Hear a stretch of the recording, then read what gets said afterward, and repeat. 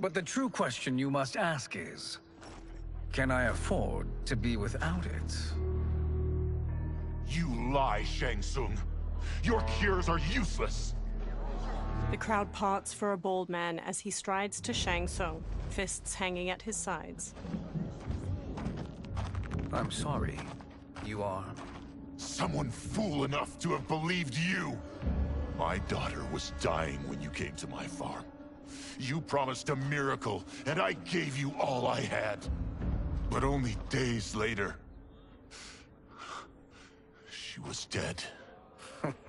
That is impossible. My magic could not have failed her. There was no magic! I took your elixir to an Imperial mage, and you know what she said? The bald man snatches a potion from him and throws it down. It's nothing! Just Bourgeois tea! The mage is mistaken, kind sir. My elixirs are of superior quality. Their efficacy is guaranteed. The bald man flings him to the ground. Shang Tsung raises his hands as the crowd closes in around him. Lightning flashes over Shang Tsung's caravan at night. Lamplight pours out from it. Shang Tsung emerges from a door in his caravan, a small case in one hand. He slowly takes a seat on the small wooden stairway leading from his caravan door. He opens the case, revealing a mirror inside. He squeezes his eyes shut, then reaches for his head. His long gray beard drops to the muddy ground. Shang Tsung regards his reflection, now younger, beardless, and with shorter hair. It is an excellent ruse, your disguise. A woman stands nearby. Backwater folk are far more likely to trust a kindly old man. Here on behalf of a dissatisfied customer. If it's revenge you want, have at it. If it's restitution, there's nothing left. What I want, Shang Tsung, is to elevate you, to make you the great sorcerer that now you can only pretend to be. A generous offer. Why me? You are uniquely resilient. Who else could eke out a living traveling Outworld's hinterlands, selling quack cures and fake magic? A living? It is barely survival. And you were meant for more. To live among kings, not peasants. But since before you were born, you have been conspired against by those who fear how formidable you could become. How do you know this? Who are you? I am your deliverer, Shang Tsung. Join me, and I will put the realms at your feet. Water streams down Shang Tsung's face as he meets the woman's glowing blue eyes. He smiles toothily. A title appears, Mortal Kombat 1. Three men wearing sun hats plow a farm by various cottages. Power line towers hang crookedly near them. An ornate building sits on a mountain peak looming behind. This is a good harvest, Kung Lao. Yes. It is a blessing, Raiden. You would rather we starve? No, of course not. But we've worked these fields since we were kids. In 40 years, we'll still be here. Stooped and feeble like Old Man Wei. An old man glares at them and spits. Kung Lao waves. As long as I've known you, you've dreamed of leaving things young. Why can't you be happy here? Our ancestors fought in great wars. They died with honor and glory. Stories of our great adventures will be passed down for generations. It may not be glorious, but what we do helps the village thrive. I know. But is it so wrong to want some excitement? If that's what you want, may I suggest a bet? Dinner at Madame Beau's tonight. Last to fill their cart pays. You work faster than me? Ha! Since when? You're on, Raiden. Kung Lao and Raiden both smirk while they shake hands. The two men pass the day harvesting cabbages from their field and throwing them into separate carts. Kung Lao wipes sweat from his brow, then quickly pushes his cart with Raiden down a dirt road to the cottages. A woman uses a kettle to pour tea into a pair of small porcelain cups on a table in a crowded restaurant. She carries a platter with the cups and kettle away as Kung Lao and Raiden walk in. That is amazing. I am starving. I wonder what Madame Bo is making tonight. An old woman approaches. For you two, whatever you want. Thank you, Madame Bo. You spoil us. Like the sons I never had. Madame Bo leads them to an outdoor dining area. They sit at one of the many tables. Have you two been practicing my lessons? As we can. The harvest leaves us little time for martial arts. Since your first words, Kung Lao, you've mouthed nothing but excuses. If you fail to prepare... Your preparations will fail you. Good. You haven't forgotten. But we'll see if I make you anything special tonight. I'm glad you're paying. Madame Bo might just pad the bill with her anger. I am paying? You finished work last. But I delivered my cart first.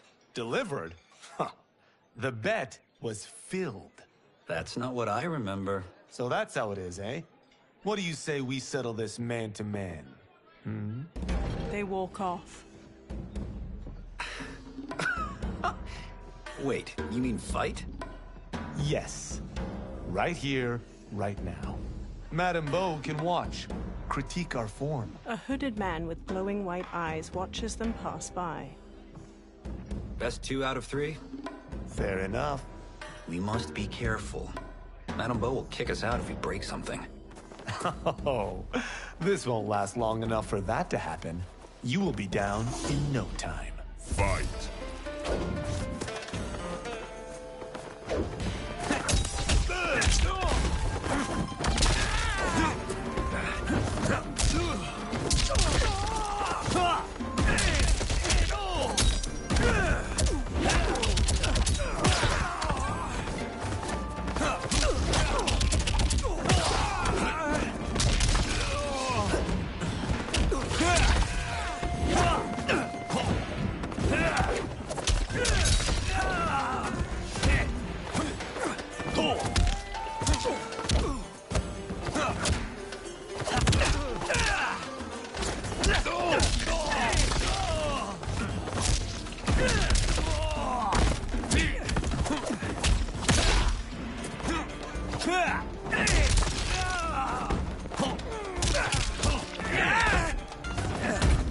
Raiden wins.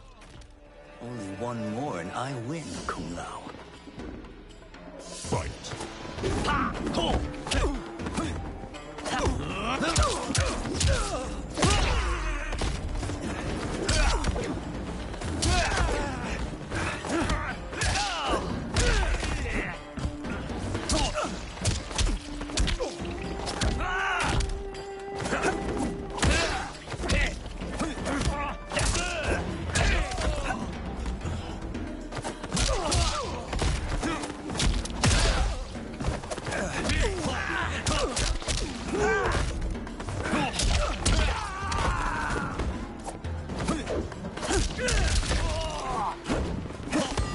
Kung Lao wins. Must we go another round? We both know how this ends. Fight.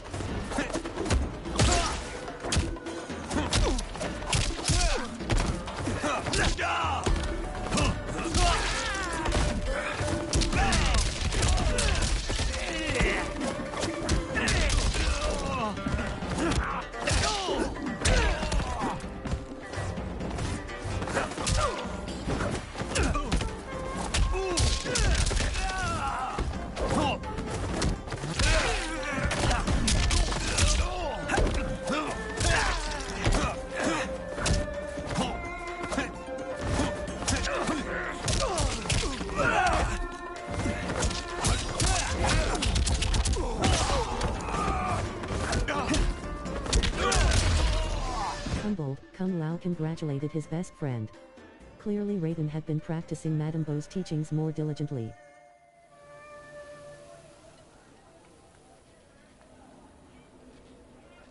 Rematch. Crossbutt. Oh, this won't last long enough for that to happen. You will be down in no time. Fight!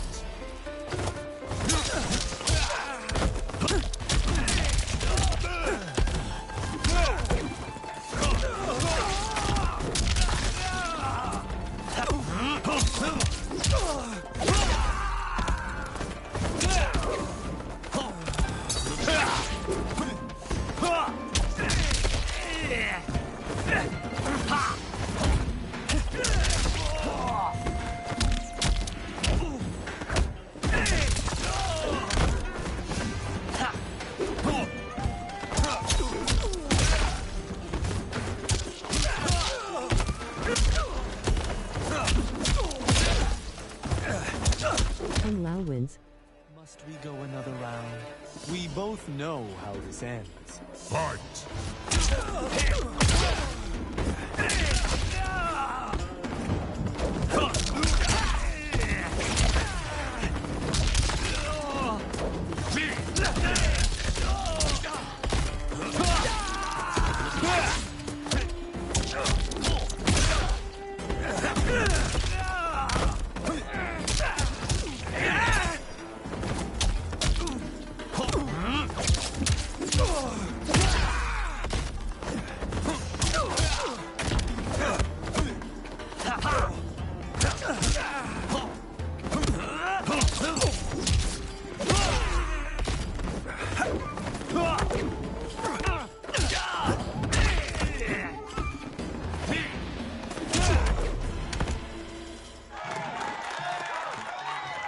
Kung Lao bows to the watching crowd while Raiden kneels.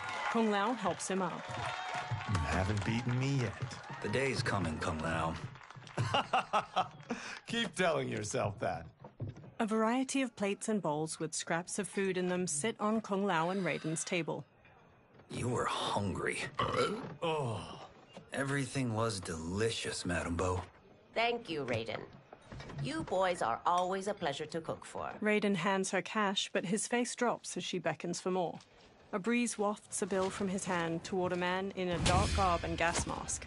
He closes his fist around the bill, then looks toward Kung Lao and Raiden. Madame Bo, the Lin Kuei await your answer. 5 people in dark clothes and cloth masks stand with him. He advances on Madame Bo. I have been busy, Smoke. She steps away. The Lin Kuei? Who are they? Don't know, but I don't like where this is going. What do we do? Stay ready. Madame Bo, it is a simple choice. Pay for our protection, or risk harm to this fine establishment. You'll get nothing from me. That, Madame Bo, is unfortunate. He turns to the Lin Kuei warriors and nods. They flip tables and chairs. Madame Bo punches Smoke's face. He blocks her next flurry of jabs, then flips her through a railing. She falls onto a table below, breaking. Madame Bo! Kung Lao and Raiden quickly get up from their tables and fight their way through the Lin Kuei warriors. Smoke throws a smoke bomb, then jumps through the spreading cloud and kicks Kung Lao and Raiden to the floor. You two are brave, but against us, you are in over your head.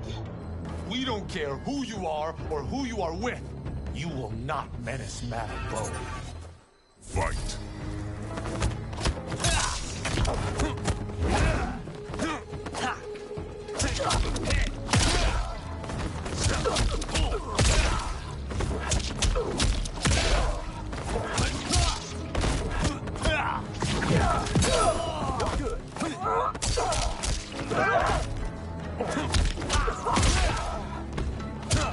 Kung Lao wins. You picked the wrong person to extort, ruffian. Fight!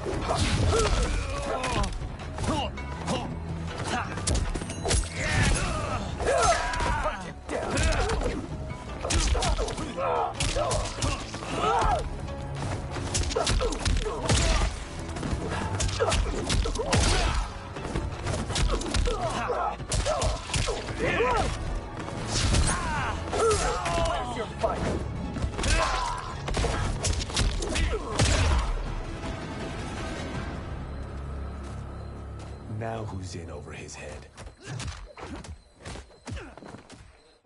Raiden punches a Lin Kuei, who stumbles back. Kung Lao grabs him, then drops him. This was you? Honestly, I'm surprised too. Come on, let's help Madame Bo. A figure in blue, Sub-Zero, watches from a rooftop. He throws a bolt of ice at their feet. A man in yellow, Scorpion, paces over while spinning a kunai-tipped rope dart. His upper arms are bare, showing a scorpion tattoo. 3 where you stand. Sub-Zero shoots another ice bolt. It strikes the railing behind them. How does he do that? I have no idea. You interfere with Lin Kuei business. Leave, or face our wrath. Abandon Madame Bo? Not happening. Sub-Zero leaps onto Raiden and tackles him down a stairway. Then the rope dart wraps around Kung Lao's leg. Scorpion pulls at him with it. He yanks Kung Lao to the floor and drags him closer. Kung Lao rolls to his feet, then jumps and spin kicks Scorpion's head. Want more? I have plenty. You should have fled when you could. Prepare to regret ever crossing the Lin Kuei. Fight!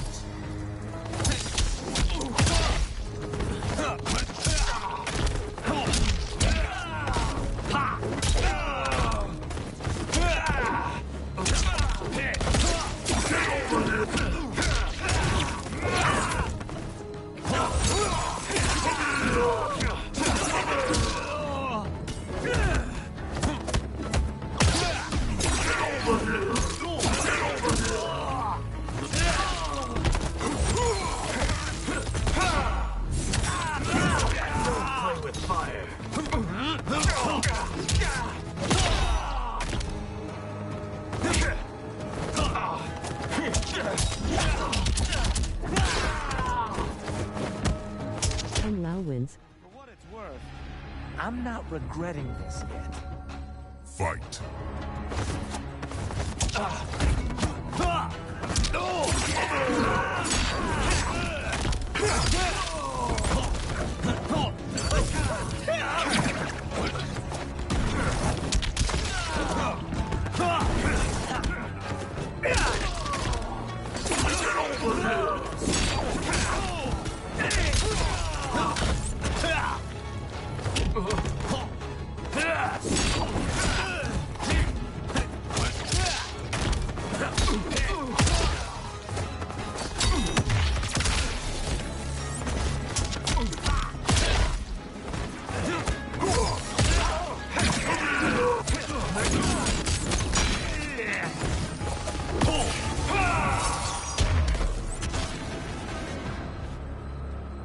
It is you who will regret crossing me. Kung Lao watches Sub-Zero kick Raiden into a pillar from the balcony. Raiden looks up, then climbs the pillar to the level above. Sub-Zero eyes him, then kicks 2 legs out from under a table, turning it into a ramp. He uses it to vault through the air and kick Raiden on the upper level. Raiden staggers into a bar counter where a man drinks. Raiden grabs a cleaver from a pig's head sitting on the bar and swings it at Sub-Zero. Sub-Zero weaves around the blade and Raiden slices off the cap of the man's liquor bottle. He pours it into a cup. Sub-Zero blasts ice at Raiden, freezing his hands to the bar. The man clucks a bit of the ice and drops it into his drink. Kung Lao throws his hat at Sub-Zero's head. It bounces off harmlessly. Smirking, Kung Lao shrugs. Incompetent. Kung Lao chucks a circular chakram decoration. It nicks Sub-Zero and plunges into a wall. Oh, that works. I have had enough of you. Then go, before I put you down like the rest of your Lin Kuei. You haven't a prayer against the Lin Kuei's Grand Master. Fight!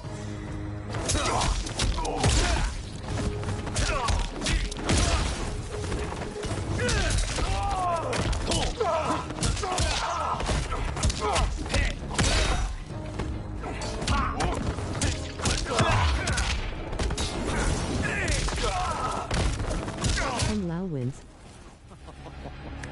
Sorry, but I have to ask. Can Fight. any of you Lin Kuei fight?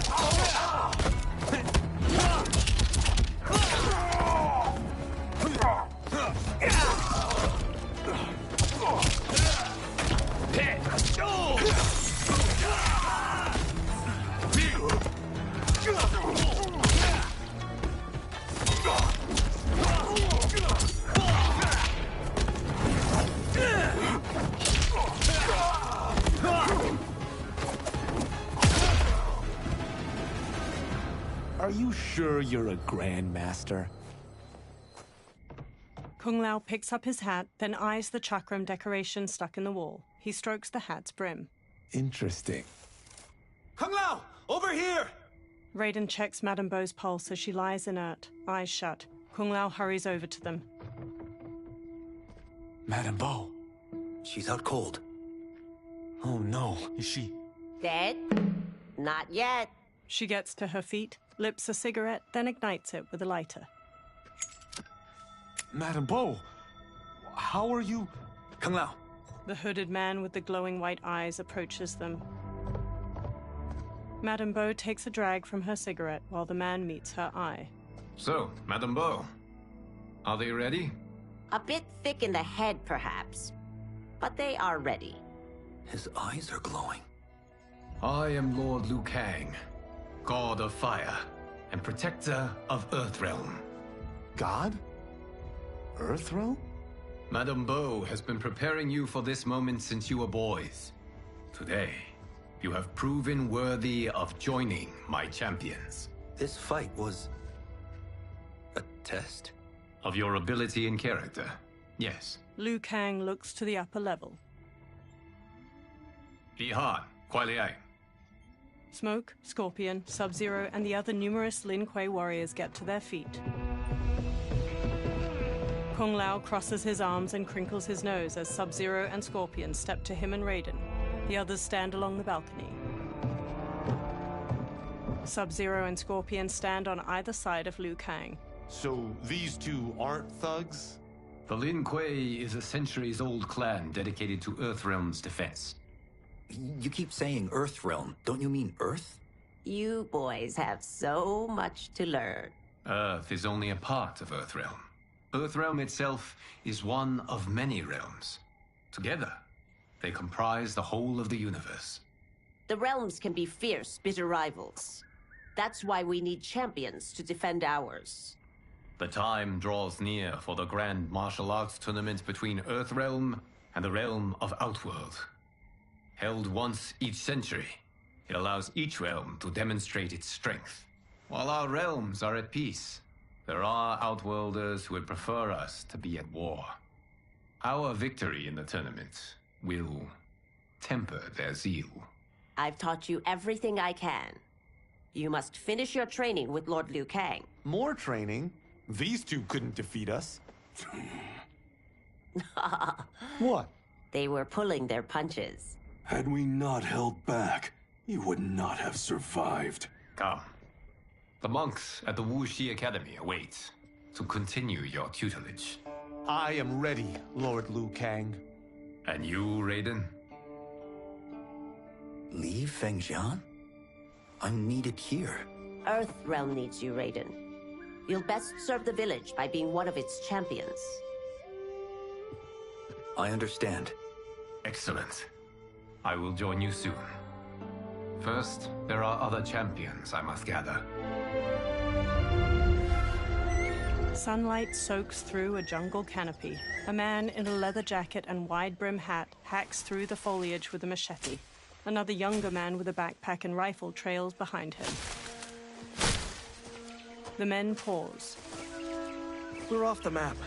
We should go back, recheck the route. It's this way. The man with the hat slices through the jungle as he strides forward. The pair slow to a stop and look out at a massive human skull carved into the front of a stone edifice, a large doorway at its mouth. The temple. The pair move along a ruined stone pathway leading to the temple entrance. They stop near a seated woman. Flies buzz around her. The man with the hat shines a flashlight in the woman's face, revealing her to be a corpse with various darts sticking from her. Rot partially covers her face and her glassy eyes gaze blankly out. A swarm of beetles scurry out of her mouth. God damn it, Alessia. He cringes as the younger man's face draws tight. They examine numerous holes on the temple doorway. The darts came from here. The man leafs through a journal filled with notes and drawings of venomous animals. Can you open it? Without killing us? Let's hope so. temple doors open. Light streams past the two men and into the dusty entryway of the temple.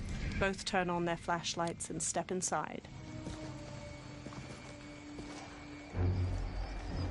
They walk through a broad hall. Thick pillars with human figures carved into them line its walls. They turn a corner. Sunlight floods through ruined parts of the wall to their left, and small weeds rise from cracks in the stone floor. Turn them off. They turn off their flashlights. And we're definitely getting warmer. The pair moves down an aisle hedged in by low walls. Lines of fire flicker along the top of each wall. How are these still burning? Oil bubbles up from the ground. The chamber channels it somehow. They move to a doorway blanketed with ivy at the end of the aisle and pause. The two men hop down a short ledge and continue forward. The man with the hat leads the younger man down a path winding through various tall rock formations. They enter a vast chamber. Metal hooks hang from the ceiling over flames flickering in a central circular dais where the rotting body of a man sits on a throne made of intricately carved stone.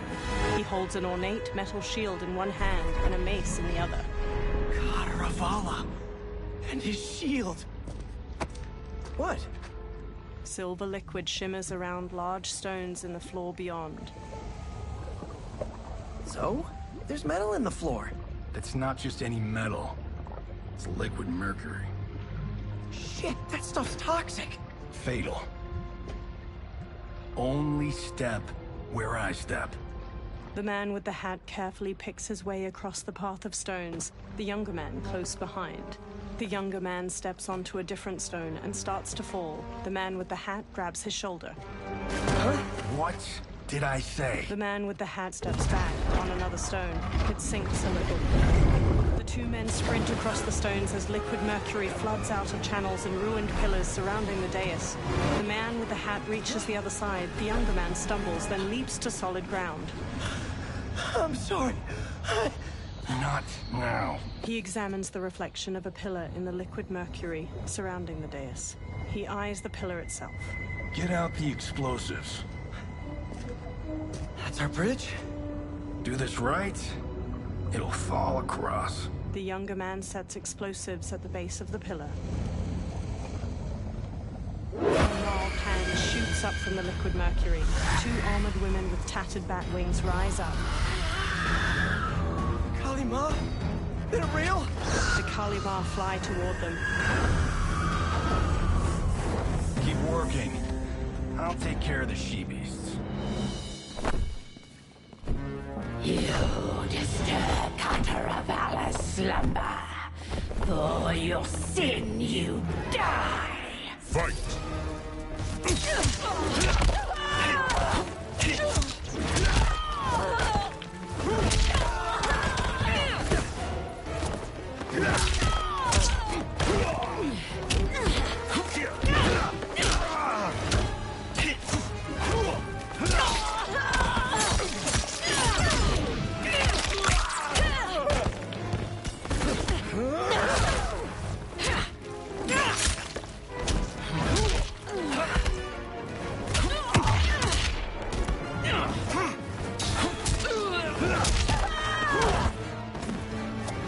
Cage wins. I have so had enough of you. Fight.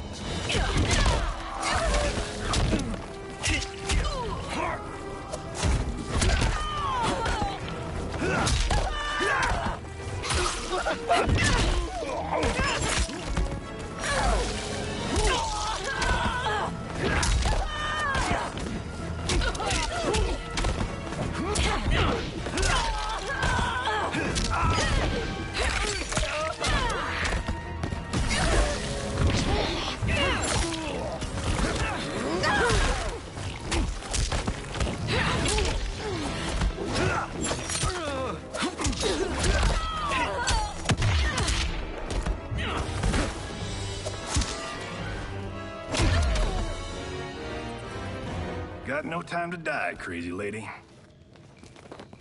The man with the hat rushes over. You okay? Yes, we ready? The younger man nods and detonates a bomb that blows up a pillar. The pillar falls and they fist bump. Physics for the win. Let's go. They walk across the fallen pillar above the pool of mercury and explore deeper into the overgrown tomb. They stop by the corpse of Kataravala. The man with the hat brushes his hand across its shield. The younger man exclaims, This'll be worth millions. It belongs in a museum. He grabs the shield. The younger man leans in, and Kataravala's face turns. He staggers back and falls into the mercury. He struggles, but the liquid overtakes him. Adam! Kataravala swings a spiked mace. The man dodges and jumps onto the pillar. It strikes the shield and throws him onto the ground. He quickly sits up as it pounces. It chucks away its broken mace. It stalks over. You will not have it. He rises. You don't need it. You're dead. Speaking of which, you just killed my best friend. And I'm not one to forgive and forget. Fight.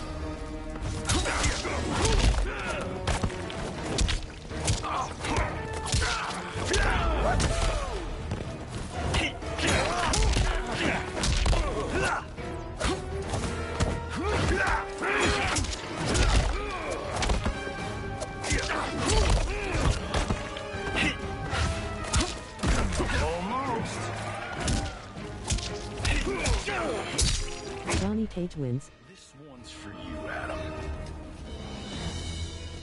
Fight!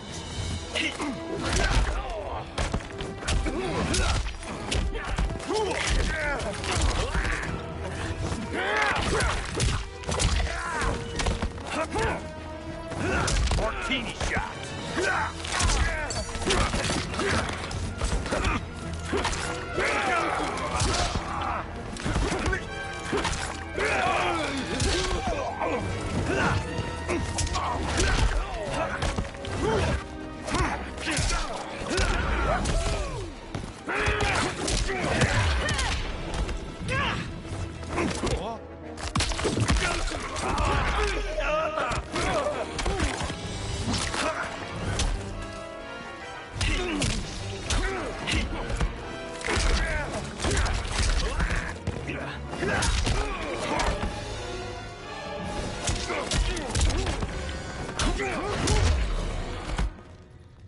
The hatted man scans the tomb.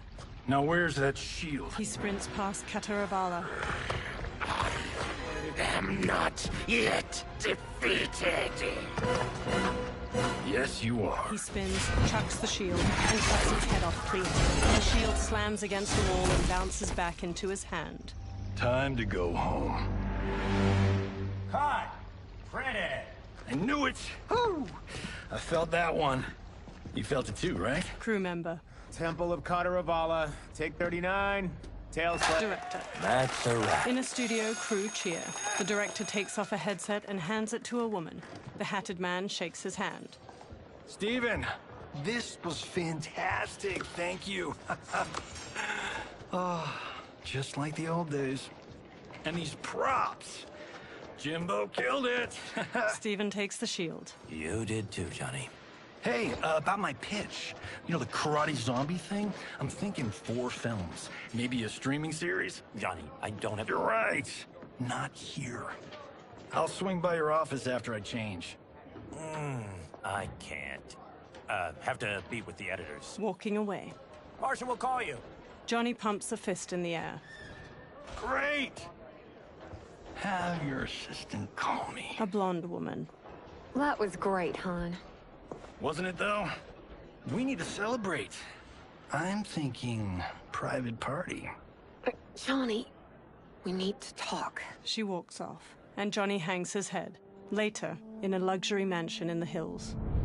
You're not the martial arts megastar you once were, honey. You're lucky Steven owed you a favor. I'm telling you, Chris. We're fine. Can you join me in the fact-based universe just once? We're broke. We have to cut back. Cut back? On what? Step 1 is selling this place. I need a refill. Johnny, we can't keep this up. You spent $10,000 on that sculpture, $30,000 on that drone, and this damn sword. $3 million? Hey, Sento is history.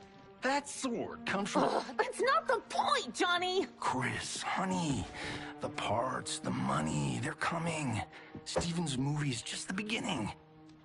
That's why I can't cut back. To be a success, I have to project it. If I don't, Johnny Cage is done. She frowns. Johnny rests his hands on her shoulders. She pushes one hand aside. I didn't marry Johnny Cage. I married John Carlton. I'd give anything to have him back. She leaves. Chris, come on, Chris, where are you going? Johnny puts his hands on his head. Fuck! He grabs his drink and downs it, then walks back to pour himself another. How you like that, Mr. A-list? A black-haired man strides in. Thank God. Oh, Chris, honey, Johnny turns and sees the stranger, who wears a sleek black suit and brandishes a long sword. Where's my wife? What did you... Your wife left. She's fine. You will be too, if you cooperate. What do you want? Sento. It hangs above a fireplace. You some kind of hired gun? Or do you know Sento's history? I know it. It's my family blade. They circle each other. No. No way you're Tyra clan. They've been dead for centuries. Not dead. Hiding. With Sento in my hands, I'll lead us out of the shadows. That's a great plan, stranger. Except for one thing. Sento's mine. And I won't give it up without a fight. Fight!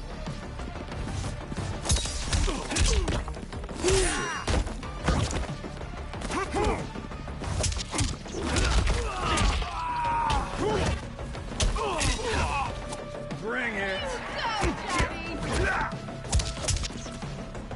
Combat time!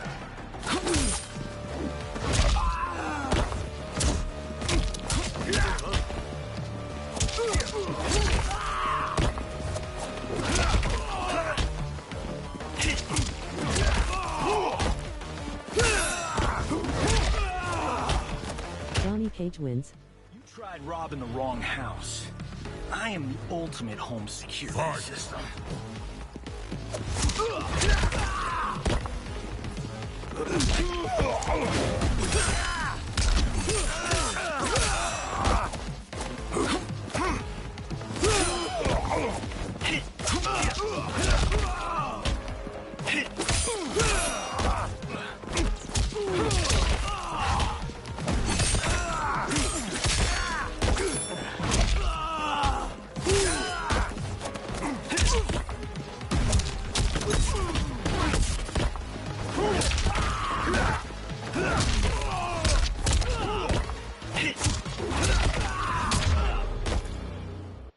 My house, my rules. Later at night, the defeated swordsman is tied to a chair.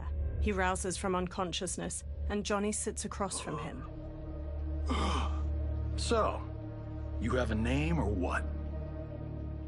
Kenshi Takahashi. I knew you weren't Tyra clan. You know nothing, Cage.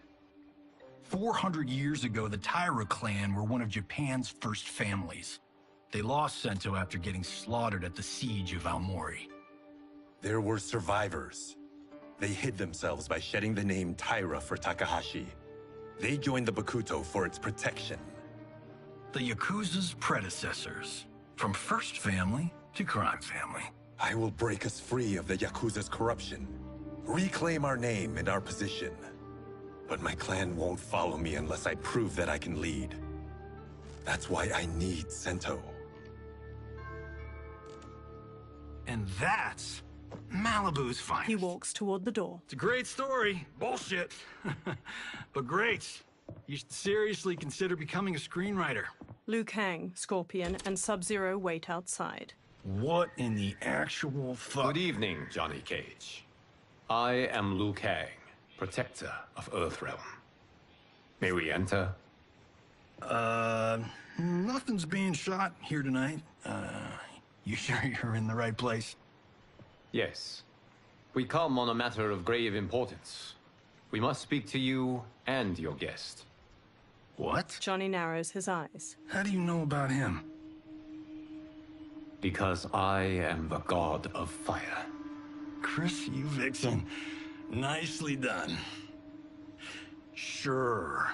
I come right in. Glowing eyes are a nice touch. They approach Kenshi, who remains tied up beside an indoor pool. Kenshi Takahashi. A tragic figure with a noble cause. Your actions this evening do you no credit. Who are these people? You tell me. They're your scene partners. I also know of your struggles, Johnny Cage. I am here to offer you both a path forward. Dun, dun, dun.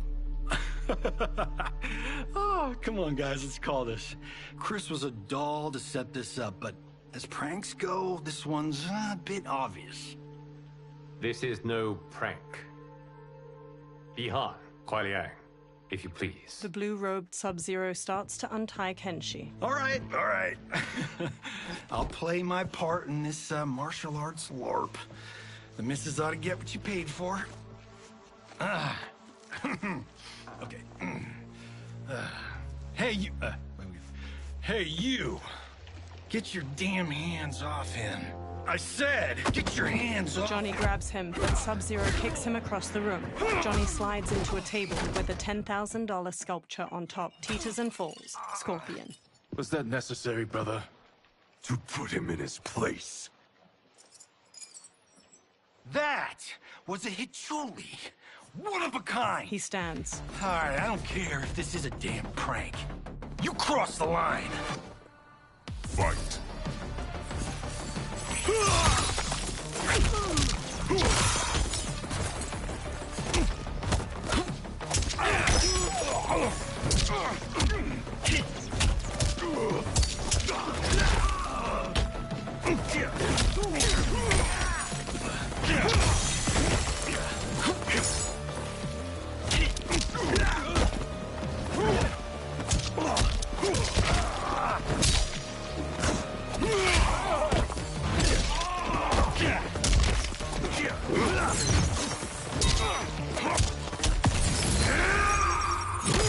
The attacker hits the victim's face with a hook, then twists their arm to break their shoulder. Sub-Zero slides on ice shards which stab up through his victim's abdomen and skull. He then chops down with an ice wall hammer. Sub-Zero wins.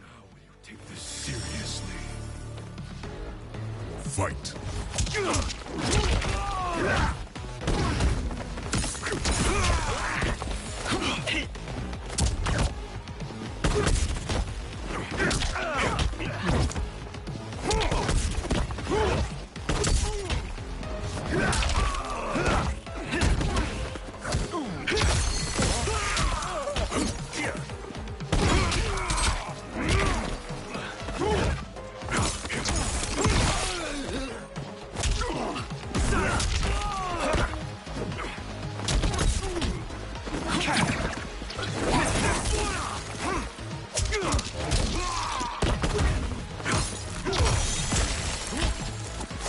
Johnny Cage wins.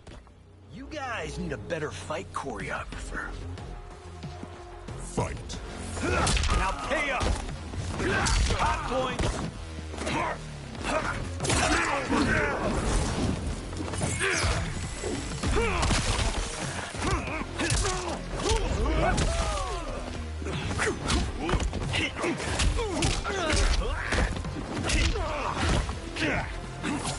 Awesome! Side 50!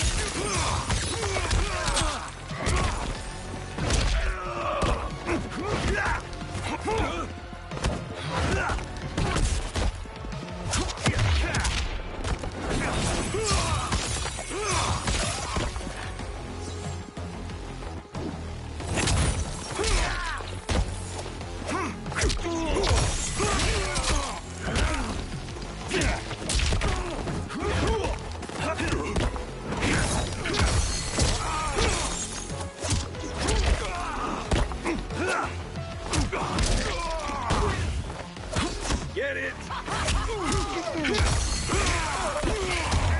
When he woke up, Johnny was sure the fight with the masked strangers had been a dream. But then he noticed his cuts and bruises, and that his one-of-a-kind Hikuli was smashed to a million pieces. Rematch. You crossed the line! Fight! Bullseye!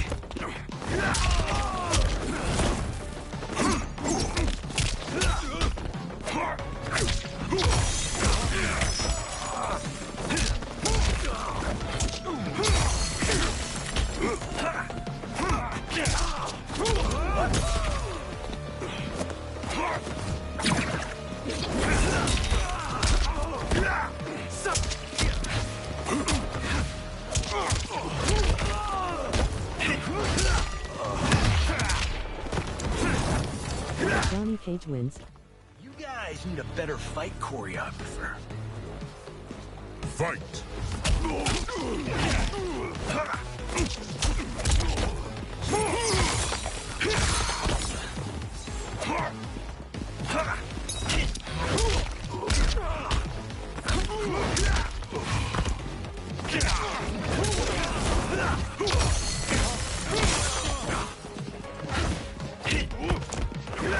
Stars don't lose. Whee! Here we go.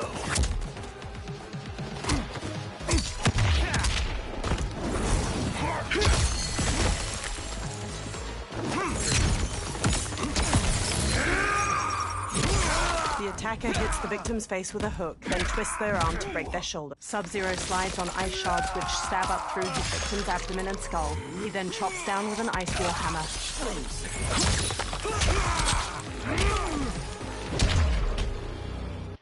And scene. I hope you're insured, because you're paying for my Hachuli. Imbecile! You have no idea with whom you're dealing. Liu Kang bursts into flames. The flames dissipate. That's no special effect. Indeed, Johnny Cage. Johnny shifts his footing and glares. Kuai Liang. Scorpion bows. Okay, let's go back to one here. Who are you again? Lord Liu Kang, protector of Earthrealm, god of fire. Well, that last one tracks. But what's an Earthrealm? All will be explained, Johnny Cage. For now, what is important is that you both have been chosen to join its champions. Why him? Or me, for that matter. Because I have faith that you will rise to the challenge. And because your service will change the arcs of your lives. Johnny eyes Kenshi. Later, men spar in a sunlit courtyard. Mountains surround them, and lion statues border the entrance to the courtyard. Red pagodas are situated nearby, and cherry blossoms are in full bloom. Several monks wear brown and orange uniforms. Later, they strike wooden dummies that have small poles sticking out. Others spear their hands into steaming hot sand in rock bowls. Later, a monk with a braid swings at Raiden. Raiden blocks and punches his chest. Another attacks, and Raiden counters with a flying kick. Raiden strikes and front kicks a third challenger. Punching over, Raiden shuffles in an offensive stance. He straightens and brings his hands together, fist to flat palm, and the nearby monks do the same. Kung Lao saunters up with a razor-rimmed hat. That is not a good idea. It is genius, Raiden. The next time we see Sub-Zero, I will have to thank him for inspiring it. Ow! See? It won't be effective. Kung Lao throws the hat like a flying disc. It slices a target and flies back. He catches it by twirling a finger inside it. Maybe it's too effective. Johnny walks up. We just need to get on with it. I've been cooped up here for months. I can't base a cinematic universe on Outworld's monsters and magic if I don't ever see them. Kenshi joins. That's why you're here? Liu Kang said this gig would change the arc of my life. That's how it gets done. My ex will rue the day she gave up on me. So selfless. Oh, please, Tattoo. You're just here to get your sword back. We all have our reasons for being here. Some better than others. But we are not here to fight among ourselves. We are here to fight for Earthrealm. About damn time. Liu Kang steps out. And today, one of you will be chosen to fight for it at the tournament. Only one of us, Lord Liu Kang? Isn't Outworld fielding several champions? The tournament's rules give the host realm that advantage. And it is Outworld's turn as host. You know, I don't know why I've never asked this, but, what's our record at this tournament? Earthrealm and Outworld have long been evenly matched. But Outworld is gaining strength. Should it win, its more militant factions will be emboldened. I thought you admired Outworld. It is a place of great knowledge, wealth, and beauty. But our realms do not share goals and beliefs. We coexist peacefully, because Outworld respects our strength. Should we show weakness, our rival will become our enemy. I will not lose, Lord Liu Kang. First, you must win the right to represent us. Whichever one of you outlasts the others will be chosen. He sits on a chair in the middle of the courtyard, and every man except the four kneel. Raiden, step forward. Raiden bows. Good call. Cole the weak first. You shall face him, Johnny Cage. Ready for your close-up? All right, let's do this. But remember, farm boy, I'm a global martial arts icon. I don't think you can handle this much boom. Liu Kang rolls his eyes. I am ready, Johnny Cage. My mind and spirit fight as one. Fight! Eat this.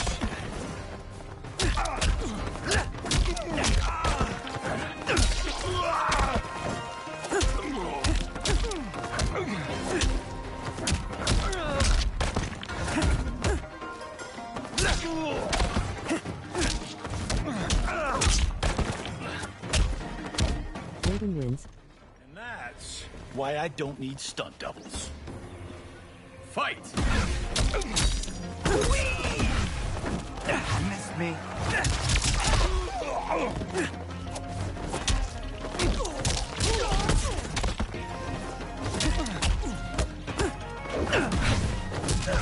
Money shot.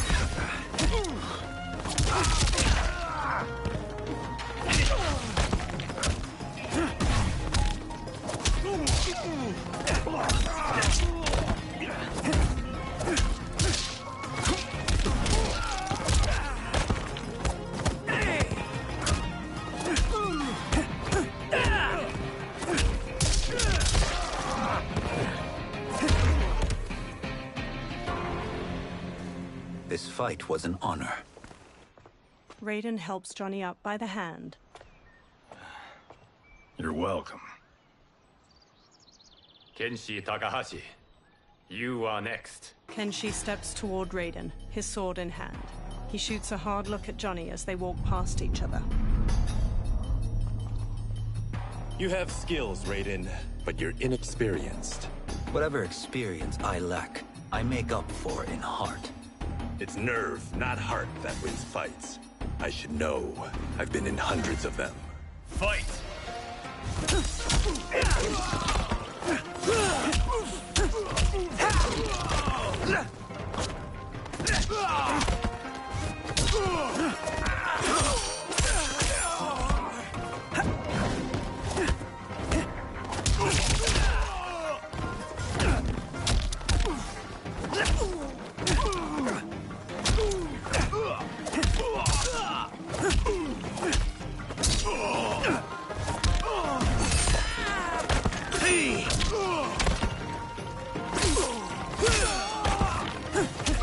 Raiden wins.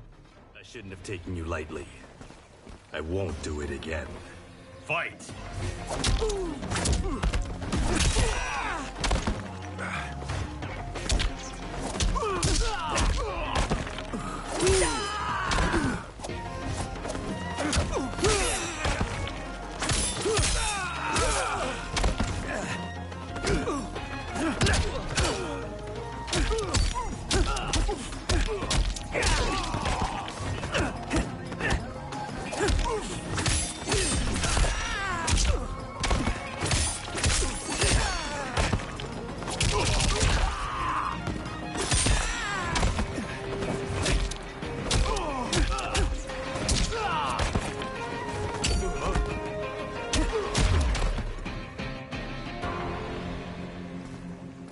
Do you still question my nerve? I do not. Yours was a well-earned victory. Kenshi and Raiden bow to each other. You may rest, Raiden. This evening, you will face your final opponent. Kung Lao smiles at Raiden.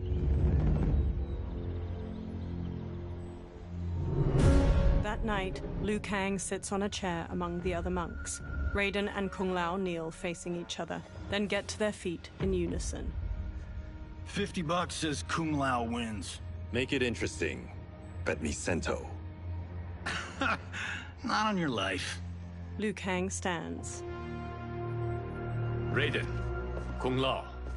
The winner of this match will represent Earthrealm against Outworld. It is a grave duty, not to be undertaken lightly.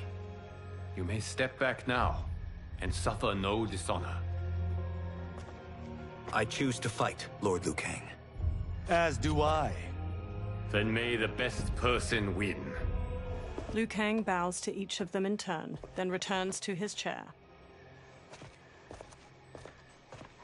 Kung Lao grins at Raiden. Concede, Raiden. You have never beaten me. That won't change today. No. If the monks have taught us one thing, it's that the only constant in the universe is change. Fight!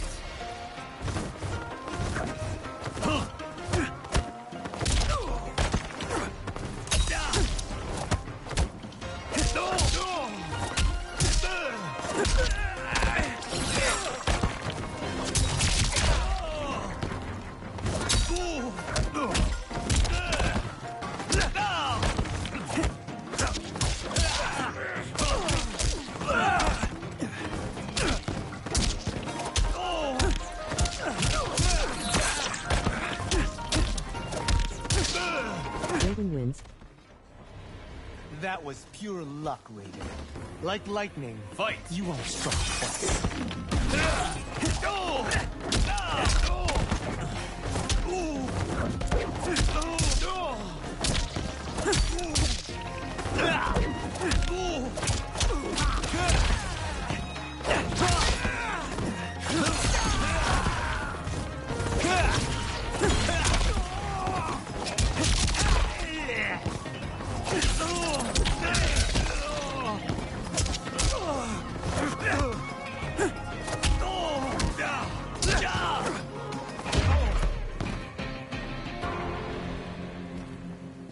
There is a first time for everything, Kung Lao. Raiden helps Kung Lao up. Although you have all trained well, Raiden has excelled. This outcome does not surprise me. Kung Lao hangs his head. How could I have... He gathers himself. Congratulations, Raiden. For the tournament, you will need this. Raiden takes a small metallic amulet with a dragon symbol glowing on its surface from Liu Kang. Electricity crackles from it onto his palm. Forged by the Elder Gods, it gives the wearer power over lightning and thunder. Go ahead. Try it. Kung Lao and Liu Kang watch as Raiden slowly turns around, staring at the amulet. Electricity surges from it into his fingertips. Johnny records video with his phone as Raiden channels a bolt of lightning at a large statue. Holy Ark of the Covenant. Raiden stops. It is incredible. But is it necessary? In addition to possessing great might, the Outworlders you will face also wield great magic. The amulet levels the playing field. You must be careful, Raiden. You could get hurt. Even killed. No tournament participant has ever been grievously injured or killed. I would never send my champions unwittingly into mortal combat. We leave in 7 days for Outworld's capital, Sundo. The tournament will be held at the palace of Empress Sindel. Raiden, Kung Lao, Johnny, Kenshi, and the monks follow Liu Kang into a temple with numerous dragon statues coiling near its entrance. Liu Kang waves his hands around in a flowing motion, then a portal opens. Outworld can be both alien and intoxicating to Earthrealmers. Do not become drawn in. You must focus on the task at hand. Johnny records the portal, a swirling vortex of fiery light as it washes everything in orange. He turns the camera to Kenshi while they all step toward the portal. Kenshi smacks his hand away. One by one, the fighters step through the portal. Blue, white, and purple light flows out of a tall stone gate like mist. Liu Kang and the others emerge from it and enter a courtyard filled with lush greenery and flowers. Johnny smirks as he records their surroundings. Toto, I have a feeling we're not Kansas anymore. Two women approach them from a row of others wielding spears. Oh my. Are those? Empress Sindel's daughters. Yes. He casts Johnny a look. They do not disappoint. We are Earthrealm's ambassadors, Johnny. We'll show them respect, not unwanted attention. Johnny gives Raiden an exaggerated wink as they walk past a guard. The Earthrealmers bow to the two elegant princesses. One, dressed in a deep magenta, inclines her head. Lord Liu Kang, welcome. Thank you, Princess Melina. You remember my sister? Of course. Princess Kitana. May I introduce Johnny Cage, Kung Lao, Kenshi Takahashi, and Earthrealm's champion, Raiden. Raiden bows his head. I hope you're prepared, Raiden. Our champions are determined to win. None more so than me. It's been too long since we've known victory. Princess Melina, we should be on our way. Empress Sindel awaits. Thank you, Tanya. Follow me, please. Melina, Kitana, and the guard Tanya lead the fighters down a tiled pathway lined with numerous armored women holding spears and shields. Grinning, a large four-armed humanoid plays a drum while leading two luxurious carriages, each pulled by teams of horses. Groups of spear women march alongside them as they gradually travel down a broad path hedged in by buildings made of bamboo and wood. Dozens of people in colorful clothes and costumes stand on either side of the pathway and watch or dance. The royal daughters and the Earthrealmers watch the people go by from the carriages. Those are Centaurians. And Shokan. The six-armed beings are not Nodens. The monks described them, but seeing them in person? I see that Her Majesty once again spares no expense on the festival. Should she not? It commemorates my late father. I admire, Princess. I do not judge. As did all of Outworld, I valued greatly Jarrett's fellowship. Melina looks over her shoulder at a woman with a ponytail observing a group of people walking away, hands bound behind their backs. Melina scowls, then pounds on the carriage. The carriage grinds to a halt and Melina steps out. She stomps to the woman with the ponytail. First Constable, our route was to be clear. This couldn't wait? Should I allow Tarkatans to infect the city, Your Highness? Those arrested were harboring some here, rather than report them for quarantine. The Earthrealmers cannot be privy to our secrets, Li Mei. As Sundo's first constable, you must show better judgment. Perhaps that's too much to expect. Melina looks Li Mei up and down before walking off. Princess Melina doesn't seem to like her very much. Li Mei used to lead the Umgadi, the palace guard. It was on her watch that the princess's father was murdered. Decorative waterfalls pour around the front of a vast, ornate palace. The Earthrealmers stand inside a throne room crowded with Outworlders. Worry expends energy for no purpose, Raiden. But the tournament, if I lose... Focus on your actions, not the outcome. It is all you can control. A large, armored humanoid with two twisting horns approaches. He shoulders his way past onlookers. Red alert. Incoming stock villain. General Shao. Do not let him goad you. General Shao stops before the warriors.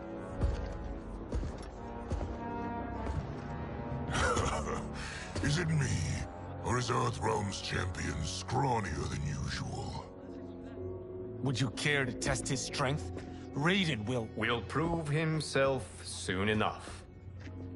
Have you still not told most Earthrealmers that Outworld exists? It is safer that way, General. I suppose so. Your people's frail minds couldn't handle the truth. You presume them frail, General. Should you, given how frequently they win this tournament? We will destroy your champion, Liu Kang. He will taste no victory. He stomps off. A silver-haired woman in rich purple and silver armor approaches the warriors with Melina and Kitana on her right and left. Sunlight falls onto the three women in patches, glimmering on the silver bands and accents of their armor. Melina's a deep pink and Kitana's a vivid blue. The silver-haired woman sits on a purple and silver throne resting on a dais. Kitana and Melina take lavish chairs on her right and left. Welcome, members of the Royal House. Welcome, our esteemed Earthrealm guests. We gather once again to honor my late husband's legacy, to continue the tournament that he founded with Lord Liu Kang, in hopes that it would foster peace among realms. May Jared's soul watch over us with pride from its resting place in the living forest. She smiles tightly. Lord Liu Kang.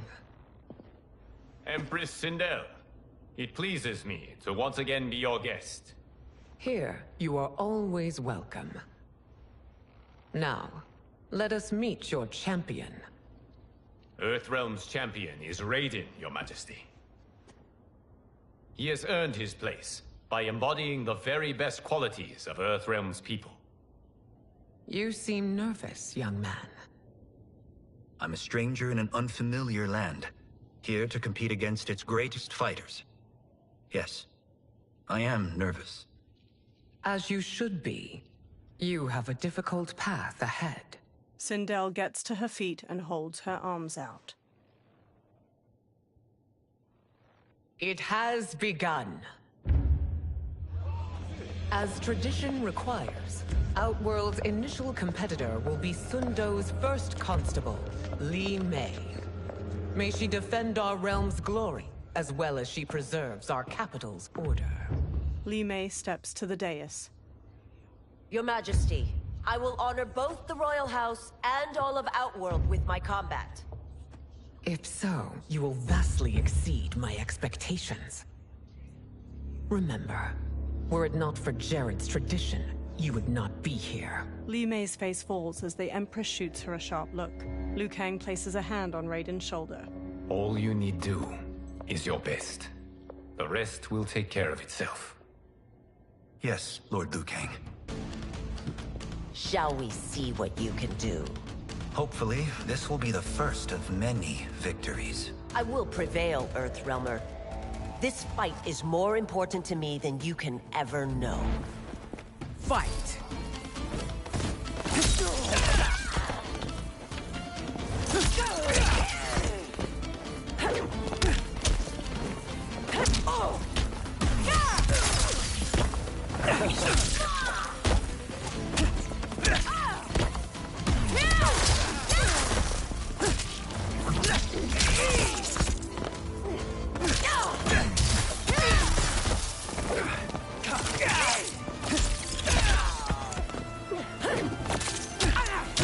Raiden wins.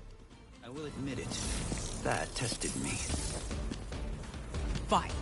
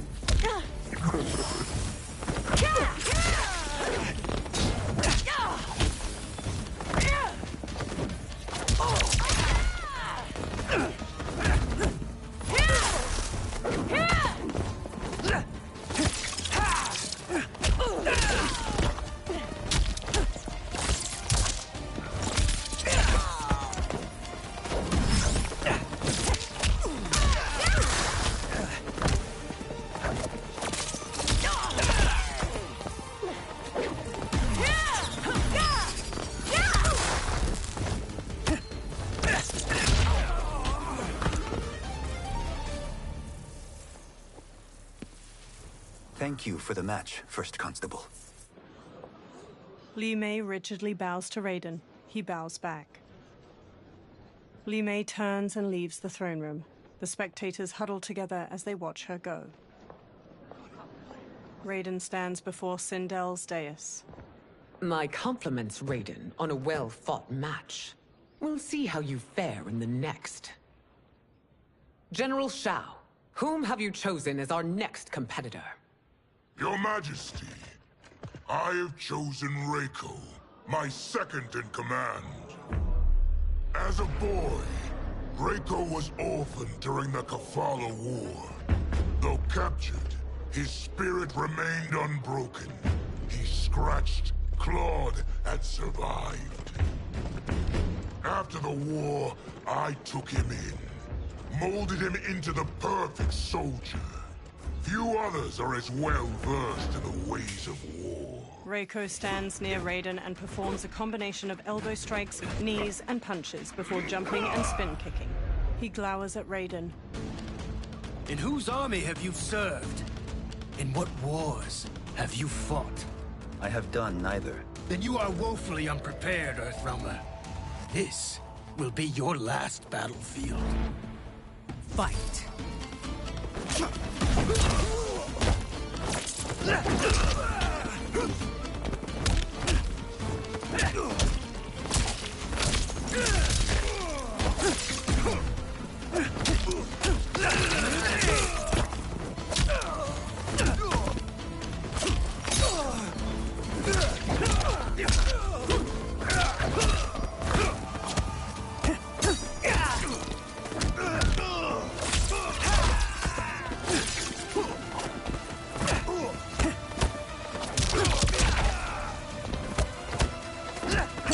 Raiden wins. I may not have faced war, but I am a warrior.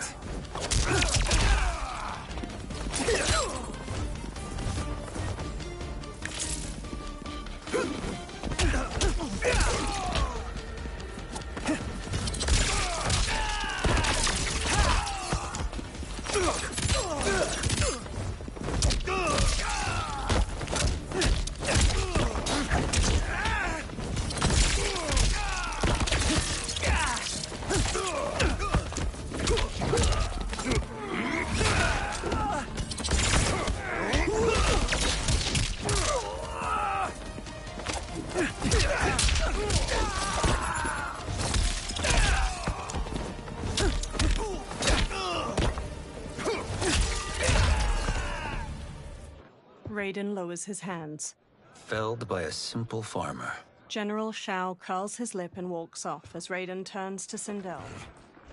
I am ready for my next opponent, Your Majesty. Whom shall I face? Patience, young man. She stands. We are adjourned until first light. I hope to see you all at this evening's banquet. The Empress smiles softly. That evening, Kung Lao wolfs down food beside Kenshi. They sit at one of 3 large banquet tables in a broad courtyard. Sindel sits at the head table. Strange plants glow with soft purples and blues behind her. General Shao and Reiko gape at Kung Lao as he rapidly eats and drinks wine.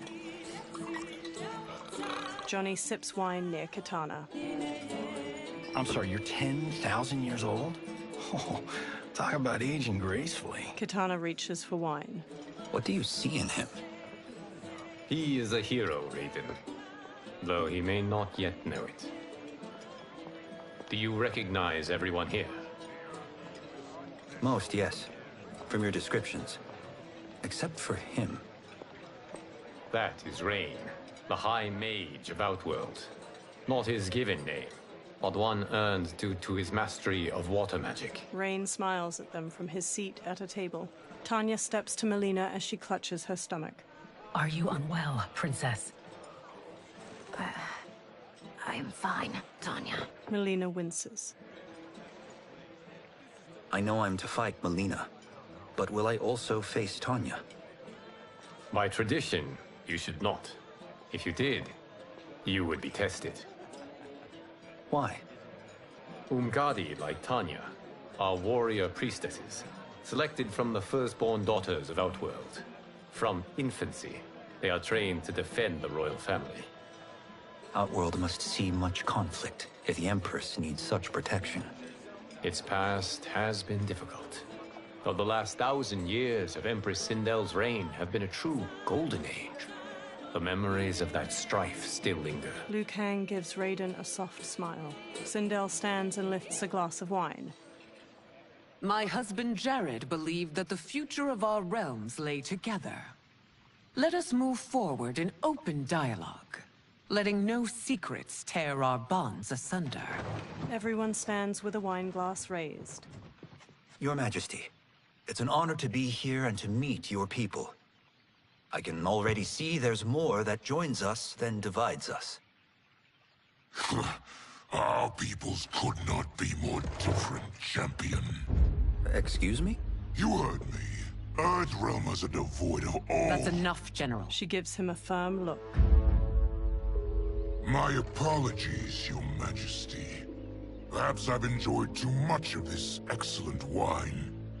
With your permission... You may go. General Shao woodenly turns and throws his glass. He marches off with Reiko in tow. Later, Sindel glares at Shao in her chambers. It is bad enough we may lose to the Earthrealmers, but then you go and drunkenly insult them? You needlessly stain my honor and your family's proud military tradition. May I speak freely, Your Majesty? Again with this? If you must. We must act on the Sorcerer's prophecy. He warns that Liu Kang will conquer Outworld. And his predictions are usually impeccable. But I've no proof of Liu Kang's ill intent. His interventions have kept Outworld at peace for centuries. He herds us into compromises, shackles our independence. If we could meet our enemies in battle, we'll take... You would consign us to endless war! Better that than be Liu Kang's lapdog. Sindel's eyes harden. If I see evidence of the prophecy's accuracy, we will act. But only then, and only at my command. Did not your illustrious father teach you that war is the last resort, not the first? He did, Your Majesty. Do not forget that, General. She glares at him, face to face. Come. Melina and Katana open the chamber's doorway and enter as General Shao leaves. You asked to see us? I saw what happened this evening. There was nothing. Something I ate. Was it? I can't chance it, can I? If you fight tomorrow, the symptoms of your disease could manifest. Katana will take your place. What? There are already whispers she should replace me as your heir. This will make them screams! Your illness is your fault. Why you left the palace that night unattended is still beyond me. I just needed time alone, away from all this. I never thought that... That's your problem, Melina. You never think. A mother is only trying to protect you, sister. If your disease becomes known, you will be banished to the wastes. For you to hold the throne, we must keep your secret. Melina pulls her arm away from Katana's hand and strides out of the room. The next day, Sindel sits in a lavish chair in the courtyard. Raiden stands before her. You continue to surprise Raiden. Among others, you have defeated Kotal, Motaro, and Shiva. Only 2 fights remain. Are you ready, Earthrealmer? I am, Your Majesty. Then next, you face my daughter, Katana. Katana strides to them. Liu Kang steps between her and Raiden. Your Majesty, this is unprecedented. Raiden's next opponent should be your heir. Melina is unavailable. She's away on pressing Imperial business. But I have not prepared him to battle Katana. He's already demonstrated great skill. Can he not improvise? Do not worry. I can do this. Very well. I will be no easier to fight than my sister, Earthrealmer. I suffer under no such delusion, Your Highness. I will win this fight. For her, my Empress, and all of Outworld. Fight!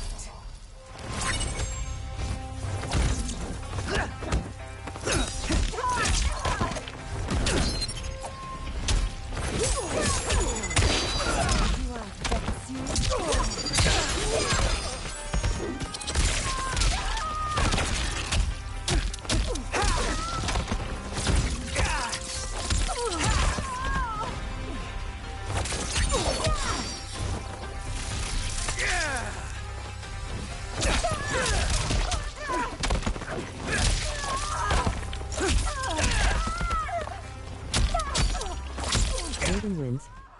This isn't done yet. Face me. Fight!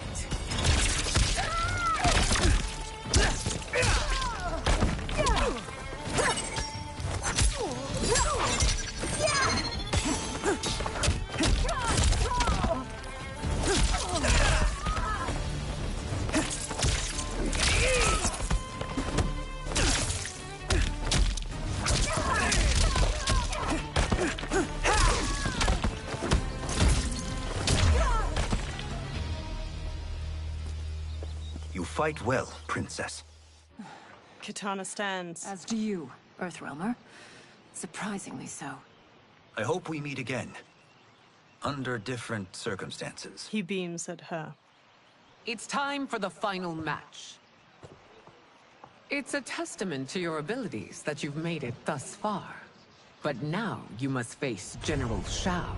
General Shao approaches. Victor of the Tavarian War. Conqueror of the Quatan Plains. Defender of the Navala Coast. As has his family for generations, General Shao defends us with zeal and tenacity. All of Outworld is grateful for his service. That's a notable list of accomplishments, General.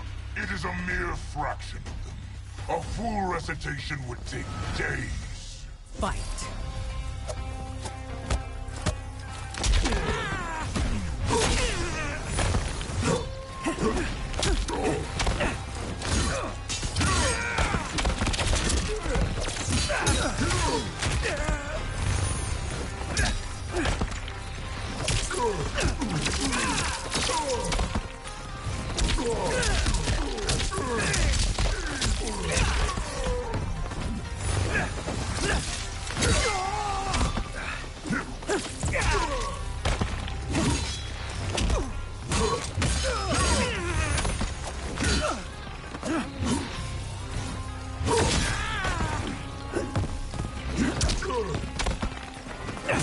General Shao wins. Can you survive another round? Or should we fight?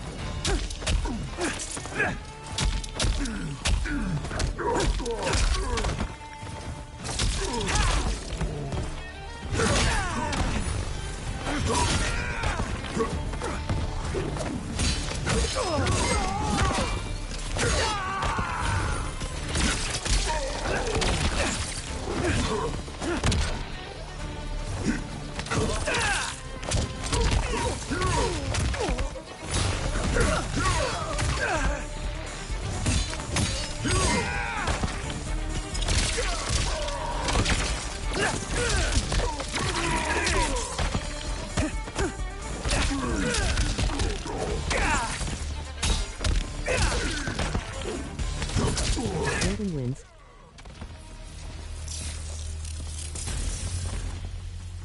Fight!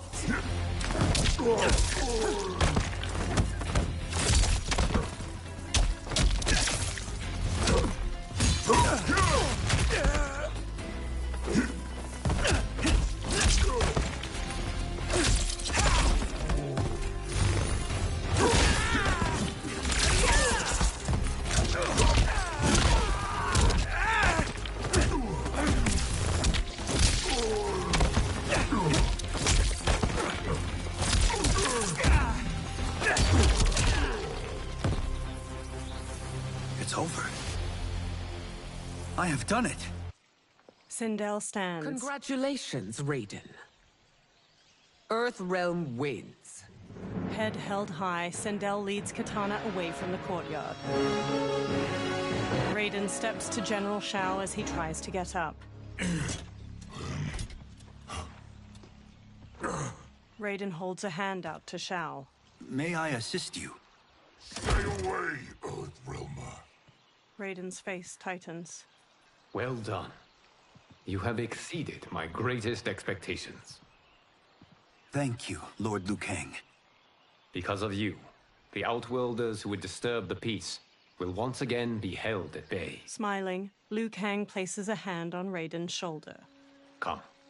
Let us bid our hosts farewell and return to Earthrealm. Kung Lao, Johnny, and Kenshi bow to Raiden. All right, yeah! That was great! Very impressive. That night, Liu Kang sits in an ornate room before a fire in a brazier, his eyes shut. He opens his eyes. Sand whirls on the other side of the room. It resolves into a dark-skinned man with glowing eyes and a bald head. Geras, my old friend. It's been eons. It's good to see you. Likewise, Lord Liu Kang. I have watched you with the Hourglass.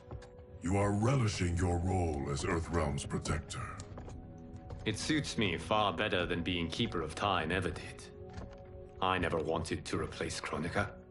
Being history's architect drove her mad. I had no wish to share her fate. Which is why I am forever grateful that you volunteered to safeguard the Hourglass.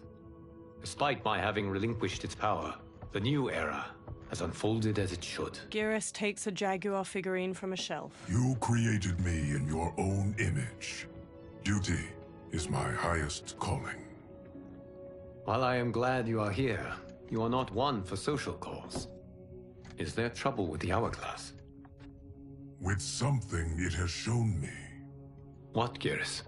When you restarted history, you altered the destinies of certain malefactors to neutralize them. At least one of them is defying that destiny. Shang Tsung. Go on. He has escaped his meaningless life and is on his way to becoming a powerful sorcerer. He has already infiltrated Sindel's court. I saw no sign of him during the tournament. But if that snake is in Sindel's ear...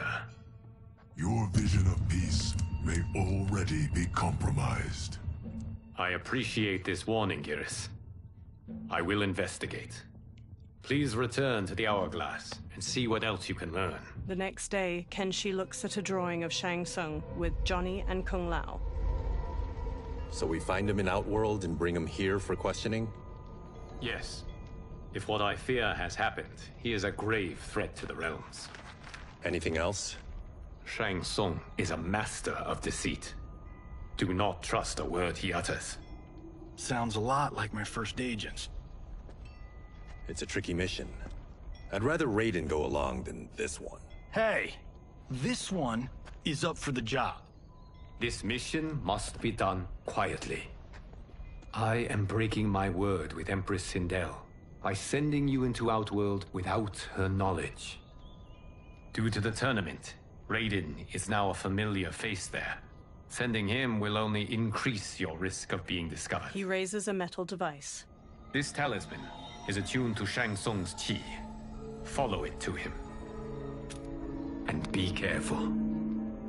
May the Elder Gods protect you. Kenshi takes the talisman, then trades a look with Johnny. The three men walk through a vast desert at night, flashlights shining through the dark. Are we there yet? Again? How old are you? 5? What can I say? These boots weren't made for walking. If that is the most pain you feel today, consider yourself lucky. Oh, I'm already lucky. I've got Sento strapped to my back. I will reclaim it, Cage. Got 3 million? It's yours. You know I don't have it. I bet you your Yakuza pals could come up with it. Oh, that's right. You blew them off. If there's one lesson Hollywood's taught me, it's never burn bridges. You never know who can help. The Yakuza are leeches, bleeding out those too weak to resist. I grew up in that life, and I never understood it. Why my gain required others' pain. I got out. I need my clan out too. We can't be part of their crimes any longer. Scowling, Kenshi looks down at the talisman in his palm as it glows red. He turns around and walks off. Kung Lao shines his flashlight in Johnny's face before following Kenshi away. Johnny walks after the other two. Kenshi holds the talisman out while standing on the edge of a cliff. They survey a village made of buildings carved from large rock formations. A mass of soldiers with spears battle a horde of humanoid creatures with long fangs jutting from their mouths.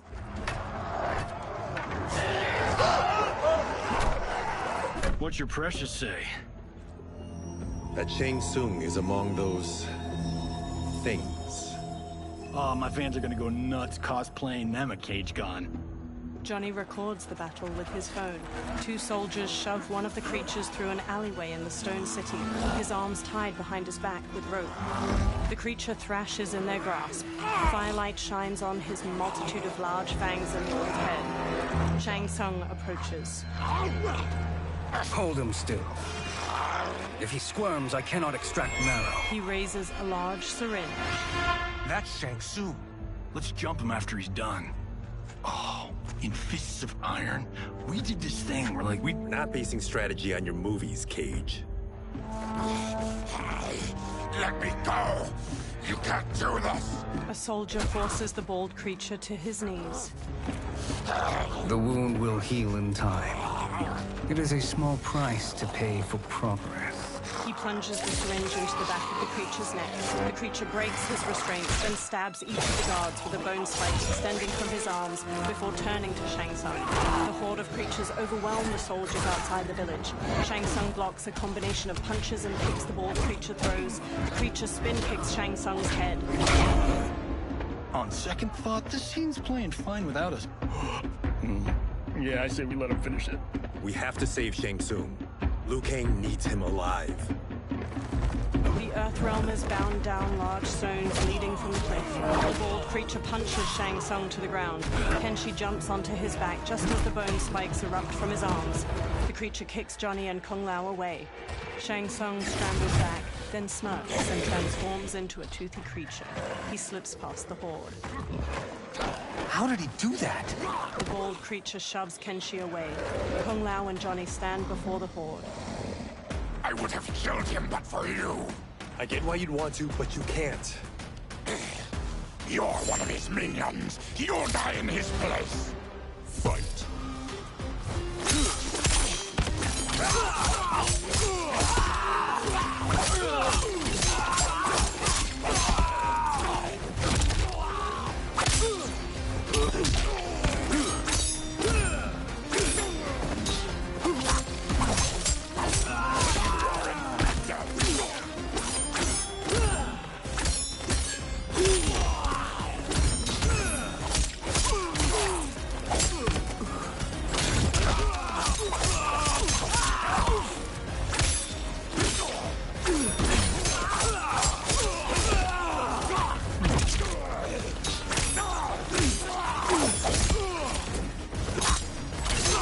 Wins. I'll send you back to Shang Tsung the corpse. Fight.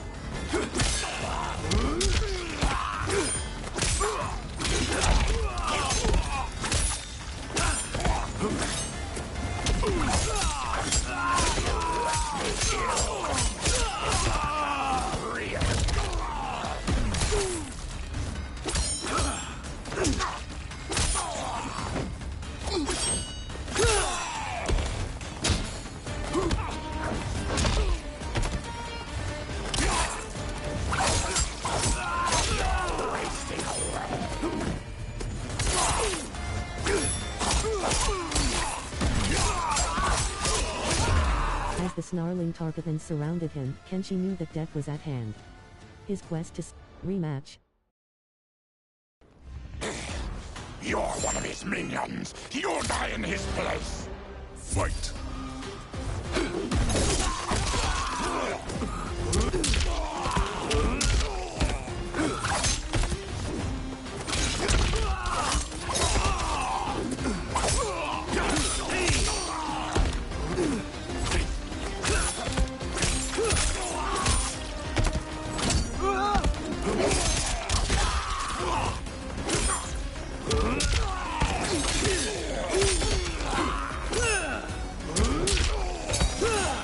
Kenshi wins.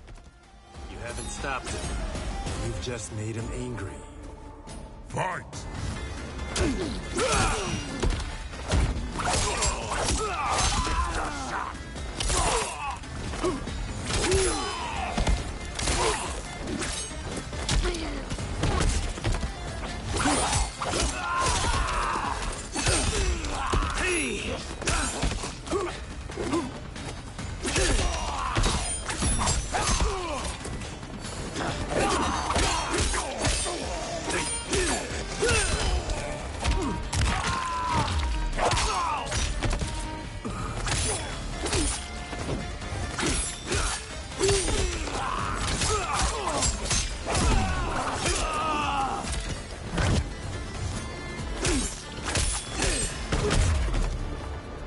Kenshi sheathes his sword. Now please, let me explain. The horde surrounds them. You got us into this. How about getting us out? I know what this looks like, but we don't work for Shang Tsung. If not, why save him? Because Liu Kang, Earthrealm's protector, wants to question him. He thinks Shang Tsung may be a threat to both our realms. He holds out his hand. I'm Kenshi Takahashi. Our kind do not shake hands. I'm sorry. I didn't mean to offend. Don't you know what we are? No, we don't. We are victims of Tarkat. The disease is not easily gotten, but you can't risk more close exposure. Johnny nervously wipes his hands. It disfigures, then debilitates. In time, it will turn us all into bloodthirsty monsters. Death is our only release. So you weren't always like this? I was once a rich merchant, but when I became ill, I was banished. Now I run this colony. I am Baraka. What does Shang Tsung want with your bone marrow, Baraka? I don't know. But he comes here each month to harvest it. Release us, and we'll capture Shang Tsung. And we'll find out why he's been coming here. I promise. Baraka looks back at the others. Let them go. Thank you. We won't let you down. Kenshi looks down at the talisman. Damn. This was guiding us to Shang Tsung. Now we can't find him. His laboratory is near. I'll take you. Morning light shines. Baraka leads the trio toward a wood and stone tower rising over a river. 2 water wheels spin nearby. Any idea what to expect? No.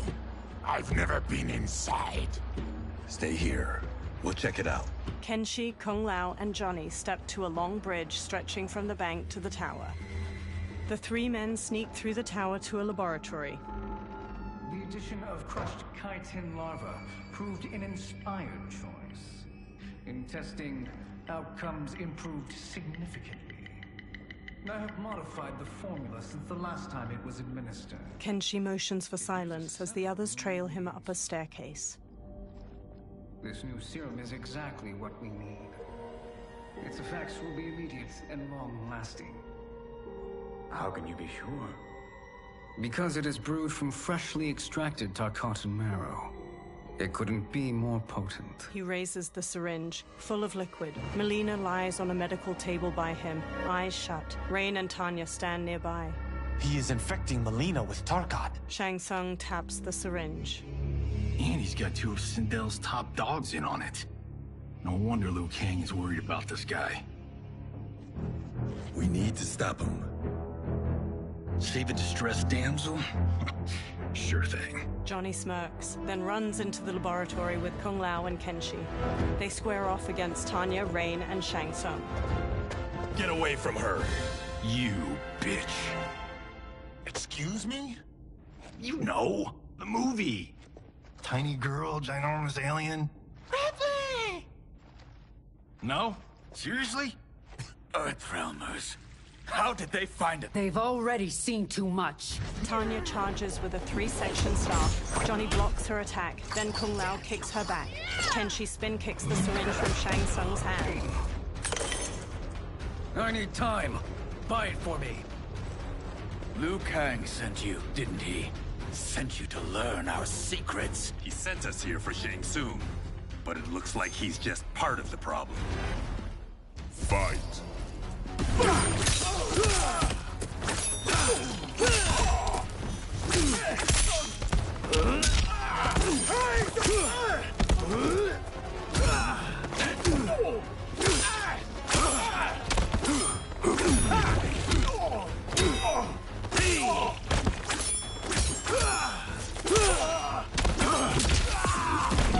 And she wins.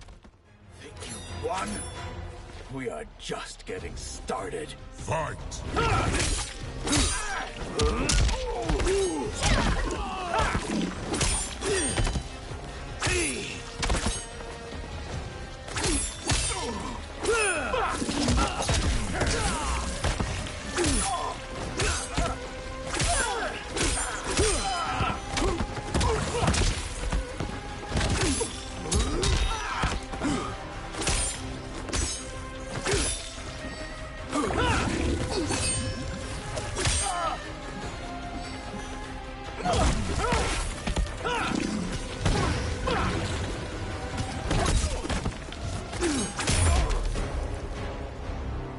The High Mage is brought low. Tanya whirls her three-section staff around and strikes Kung Lao's face, then jumps and bashes Johnny's head. Kenshi grabs her from behind. He starts to throw her back, but she rides the momentum and flips away. I thought Umgadi were loyal to the royal house. Yet here you are, scheming against the princess. You trespass in Outworld, interfere in Imperial matters. It is you, not I, who is the schemer here. Fight.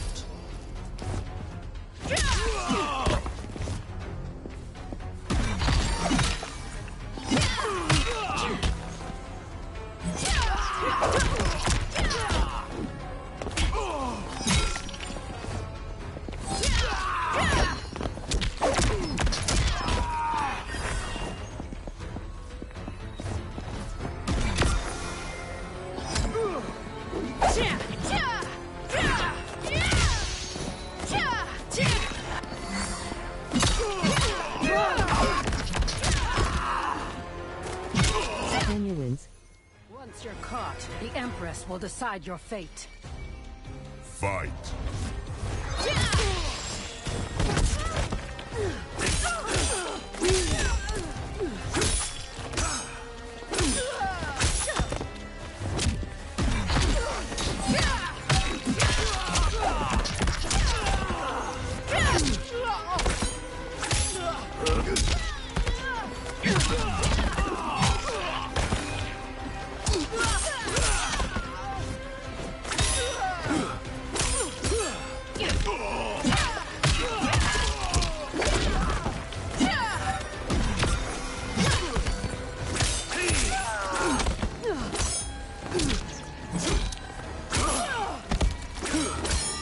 And she wins. Your plot ends here, Umgadi. Fight.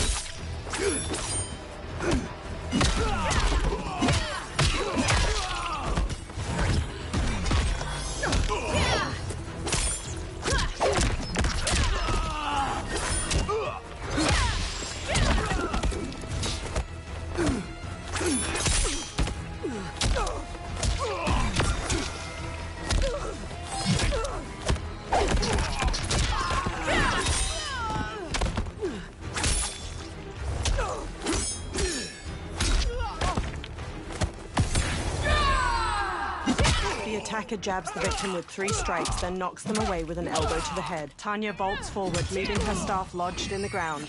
She leaps to kick the victim's face through the staff. Kenshi, Johnny, and Kung Lao rematch.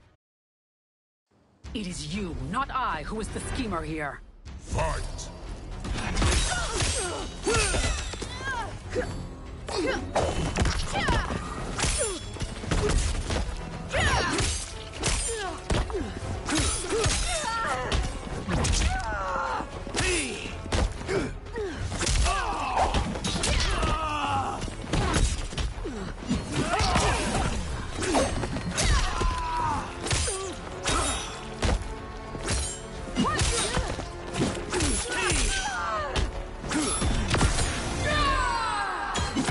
The attacker jabs the victim with 3 strikes, then knocks them away with an elbow to the head. Tanya bolts forward, leaving her staff lodged in the ground.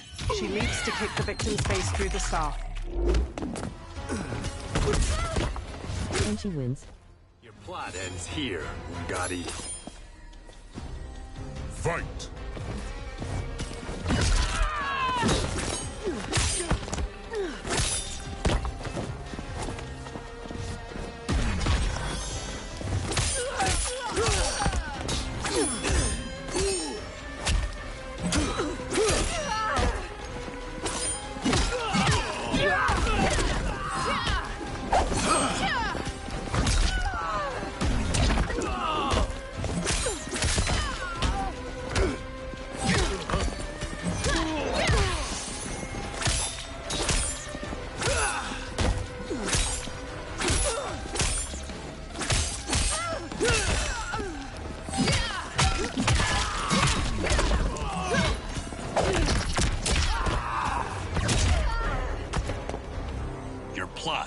Over.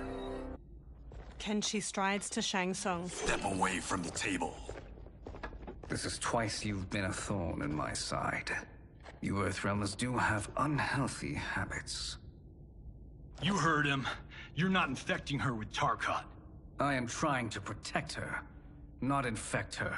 We've heard about how you lie. Excuse us if we're skeptical. Cover him. Kung Lao and Johnny move to Shang Tsung while Kenshi rushes to Melina. He holds a hand to her head as she lies inert. Princess, are you all right? Is it over? Yes, you're safe. We've stopped Shang Tsung. Stopped him? Why? Melina starts to violently spasm. Princess! Princess! She hits him. What did you do to her? It's what you've done, fool. Let me help her before it's too late. Kenshi backs away while Melina's teeth transform into fangs. Convulsing, she sits up and turns to Kenshi. Mandibles unfurl from her jaw and a long tongue waggles out.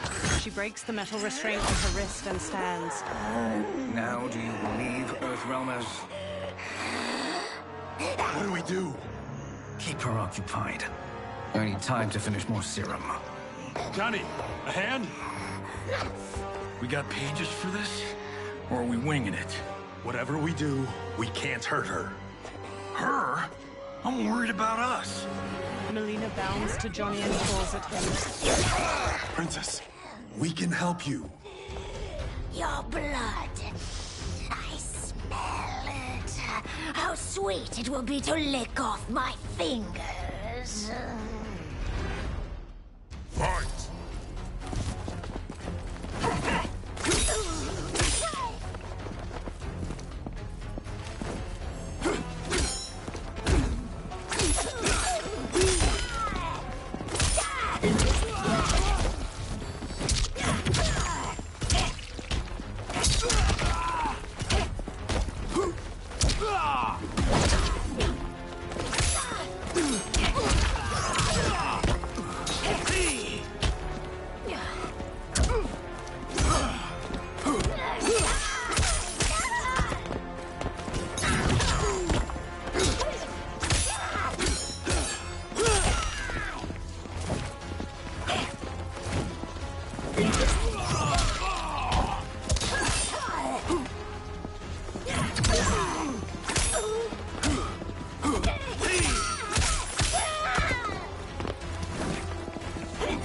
Melina wins. Fight!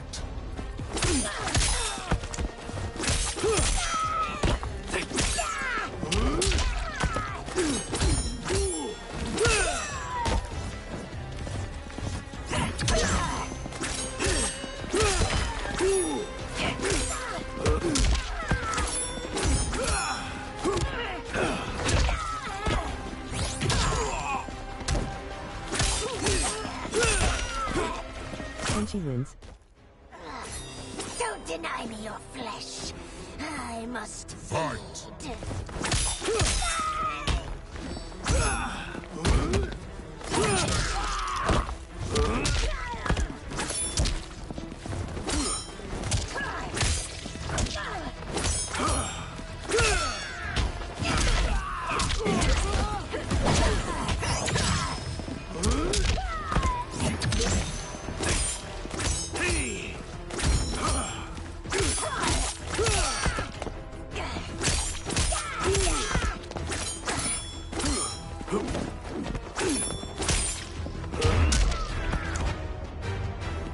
Johnny, Kung Lao, help hold her down. Kung Lao and Johnny scramble to Melina and grab her. It's now or never, Shang Tsung. Shang Tsung fills a syringe with liquid as Melina throws Johnny and Kung Lao off. Melina dashes to a table and grabs her side blades from it, then leaps at Kenshi and impales his eyes with them. Kenshi! She rips the blades free. Shang Tsung injects the syringe into her neck. He holds her as she goes still. She sags to the floor as her Takatan features transform back to normal. By the gods! Melina! Katana, General Shao, and an armored Shokan burst into the lab. What's happened here, sorcerer? These men were sent to disrupt your sister's treatment and scandalize Outworld by revealing her illness. What? That's totally fake news! Princess, we were— The Shokan punches him hard, then pummels Kung Lao to the floor. Thank you, Goro. I've no stomach for Earthrealm lies. We should detain the Earthrealmers and the Tarkatan we found outside. At least until the Empress is ready to respond to this incursion. Agreed. General Shao gestures to 4 soldiers. They haul Kenshi, Johnny, and Kung Lao away. But she must realize that this incident proves Earthrealm's bad faith. We must strike them now to protect ourselves. No. They would not do this. There must be a misunderstanding. They all turn to a portal made of spiraling green light opening nearby.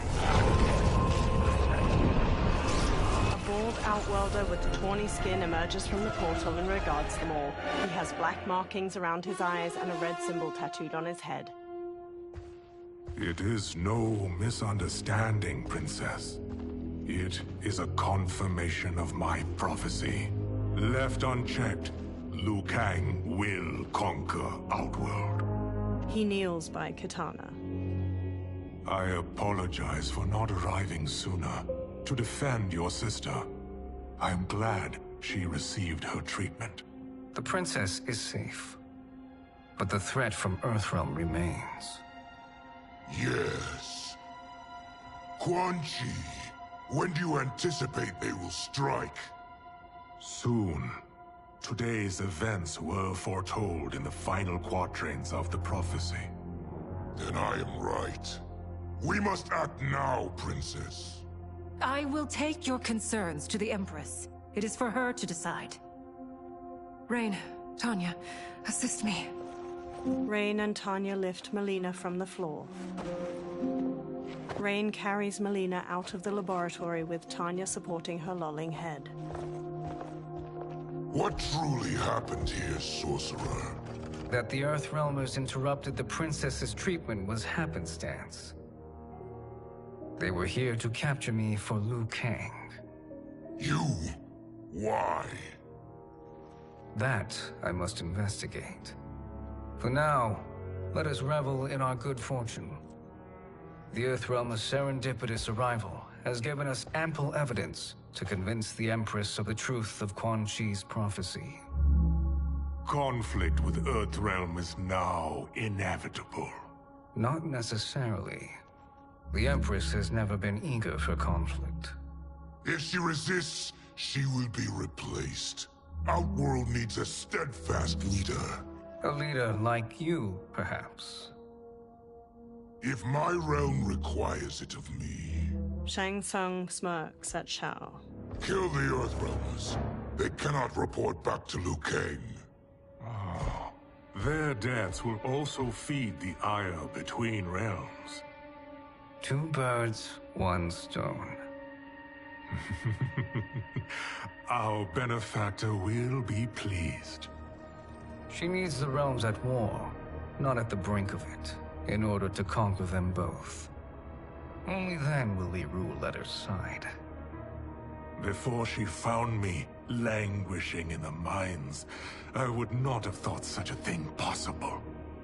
But soon, Sheila transformed us from serfs into scions. Quan Chi stares at Shang Tsung unblinkingly. Twitching, multi-armed Takatin hybrid hangs from manacles chained to the ceiling of a dimly lit dungeon. A fanged face stares out from the creature's chest and tongues stick out from its armpits. Blood oozes from its body and into a drain on the floor. Another creature missing its lower body hangs from manacles. Its guts hang to the floor. Baraka slams on the bars of a cell he stands in. Kenshi sits near him by Johnny's and Kung Lao's unmoving bodies. You've been at that for hours. If you could see, you'd know why. That's not happening, is it? Keep talking, will ya? To keep my mind off this. Tell me about life before you got sick. I was doing well, trading goods up and down the Varta coast. My family was comfortable, happy. Then Tarkat came. It took my wife, then my children. Cruelly, it lets me live for now. I think it enjoys ravaging my body more slowly. Johnny sits up. This hangover. Oh. Kenshi. God damn it. How bad's the pain? Excruciating. You saved me. I won't forget that. But you may just regret it. What are you doing? Johnny gawks as he stares through the bars of the cell. Various Takatans dangle from chains in the dungeon, many missing large chunks of their bodies. One spasms as they hang from a torture rack. What in the... When did we take the left turn into survival horror? This is Shang Tsung's real laboratory. We're beneath where we were before. That was a false front. Reminds me of this cheap-ass film I did in my early days. The Flesh Pits. God, that was trash. Reptile, a masked man in a green cloak, opens the dungeon's doorway and enters. Who's that? Our jailer. Reptile strides through the broad cobblestone space. By a cell, he stops by a bucket filled with chunks of bone-in meat. He throws one of the chunks to a Takatan hybrid inside. The creature grabs it and rips into it with their fangs. Reptile steps to Baraka's cell and looks at Kenshi. How is he? His eyes are gouged out. Guess. Reptile hands Johnny a small jar. That will dull the pain. You're vile to be part of this. You are Shang Tsung's prisoner. I am his slave. He has my family. He'll kill them if I don't obey. Johnny opens the jar, then pulls a long red cloth from his belt. He smears some of the jar's ointment onto the cloth. He covers Kenshi's gaping eyes with the cloth, then ties it around his head.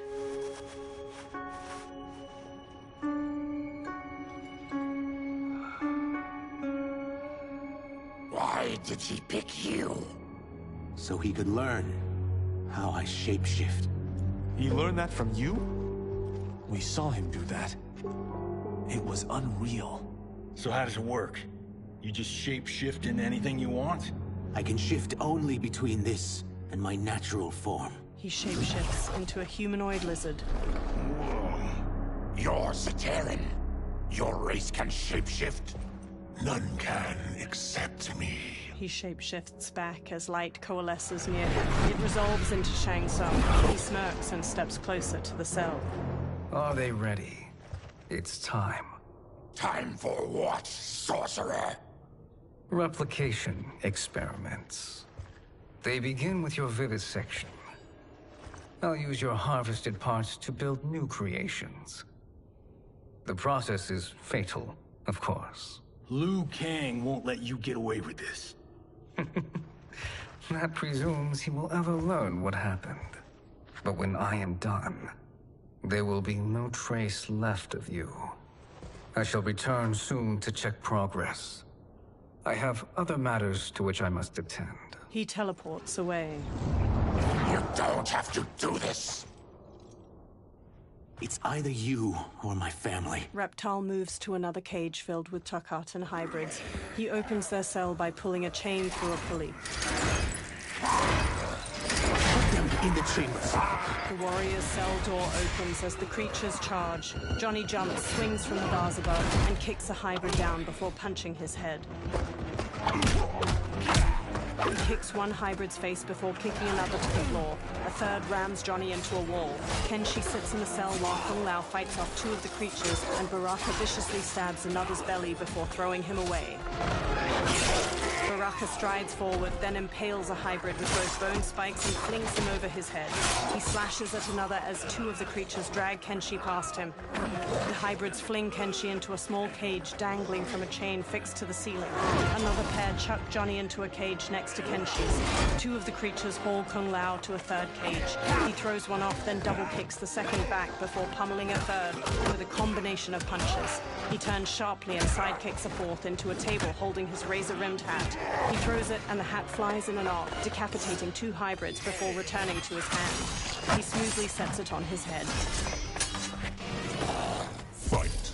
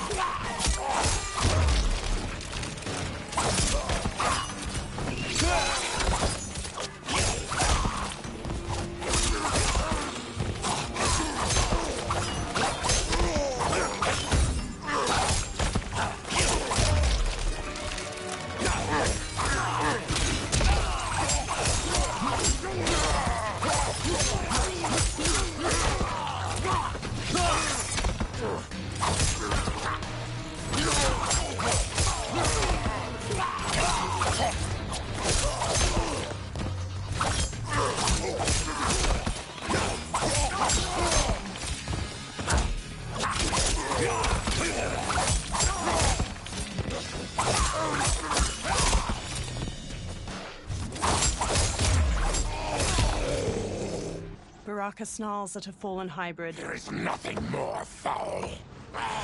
Electricity arcs along the bars of Johnny's and Kenshi's cages. You spoke too soon, Baraka. Reptile holds a sparking lever nearby. As the hybrid on the ground crawls pitifully, a Tarkatan hybrid brute stomps on his head. Fight.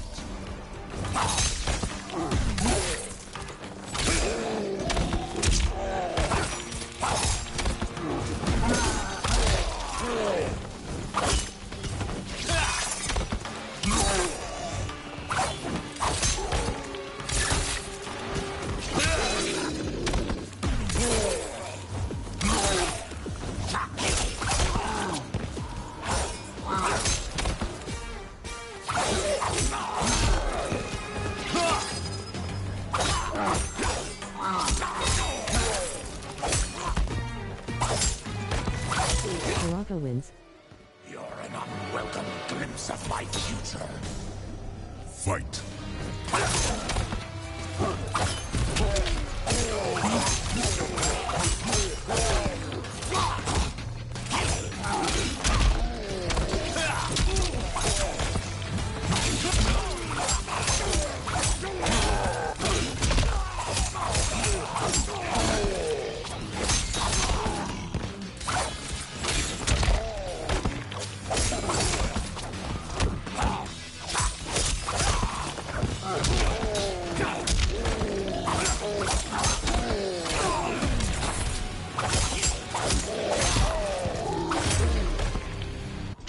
Baraka lifts his head. Enough distractions! Brushing Kung Lao aside, Baraka grips the bars of Johnny's cage.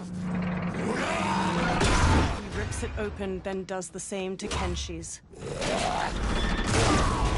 Kenshi stumbles weakly. Johnny and Kung Lao help him along, each supporting his weight with an arm over their shoulders. As they shuffle toward the exit, Reptile walks after them. I'm ruined! Shang Tsung will punish me for this by torturing my family. Baraka narrows his crimson eyes. You'll pay for their suffering, Tarkatan. Fight!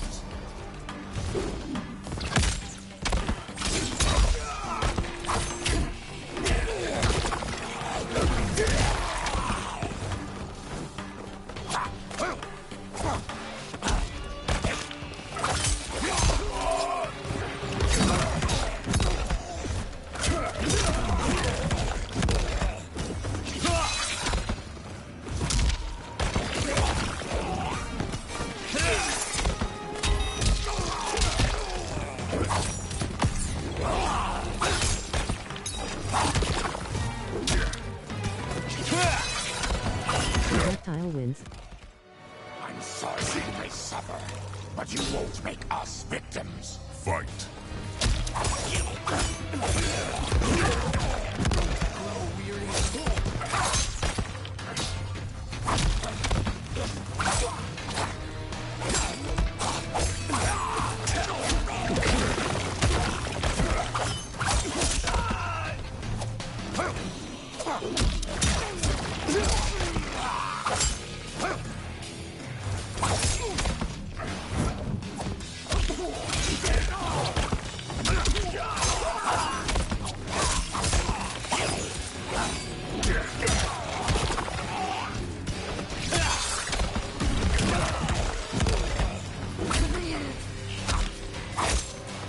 Baraka wins. I won't let you! Fight!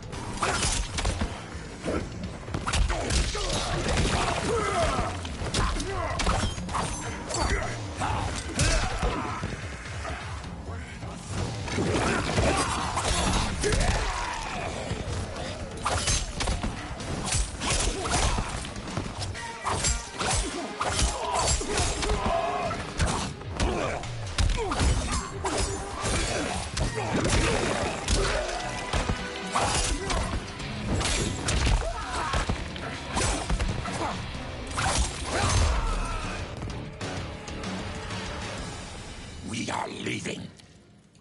Reptile kneels. Then kill me. If I die, maybe you'll spare my family. No, I won't murder you. It's mercy, not murder. Not that what I've done deserves yours. You were protecting your family. I would have done the same. His mask now removed. Reptile stands with sadness in his eyes. Through magical dust, Shang Tsung appears and frowns at the dead hybrids. What has happened here? Johnny takes up Sento and stands with Baraka and Reptile. Shang Tsung points sharply at Reptile. Sizoth, you fool! You've let them ruin everything. We're going, sorcerer! And we're taking you with us. Liu Kang would like a word. I cannot be apprehended so easily. Shang Tsung conjures clouds of green gas. Yeah, I got a bad feeling about this. I bid you all farewell. Cheer up, Sizoth. I'm reuniting you with your family. They're dead? You killed them? Many moons ago. I do hate loose ends. Reptile's lips curl into a snarl, and he charges the sorcerer. Shang Tsung disappears in a magical dust cloud. We gotta get out of here. Green gas fills the room as Reptile tries the door. What's wrong? The door must have sealed when the gas was released. Baraka strides toward the door. Stand aside! Mash square, triangle, cross, circle buttons.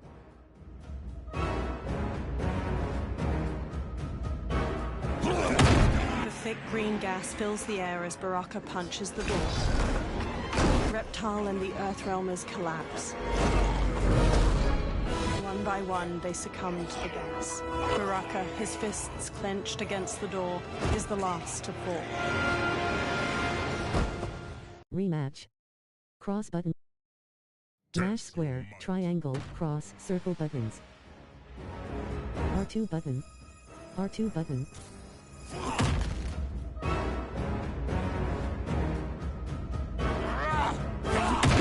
The thick green gas fills the air as Baraka punches the door. Reptile and the Earthrealmers collapse. One by one, they succumb to the gas. Baraka, his fists clenched against the door, is the last to fall. Rematch. Mash square, triangle, cross, circle buttons. R2 button. R2 button. R2 button. Baraka throws the door open to a hallway. Harry! Follow me. This way. Johnny and Kung Lao support Kenshi. Leave me.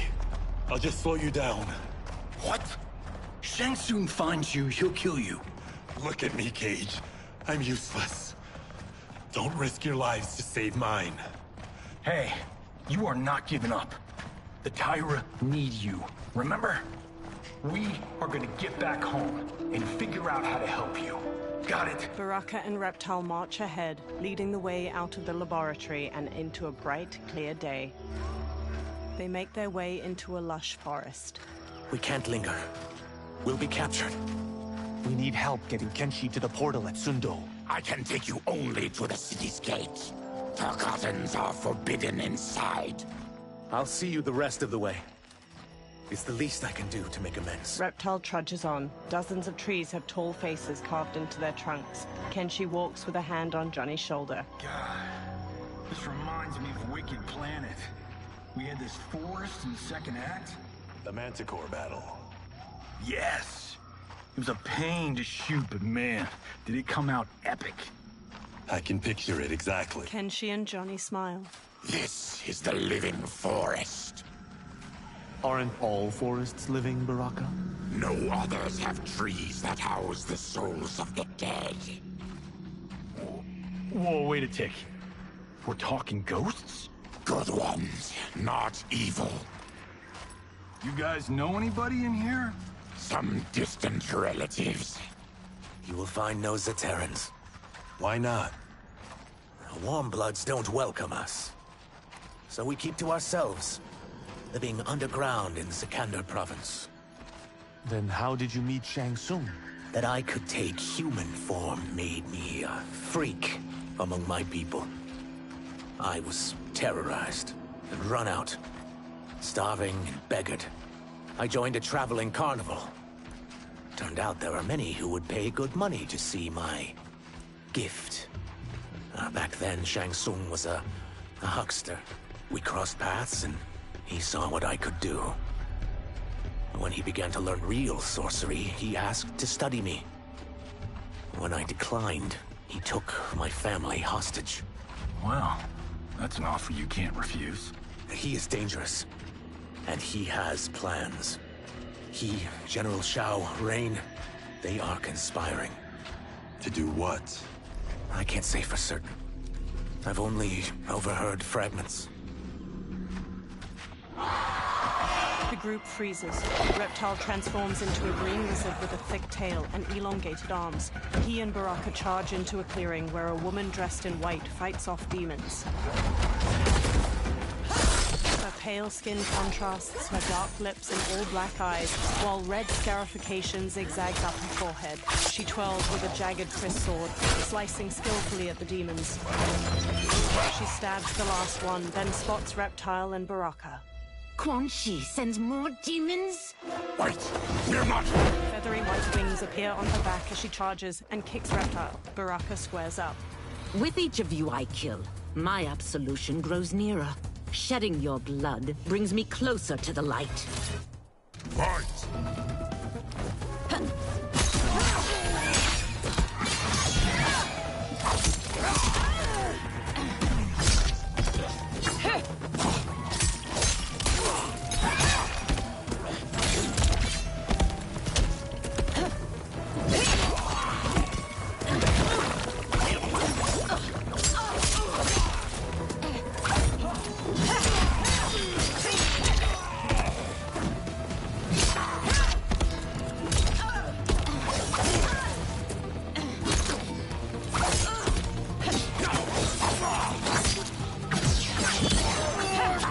Ashra wins.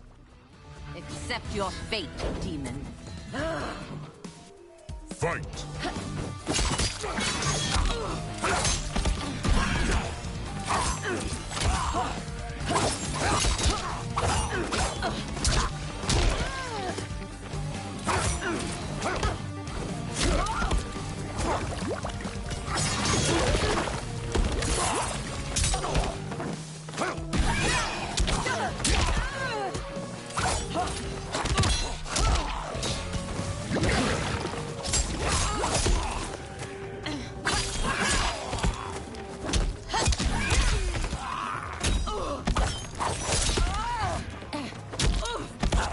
Baraka wins. Stop this! Killing me won't absolve your sins! Fight!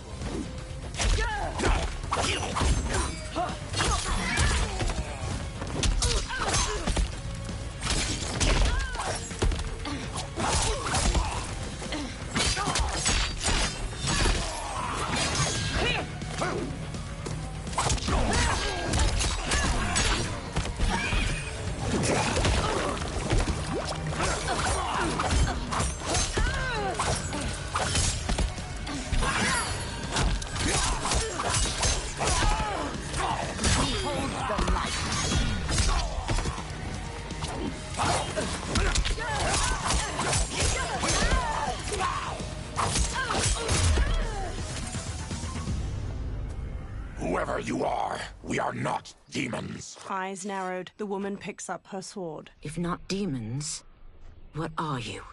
He's a Terran. I am a Denian. Or I was before my Tarkat affliction. Outworlders. Apologies. I'm glad I've caused neither of you permanent injury. Kung Lao treads cautiously into the clearing past a demon's head. Kenshi, led by Johnny, crinkles his nose. What is that? Just keep swimming. So, who's our femme fatale? I am Ashra, demon of the Netherrealm. Demon? You look human, mostly. And what's a Netherrealm? The monks covered that with us. Did you sleep through every lesson? That one, apparently. Netherrealm's hell, but real. No shit. I appear nearly human because I've purged most evil from my soul. When I'm done, the last vestiges of my demonic form will fade away. Why were the demons after you? They were sent by Quan Chi, my former master. I was part of his Sisterhood of Shadow. He wanted, still wants, dominion over the realms. I renounced him when I realized that I could not help him defile them. And now he wants you dead. Precisely. She smirks. I followed Quan Chi from the Netherrealm here. He's building devices that steal souls on a mass scale. He's testing the first on the dead that reside in the forest. Why steal souls, Ashra? To harness their power. To what end, I don't know. But I do know that it's to aid the designs of another sorcerer. Shang Tsung. Johnny glances at Kenshi. Damn it. That guy's everywhere. You're sure Quan Chi is here? My Chris senses him. Her sword. He's nearby. Nope, no. We're getting you home. We have a job to do. Quan Chi could lead us to Shang Tsung. Your Liu Kang is right. Shang Tsung's a danger that must be dealt with. I will aid you. As will I. Well, I guess the eyes have it.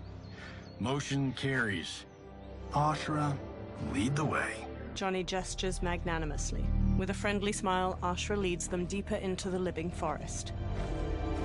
Ashra's jagged Chris sword glows white as they walk onward. Quan Chi is close. The emanations of his evil grow stronger. That is a powerful weapon. And my perfect ally. As I smite the evil it finds, I am further purified. Now I've done steps, so I'm all for self-help. But since when does a demoness want to be less evil? I had spent eternity damned to the Netherrealm. I had assumed that's all there was to existence. But then I saw Earthrealm, saw Outworld. Saw there was a better way to live, and that to have it, I needed to cleanse my soul. My sister demons were furious at my change of heart. Kia and Jataka were the first to hunt me. Ashra frowns. Quan Chi is also a demon? Actually, he's an outworlder. But he mastered the dark magic needed for unfettered travel to my realm. A large insect hovers near Reptile's face. His tongue flicks out to catch it, and he hastily stuffs its spindly legs into his mouth. Any idea how he buddied up with Shang Tsung? They share a common benefactor. She plucked them both from obscurity, taught them everything they know. I've never met her, but there's no question that she is a sorceress beyond compare. The Chris sword glows brightly, emanating a golden aura. Quan Chi is near. Quan Chi stands on a wood platform where a twisting statue of skulls glows with green light. 4 onlookers hold red gemstones. I'm ready for your contributions. A woman with bat-like wings steps forward. Ornate silver finery weaves along her thighs and midriff. Excellent, Nitara. I need yours as well. A Saidan man with black hair and deep scars on his chest looks up. Darius and I have been thinking, sorcerer. Do not try to renegotiate, Havoc. We need proof that you'll deliver. That he's delivered for Natara's Vaternians is all the proof you need. Serena's right. Because of Quan Chi's magic, my realm's people are no longer poisoned by sunlight. We've finally escaped the shadows. Rest assured, the spells you will receive will bring down Order Realm's government. When will we have them, Quan Chi? After the attack on Earthrealm, which could be called off if the Soul Stealer's efficacy isn't demonstrated promptly. The Saidan man Havoc hesitates as the green glow looms behind them. He hands over the gemstone to Quan Chi. Quan Chi's eyes widen. Nearby, Ashra steps forward from her new companions. Their gazes are all fixed on the platform. Well, this plot just got thicker. Earthrealm is in grave danger. Just one Soul Stealer can kill hundreds of thousands. If he unleashes a battery of them, millions will die. He must be stopped. I will deal with Quan Chi. The 4 of you subdue the others. Whoa there, big fella. This stops where you get off. Johnny stops Kenshi. You heard her. Millions could die. Which is why we don't want you tripping us up out there. Now, give me your sword. Why? Just give it. A small smile tugs at Johnny's lips. Kenshi hesitantly removes the sword from his back and offers it to Johnny. Johnny takes it, then replaces it with the sword Sento. Kenshi grips its black scabbard tightly. What? I can't. Not when you've saved my life. It's yours. Johnny fixes him with a serious look and touches his shoulder. Kenshi squeezes Sento, thumbing its golden detailing. At the Soul Stealer, Quan Chi casts green magic from his hands. Nitara spots Ashra's group charging in. Quan Chi! They stop before the platform as Quan Chi turns. Yet again, you evade capture, Ashra. And now it appears you've found allies. We are joined against you, sorcerer. You won't be stealing any souls. Ashra flourishes her sword and charges in. Nitara flies forward to meet her, slashing with red claws. Baraka bowls into Havoc, and they brawl with clenched fists. Kung Lao kicks at the demon woman Serena, who parries him with swift ease and counters with a gut punch. Johnny exchanges blows with Darius, a Saidan man with dark umber skin and orange sunglasses. Ashra manages to slice Nitara's arm. That blade's enchanted. It was forged to destroy evil. It's slain many of your vampire kind. We can't help what we are. That we feed on blood doesn't make us evil. Fight!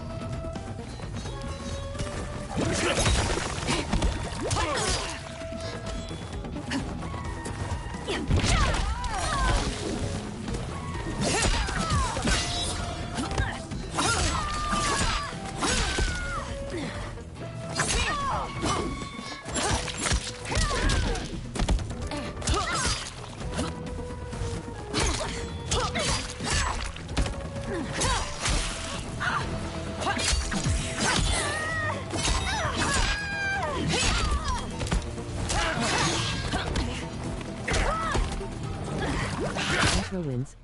Is that your best, demon? You'll need much more. Fight.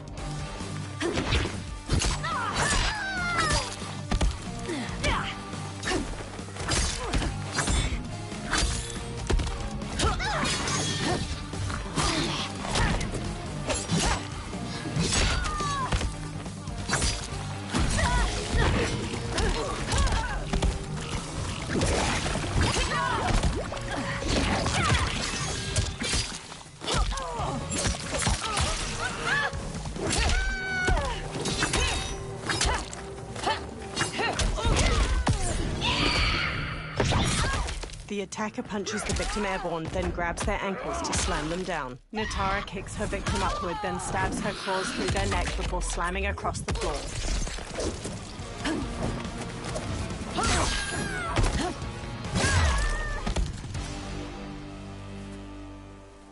I am one step closer to redemption. Twisting green light erupts from the Soul Stealer and spirals toward the sky. Dozens of ghosts, translucent skeletal figures fly from the trees toward the Soul Stealer. The ghosts swarm around the twisting light.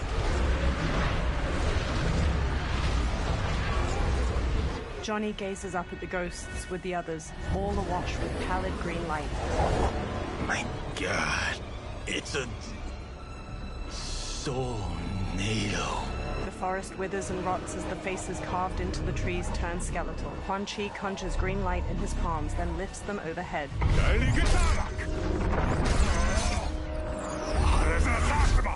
Teeth gritted, Quan Chi thrusts his hands to the Soul Stealer and channels green magic into the Soul Nado.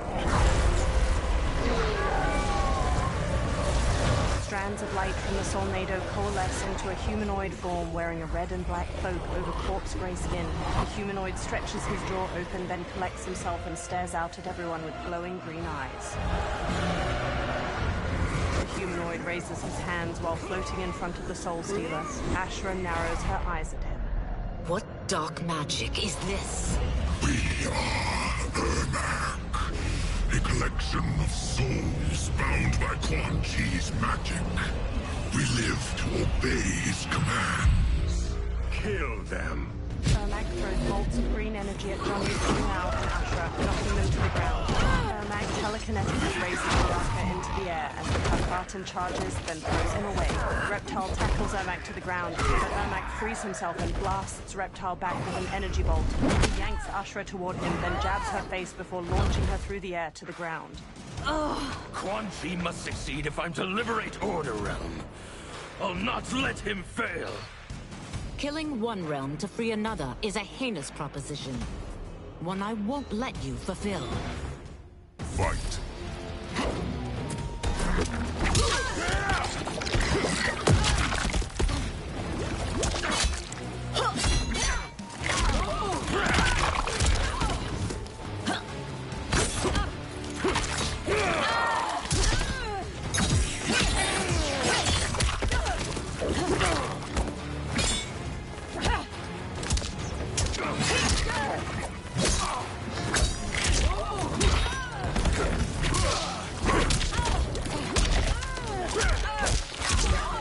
Wins. No one will stand in my way. Not even you. Fight.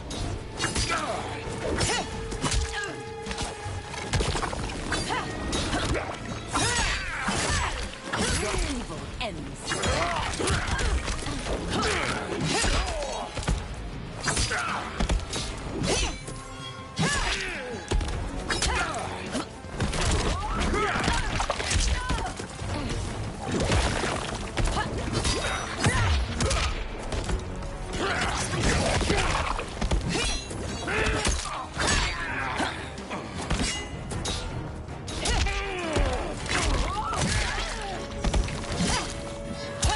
Wins. That you aid Quan Chi speaks volumes about you. Fight!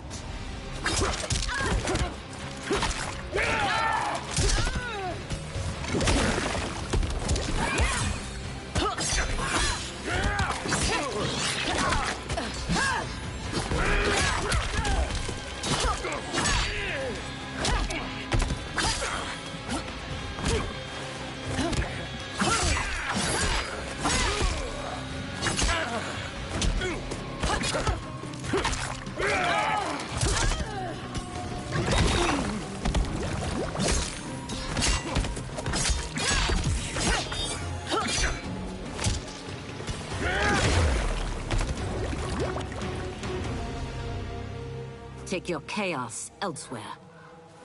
Ashra hacked through Quan Chi's glowing skull with her Chris. I always feared you would be trouble, Ashra. You are not compliant like your sisters. And now they're dead by my hand because you sent them against me. I'll never forgive you for that, Quan Chi. Fight.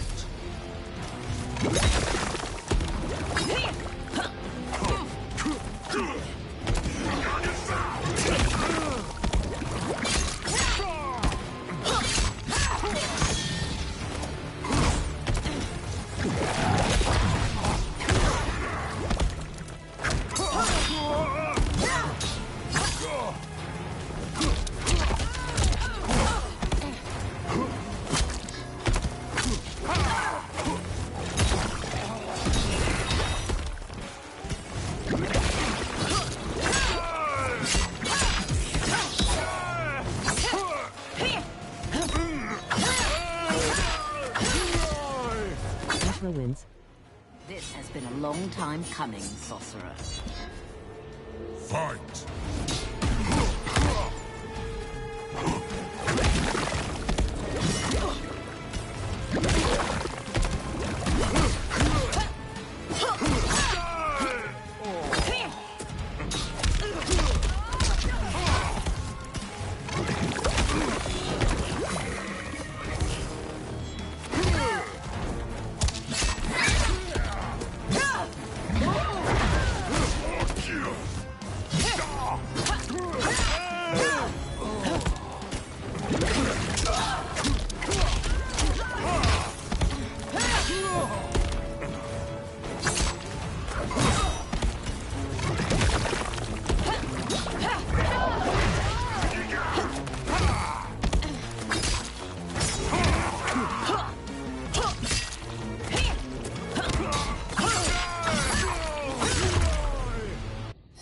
Ashra scowls. When I'm finished here, I will finish you. She flings her Chris at Ermac. He stops it telekinetically. Ashra grabs the Chris and slashes at him. Ermac weaves around her attack and blasts her back. Johnny kicks his head, then Ermac smacks his face, making him stumble away. Ashra spins while slashing at Ermac. He evades her, then slams Reptile into the ground as he charges. He levitates Ashra into the air and hammers her down. She lies inert. Ermac throws a fallen log at Reptile and Baraka, then floats Johnny up and slams him into the dirt. He raises Johnny again and flings him away. Johnny goes still. Kenshi raises Sento, face hard. I can't let them die. He charges Ermac. Ermac launches him away. Sento pierces the ground. Kenshi gradually sits up. He frantically feels around the ground. Dim lighting reflects on Sento's sleek blade. What? Who is that? Your ancestors. Come to us. Kenshi crawls to Sento. He clutches the sword's hilt, then lifts it as he stands. In this, what time of need, the terror will not fail. Blue light shines from Kenshi's eyes and bleeds out past his blindfold. He sees Ermac speed through the air to him. He dances around Ermac's punches, then runs Sento through his chest. Blue light flares from Ermac's eyes and mouth and starts to get sucked into the blade. Then he blasts Kenshi away. He tosses rocks at Kenshi, but Sento floats in the air and deflects each of them. Kenshi gently takes the hilt. It siphoned his souls. It now has his power. Ashra runs over. That was unexpected. You're telling me. Shall we finish this? Let's. Ashra and Kenshi face Ermac with the Chris and Sento at the ready. This fight's not over. I'll defeat all of Quan Chi's minions. We are many. You are one. We will destroy you. Fight.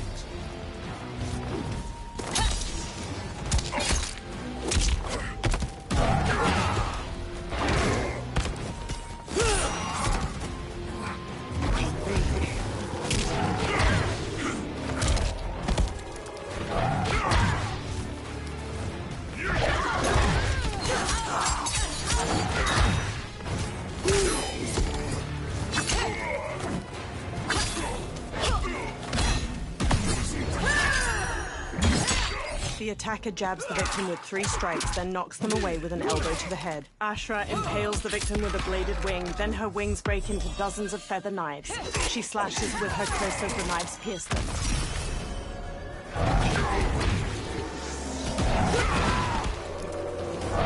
Cormac wins. Though made of souls, you are soulless. Fight!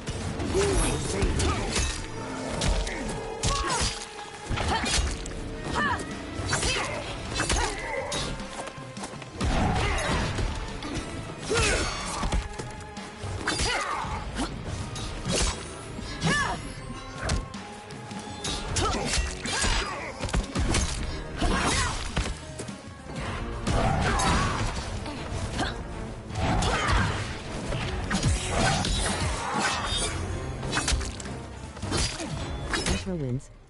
He requires your death. His demand fight will be satisfied.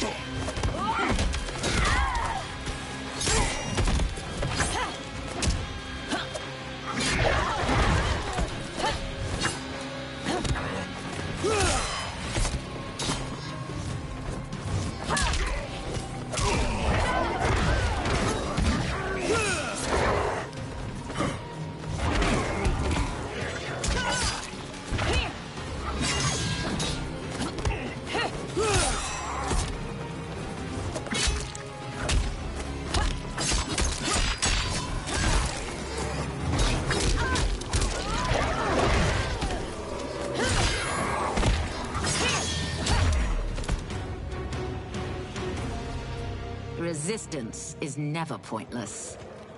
We are many. You are one. We will destroy you. What's wrong with him? Kombat must have weakened the magic that binds his souls together. Sinner, I'll find you. Ermac sags to the ground. What was that? Watch him. I'll shut down the Soul Stealer. Ashra dashes to the Soul Stealer. She plunges her kris into its red gem, making it split. Quan Chi raises a hand to her. The gemstone splits and releases energy that launches Ashra away. The ghosts pour out of the Soul Stealer. One flies to Quan Chi and grabs his head. The ghost sucks blue energy from his face, turning his skin ash white, then vanishes. Quan Chi staggers back before collapsing. Ashra regards Quan Chi's motionless body, then strides to him. Since that didn't kill you, I will. No, Ashra! He's too dangerous to let live. Liu Kang needs to question him. He knows Shang Tsung's plans. Ashra lowers her kris. Very well. Well, clearly I underpaid for that. Did you know what it could do? The legends never mentioned mystical powers. The souls of my ancestors live within it. They intend to guide me. Just don't forget who gave it to you, Takahashi. I won't, Cage. Now, let's get him to Earthrealm. They all look at Quan Chi. I know home's here for you, Baraka. But size off, Ashra. You can come with if you want. I'm sure Liu Kang will welcome you. I've never had a home. That would be wonderful. Snow falls around the ruins of an immense stone fortress nestled among tall mountains. Sendai! No, Shang Tsung waves his hands around on the top of the fortress and conjures a portal made of fiery light. The benefactor emerges from it. Report, Shang Tsung. The Soul Stealers are under construction. Quan Chi tests the final components as we speak. And the army? Will obey your every command, once it's been fed sufficient souls. I've also conceived a plan to break the Lin Kuei away from Liu Kang. Instead of defending Earthrealm, they will betray it. Excellent. You have learned quickly, Shang Tsung, and well. You will soon reap the bounty of what you've sown. He beams. Moonlight falls over the rooftops of Sundo. Reptile leaps from one roof to another. He looks down at a massive festival of Outworlders in the streets below, each wearing brightly colored clothes. Paper lanterns hang from strings over them. Reptile dashes along the rooftops, following General Shao as he moves through the crowd. Reptile leaps to another rooftop, changing into his lizard form as he goes.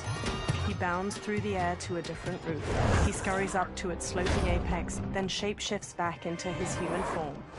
Reptile steps across the roof, then stops and looks out at the hundreds of people gathered around a massive two-story wooden building, its sides open and the people inside visible. Long strings of different colored paper lanterns hang over the ground, and a group of performers move a large dragon prop around in a dance. Kitana and Melina stand on the bottom floor of the massive building, each in full regalia. Tanya and numerous others in lavish clothes stand among them. Kitana smiles and waves to the festival outside. Li Mei steps to General Shao and walks with him. Who are these Earthrealmers we're looking for? You have their descriptions. You can at least tell me why they're here. What they've done. State secrets. Not for your ears. He strides away through the bustling street. Melina and Kitana smile and wave to the people. Melina beckons Tanya. Yes, Princess. Fetch us water, please. Tanya smirks. As you wish. Melina smiles warmly as Tanya leaves. Careful, sister. Entanglements with Ungadi are forbidden. You know their vows. Who told you? No one. I have eyes. As do the snakes at court who would cheer your downfall. The Ungadi's rules are ridiculous. And you can change them when you are Empress. For now, you cannot jeopardize your ascension. Melina stomps off. Quan Chi sits in an alley behind one of the crowded streets. Johnny puts a big hat on him near Ashura, Kenshi, and Kung Lao. Night-night, sweet Prince of Darkness. They all wear festival costumes. Oh, perfect. You'll fit right in. You couldn't steal a more functional hat. What? It hides your face. And honestly, it suits you. Ashura gives him a questioning look. I still don't know about this. Carrying him around will attract unwanted attention.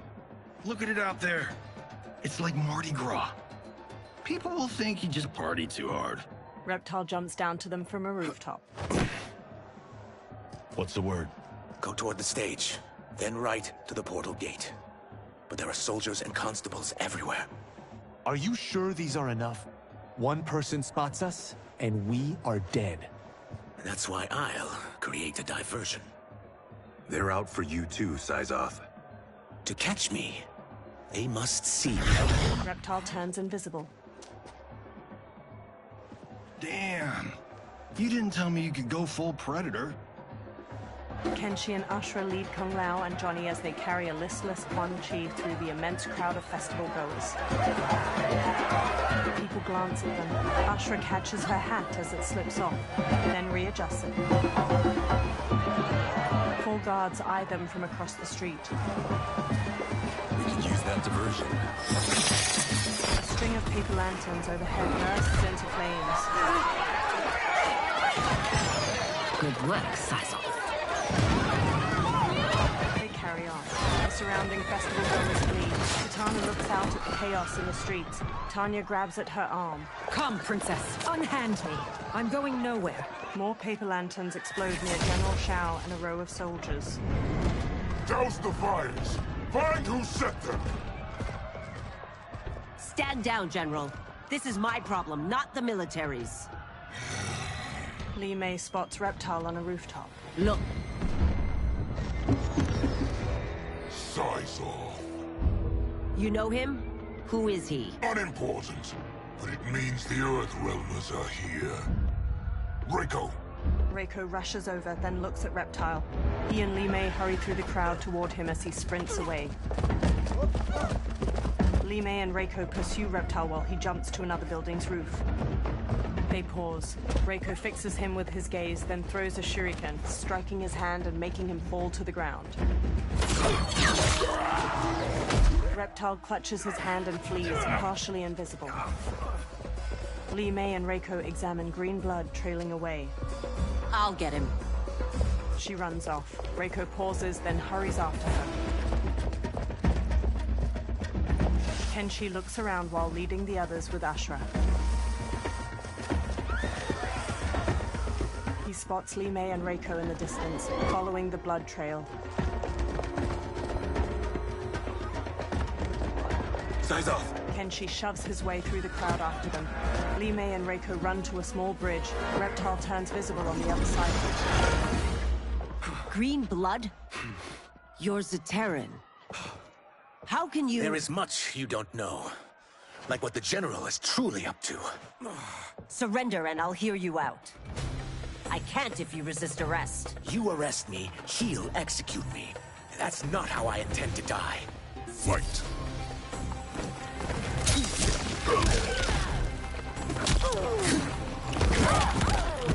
Need more?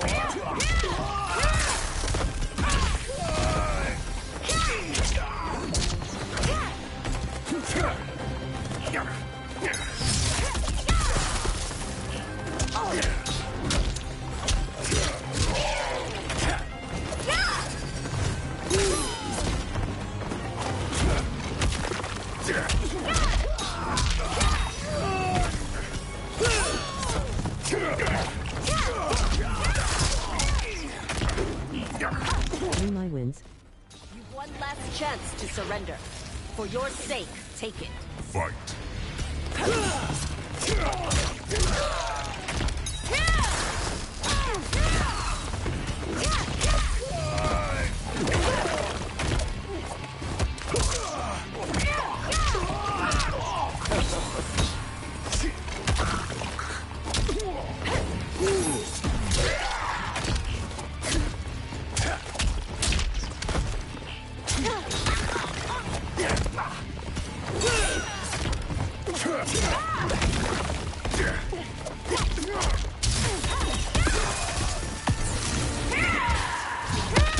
The attacker punches the victim airborne, then grabs their ankles to slam them down. Li Mei conjures a giant lion head made of energy. She leaps, twists the victim's neck, and throws them into the lion's maw.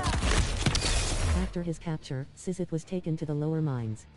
He will spend the rest of his days in forced labor. Rematch. You arrest me, he'll execute me. That's not how I intend to die.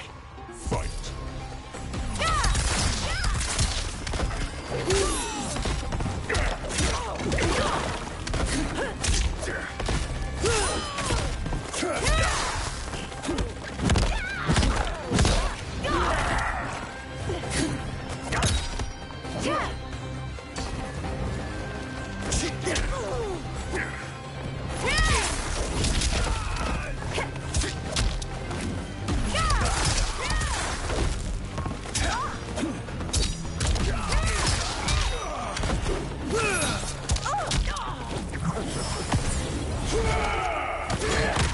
The attacker jabs the victim with 3 strikes, then knocks them away with an elbow to the head. Reptile's tail ensnares his victim to ragdoll them around. He then crushes their chest in his maw. The attacker punches the victim airborne, then grabs their ankles to slam them down. Li Mei conjures a giant lion head made of energy. She leaps, twists the victim's neck, and throws them into the lion's maw. Limai wins. You've one last chance to surrender. For your sake, take it. Fight!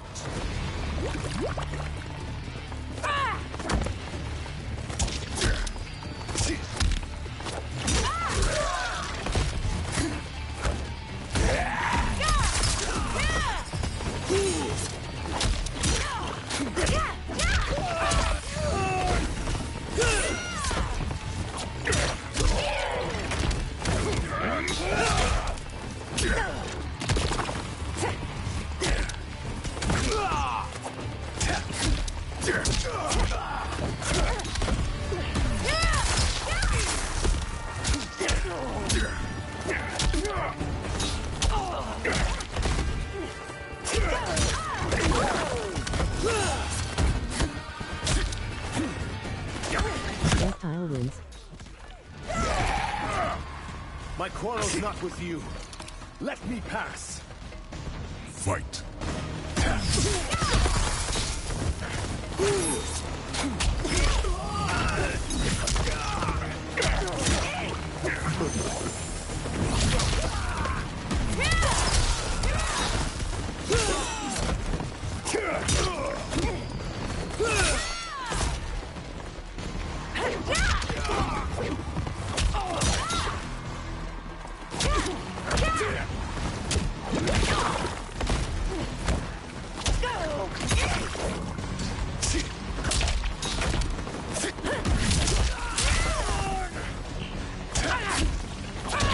After his capture, Sisset was taken to the lower rematch. You arrest me, he'll execute me. That's not how I intend to die. Fight!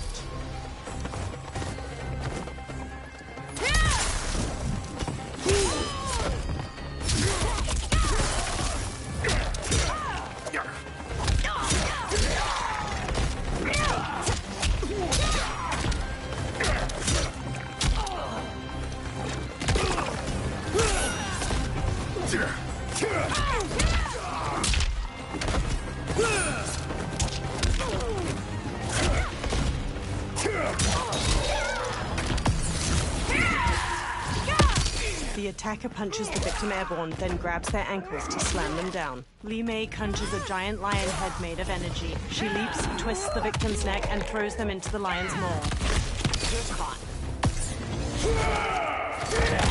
The attacker jabs the victim with 3 strikes, then knocks them away with an elbow to the head. Reptile's tail ensnares his victim to ragdoll them around. He then crushes their chest in his maw.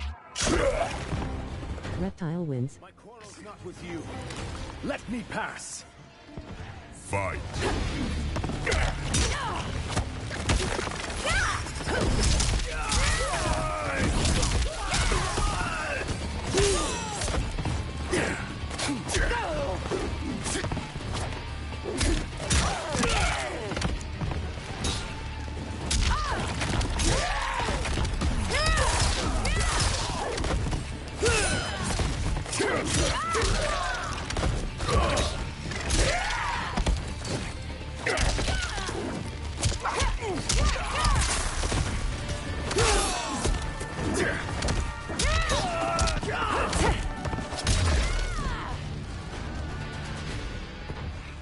Know that I am sorry for disturbing Sundo's peace. Kitana glowers. Ludicrous. Princess, no! You could be hurt! Kitana unfurls 2 fan blades and charges Reptile. He dances around her attacks, then punches at her. She dodges just as Tanya strikes at him with her 3/4 staff. He counters her swings, then kicks her away. Insurrection from a Zaterran? This is a day I never thought I'd see. You misread my intentions, Princess. Sadly, I've no time to explain them. Fight!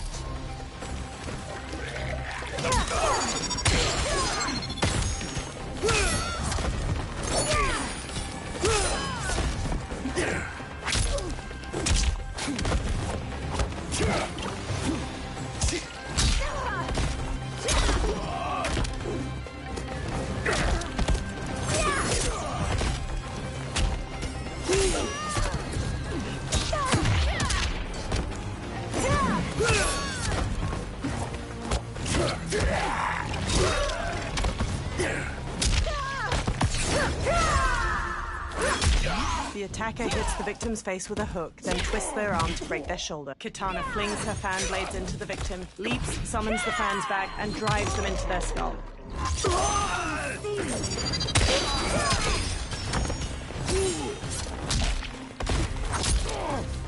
Reptile wins. For one who claims not to be a rebel, you fight tenaciously. Fight!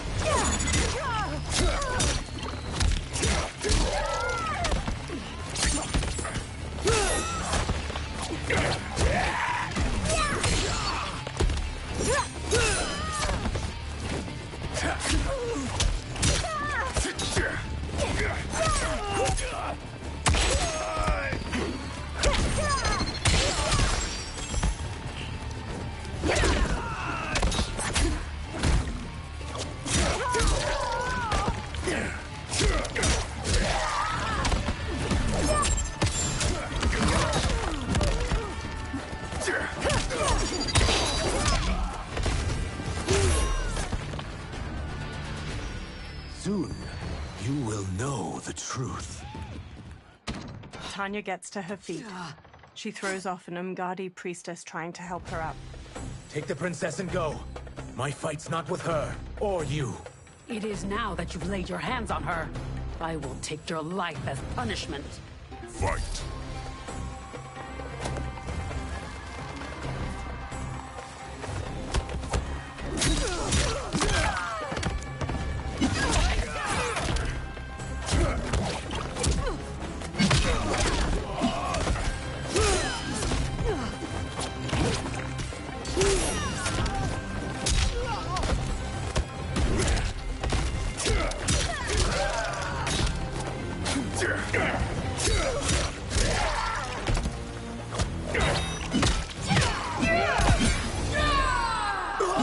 The attacker jabs the victim with 3 strikes, then knocks them away with an elbow to the head. Tanya vaults forward, leaving her staff lodged in the ground.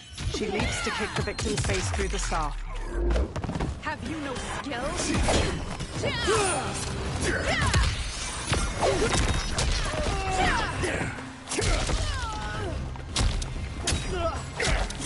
Reptile wins. I haven't hurt the princess. This need not continue. Fight.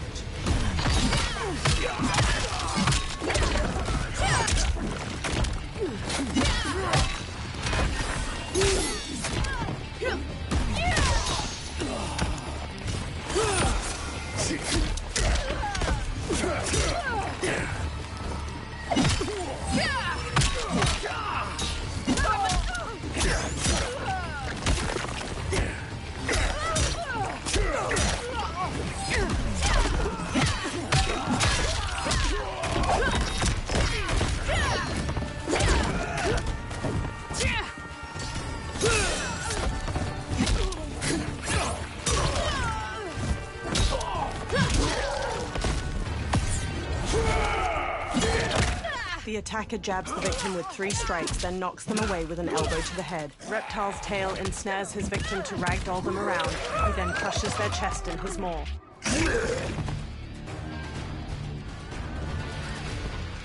My sentence is suspended, Umgadi. General Shao advances with Goro and other soldiers. Found you. Johnny and Kung Lao let go of Quan Chi as he stirs. Kung Lao and Johnny swap looks, then shrug. They punch and kick Quan Chi until he collapses. General Shao rests his large axe on his shoulder as he paces over. Quan Chi staggers to his feet, then stumbles away. What about him? Worry only about the Earth Realmers. If this was one of my movies, we'd get saved by a plucky comic sidekick. Reptile and Kenshi zipline across a rope leading from one roof to another. They land by them. If we die today, we die together. Not comic, but definitely plucky. Johnny sidekicks Goro, then Goro grabs his arm. Ashra parries the swords of several soldiers and counters.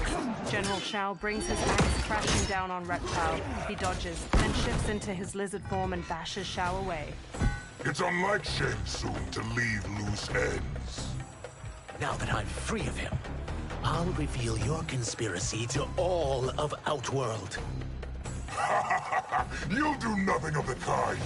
Dead men tell no tales. Fight.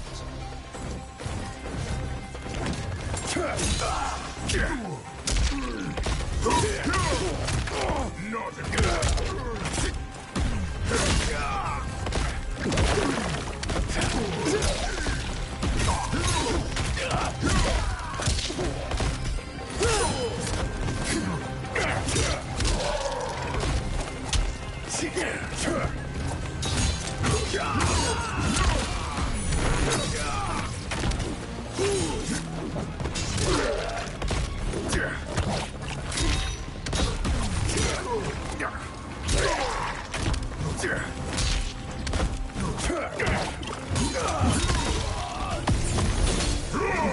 Reptile wins. You've more strength than expected. It will make your defeat that much more satisfying.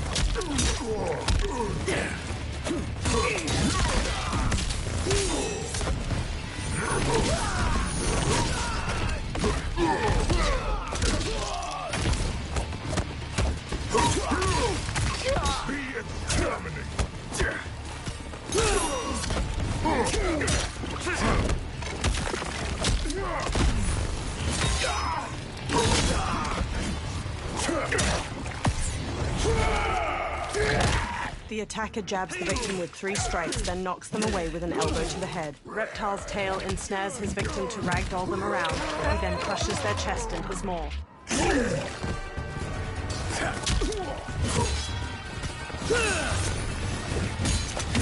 General Shao wins. Any last words? Now's the time. Fight.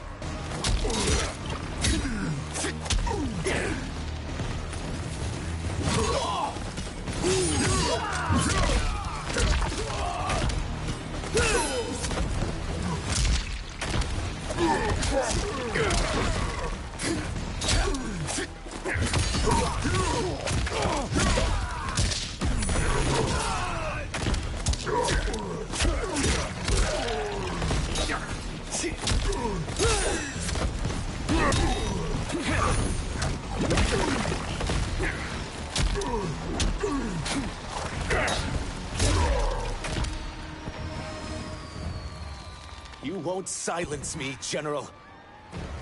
Kenshi, Johnny, Kung Lao, and Ashura knock down the remaining soldiers. More soldiers rush over. We must go. Now! Johnny punches Goro as he gets up, then flees. A portal opens by Liu Kang's temple. Kung Lao, Ashura, Reptile, Johnny, and Kenshi hurry out of it. They turn back to the portal, fists raised. It shuts. Liu Kang approaches from behind. Johnny, Kenshi, Kung Lao, you have safely returned. He looks at Kenshi. By the Elder Gods. We had a run-in with Princess Melina's inner demons. She took my sight, but Sento, in its own way, restored it. I am glad that Sento bonded with you. Though my hope was that the means would be different this time. This time? Forgive me, Kenshi. I misspoke. Go. The monks will tend to your wounds. We found Shang Tsung, but he got away. I can see why you're twitchy about him. He's neck deep in some serious shit. Rest. Eat. Then we will discuss. Can I also get a martini? Shaken, not stirred? Liu Kang smiles. I'm sorry. Meet the newest members of the Earthrealm players. We wouldn't have made it back without them. Astra and Syzoth. You know us? As Earthrealm's protector, there is much I know. Do you also know of my former master, Quan Chi? He colludes with Shang Tsung. A new deadly alliance? Come, all of you. You must tell me all you know. Liu Kang leads Reptile and Ashura away. Johnny stands alone. He bows his head. Well, so much for that martini. He walks after them. Liu Kang and Geras pace around Liu Kang's brazier in the ornate wooden room. Shang Tsung and Quan Chi again conspire against Earthrealm? What Johnny and Kenshi report should not be possible. You witnessed how I rewrote history. I gave the sorcerers meaningless lives. They should have never gained power, let alone join forces. And your work was flawless. Such would their lives have been, had someone not interfered.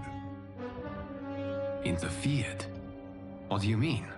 Geras conjures images of the benefactor with both Quan Chi and Shang Tsung. Liu Kang examines the images. Both sorcerers were visited by this person. It is her intervention that bent the arcs of their lives. Who is she? Unknown. Her identity has been obscured from the hourglass. Who could have that power? Is it Kronika? Somehow resurrected? Impossible.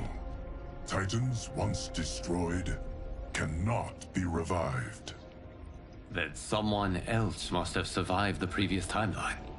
Someone with a vendetta against me.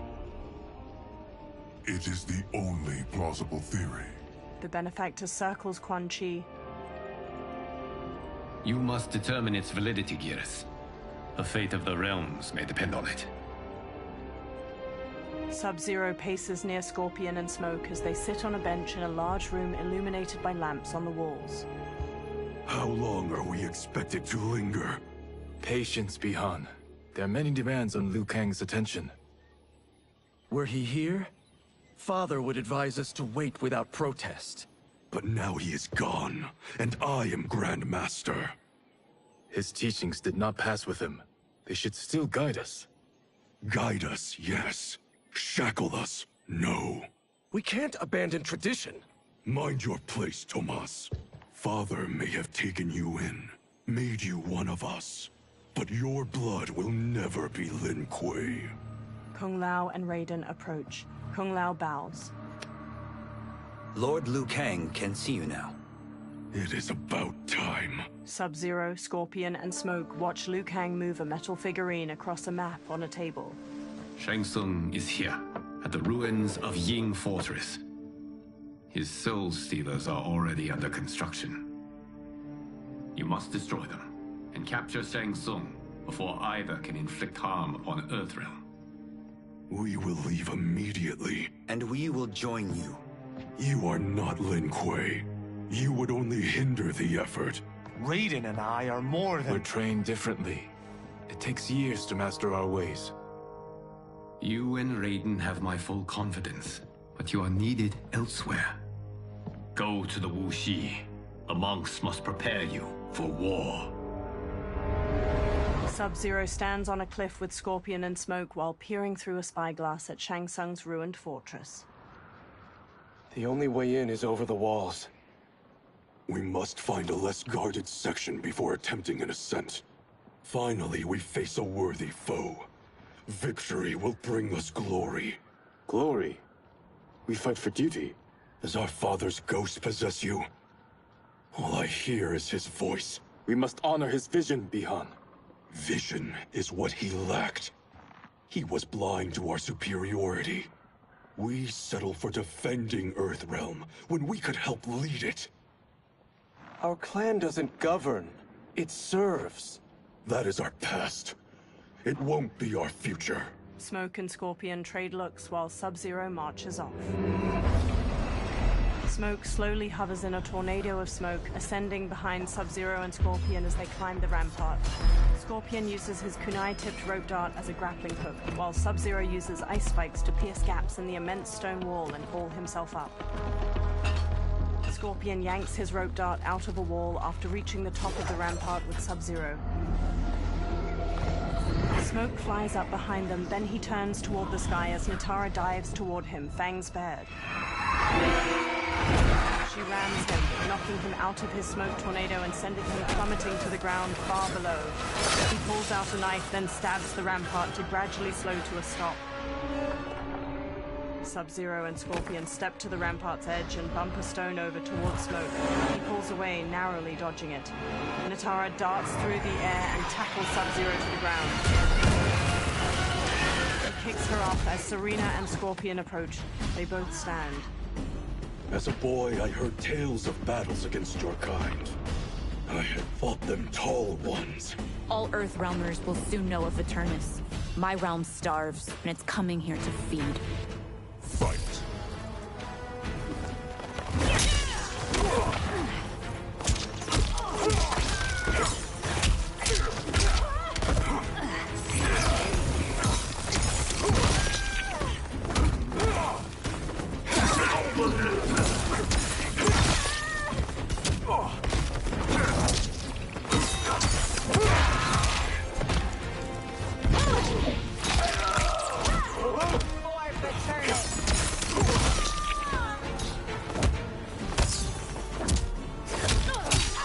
Sub-Zero wins.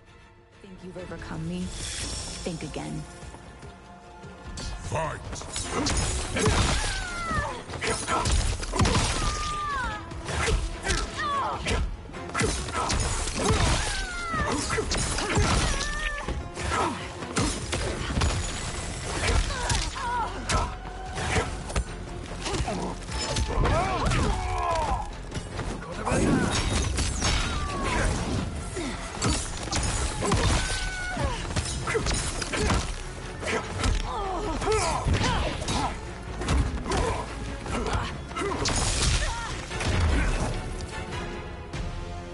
You will end this day hungry.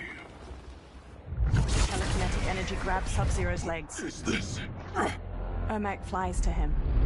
We are charged with defending the fortress. None will escape us. Telekinetic energy grabs Sub-Zero's arms and forces them out to his side. Mash square, triangle, cross, circle buttons. The telekinetic energy shines around Sub-Zero's arms as they get ripped off. Blood gushes from the stumps. He sags to the ground. He lies inert.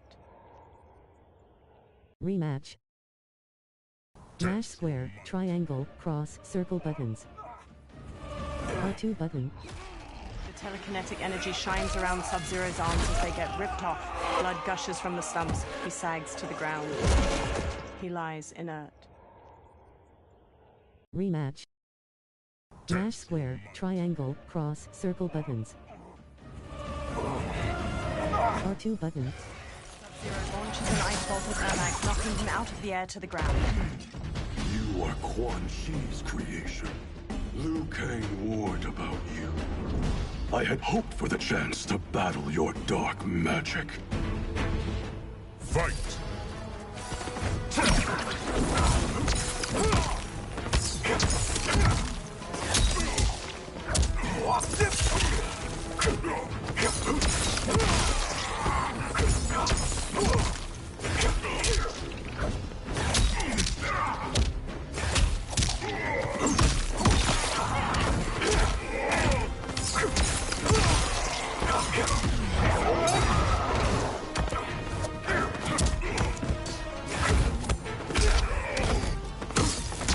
Sub-Zero wins. Liu Kang was overly concerned. Your magic does not rest.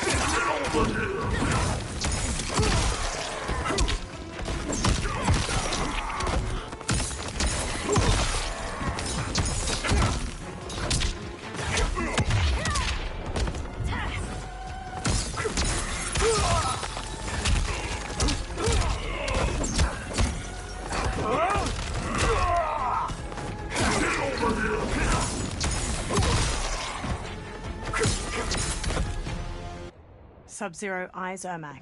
You are not so fearsome. Scorpion and Smoke run to him. You're both unharmed? We are, brother. Good. After our years of idleness, it pleases me to again face combat. I will be pleased when we complete our mission. They sprint across the fortress. Sub-Zero blasts a trail of ice and slides across it to a wall beside a portcullis. Scorpion and Smoke stand on the other side of it. Sub-Zero peers through the opening, then nods to the other two before sneaking through it with them. They step to an inactive Soul Stealer, its fused humanoid bones bound to strips of cloth and shaped into a tall spiral. Sub-Zero reaches toward it. Be careful with what you're handling. We have no time for mistakes. Scorpion, Smoke, and Sub-Zero slink away toward numerous other Soul Stealers. Continue working.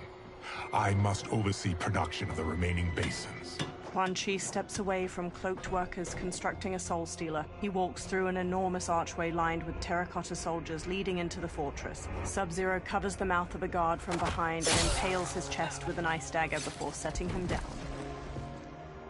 That's Quan Chi. The other sorcerer Liu Kang described. Kuai Liang and I will capture him. Stay here. Do not let them activate the Soul Stealers. Quan Chi steps down a corridor hedged in with more terracotta soldiers. Flames flicker in numerous braziers lining the walls and gold coins litter the stone floor. Sub-Zero and Scorpion slowly follow him as he steps through a doorway into another room. Sub-Zero pauses by a heap of gold coins. He picks one up and inspects it in the firelight. He looks past it at mounds of gold coins sitting in the room beyond the corridor. Sub-Zero and Scorpion look past the treasure at Quan Chi on the other side of the room with multiple women in leather armor and skeletal masks. There will be spoils in this war. Let us win it first, brother. They glance at the doorway behind them, then hurry off as Shang Tsung emerges from it. Smirking, Shang Tsung strides across the treasure room toward Quan Chi and the women. Quan Chi steps to him. Will the Soul Stealers be completed on time, Quan Chi? Yes. Our benefactor's guidance has proven most helpful. If we break it, we'll halt their construction. Agreed. Sub-Zero and Scorpion step out from behind a large ruined door and charge Quan Chi and Shang Tsung. Green energy pools around Quan Chi's hands and he blasts heaps of skulls at Sub-Zero. Sub-Zero smashes his way through them while Scorpion trades blows with Shang Tsung. Sub-Zero and Quan Chi each dodge the other's kicks. Then Sub-Zero front kicks him back. Ah, the Lin Kuei. We have been expecting you. Were you told also to expect defeat? This ends no other way. Fight.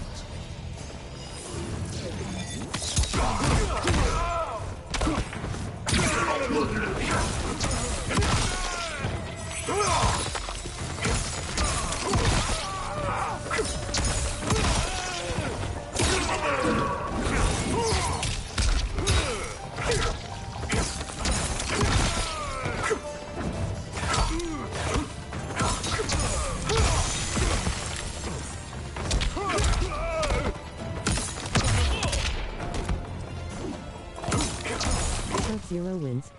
You should never have come here. I would bury you in this fortress.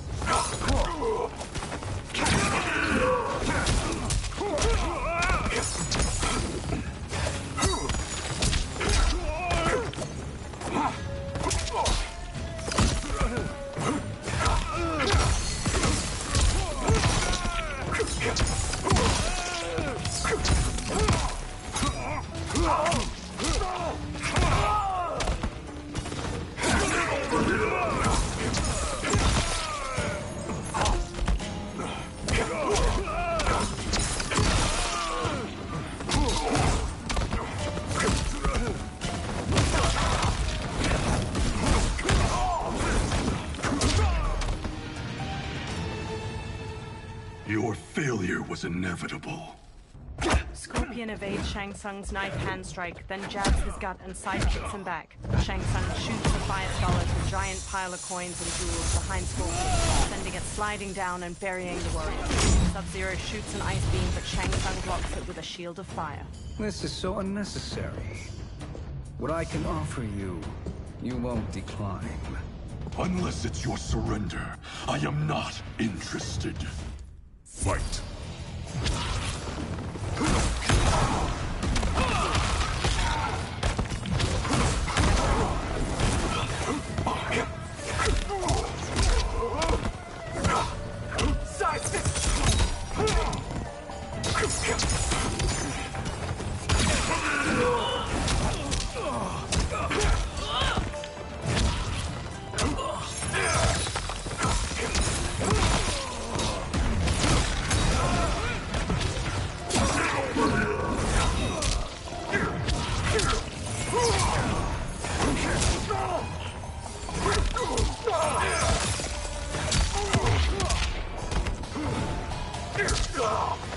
Sub-Zero wins. It is your choice. I Fight. can give you freedom, or I can take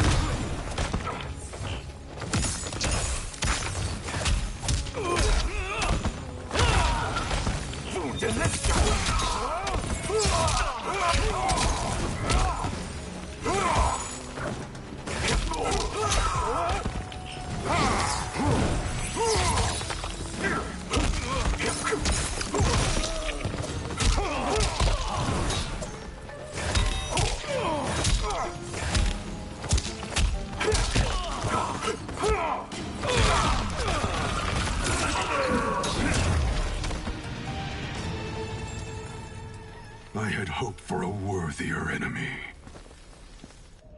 Sub-Zero steps to Shang Tsung's body and catches a large axe made of ice. Scorpion watches him raise the weapon, but he stops when guards pour in from the doorway. One shatters Sub-Zero's ice axe with his sword, and another jump kicks Scorpion. Sub-Zero grabs a guard's arm and twists it around so his sword cuts another's throat. Scorpion weaves around one guard's sword, then throws him into a second. A guard bashes Sub-Zero's face with his shield, knocking him down. The guards quickly grab him and Scorpion, then force them to their knees. Shang Tsung staggers to his feet. He dusts himself off, then steps to Scorpion and Sub-Zero. Perhaps now you wish to entertain my offer. How would you know what I value? We're strangers to each other. I know that you wish to break free of Liu Kang's control, to gain your clan unrivaled power. I offer the means to do both. Ignore him, brother. He promises only corruption. Grandmaster, I am sure you're asking yourself, can I afford to trust a man I have never met? But the true question you must ask is, can I afford not to? Sub-Zero stares at Shang Tsung. Geras stands before a giant hourglass and shifts his arms around. Sand weaves through the air, then images of the benefactor and Shang Tsung appear in the bottom of the hourglass. And you were meant for war, to live among kings, not peasants. But since before you were born, you have been conspired against by those who fear how formidable you could become. I am your deliverer, Shang Tsung. Join me, and I will put the realms at your feet. Geras examines her. Who are you? He steps closer to the hourglass. Impossible. Shao, Shang Tsung, and multiple soldiers usher Scorpion and Sub-Zero forward, their wrists bound by manacles. My realm and your clan have much in common. We both feel the pull of Liu Kang's leash. Once Outworld rules Earthrealm, you will be free to remake the Lin Kuei in any manner you see fit. Bihan, don't listen! We must stop them, not— Silence, Kuai Liang. But brother— Obey your Grandmaster. Can you win this war? Soul Stealers are deadly, but they're not enough. You only think so because you don't understand their true purpose. Explain. Emperor Ying built this fortress during one of Earthrealm's most turbulent periods. Enemies beset him on all sides. He built a great army to protect his empire. He built a second one to protect him in the afterlife. This is Emperor Ying's Dragon Army. They enter a vast, icy chamber hewn from an enormous cavern. Hundreds of terracotta warriors surround them on the ground floor, and various floors above them. Impressive. But does this history lesson have a point? These statues were constructed and enchanted by the great mages in the Emperor's court. Sub-Zero and Scorpion follow Shang Tsung around a central cobblestone platform to a large wooden chest. Shang Tsung kneels, then opens it, revealing a velvet-lined interior housing a silver crown made in the likeness of two dragons facing each other. Shang Tsung takes the crown, then pours green liquid from a vial onto it. They are animated by fragments of souls. Once alive, they fight tirelessly, unburdened by remorse or pity. Green mist coils off of the crown as Shang Tsung sets it on his own head. Green energy fills the gaps in a row of terracotta soldiers armored, and their faces turn skeletal. They turn towards Sub-Zero and Scorpion, then punch and kick the air in unison. The warriors stop. As our ally, you will be given command of several battalions. Few in Earthrealm could then resist the Lin Kuei. Sub-Zero walks to the row of dragon warriors and examines them. He approaches Shang Tsung and holds his manacles up to him. Two soldiers grab Scorpion as he steps forward. Behind! Shang Tsung removes Sub-Zero's manacles. How could you? Father would turn in his grave if he saw this! He was a doddering old fool. He did us a favor having that accident. And I was right to let him die. Let him die? You said you tried to save him! A lie. Because you couldn't, and still can't face the truth. Father had doomed the Lin Kuei to mediocrity. Now, we will achieve greatness. Sub-Zero gestures to the Dragon Warriors. Scorpion elbows the pair of soldiers holding him back, then hammers General Shao's face before whipping Shang Tsung's head with his chains. He whirls around to Sub-Zero and bashes him to the ground. A soldier grabs him, then Scorpion knocks him down and pummels his head. His chains glow orange as he takes down several more soldiers. Then General Shao swings his axe at him. Scorpion ducks under the attack, then snatches the axe with his chains, tears it from General Shao's hand, and flings it away. He whips Shao's face with his chains, then Shao backhands him. Scorpion maneuvers behind Shao to wrap his chains around his throat, jump onto his back, and strangle him. General Shao throws him off, breaking the chains. Scorpion gets to his feet as Shao grabs his axe. He's a feisty one. Are you going to blather or make yourself useful? This Earthrealmer must be neutralized. Fight!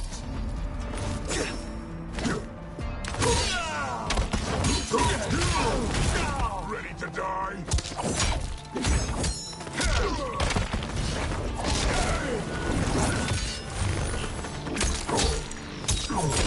Get over here!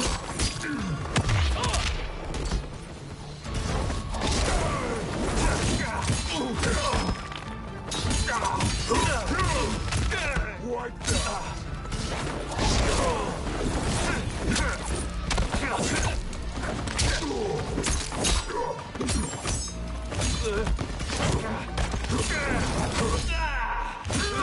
Only I can.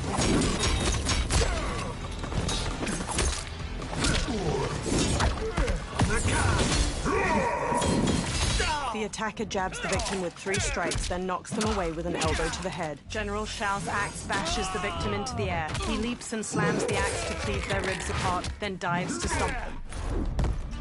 General Shao wins. It's a shame you waste lives.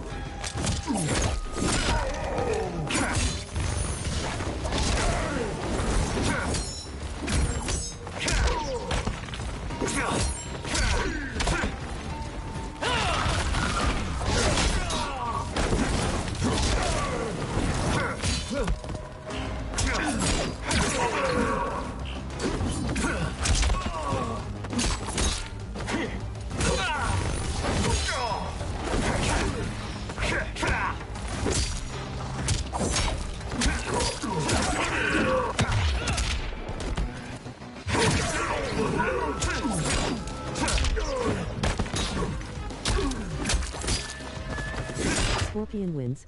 You may corrupt Bihan, but you won't corrupt me. Fight.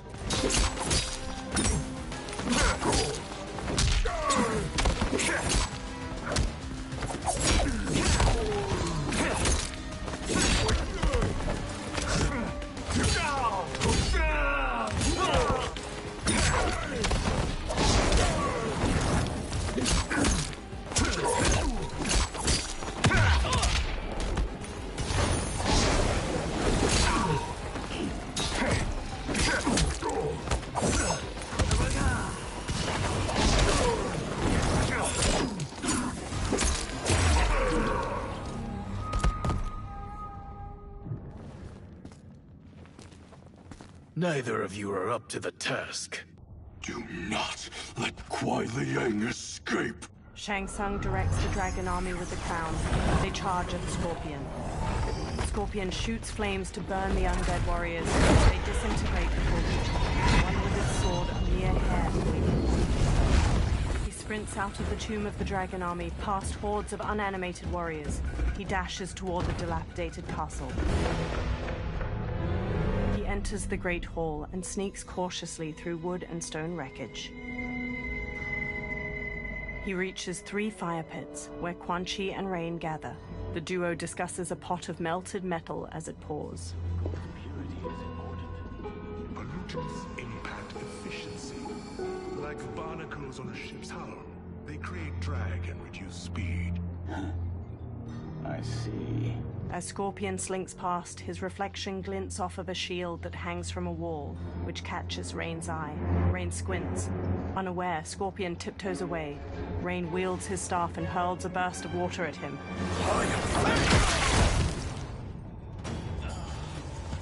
So you've declined Shang Tsung's offer. I assume your brother has not. The sorcerer tempted him into forsaking his oath. He can be convincing, can't he?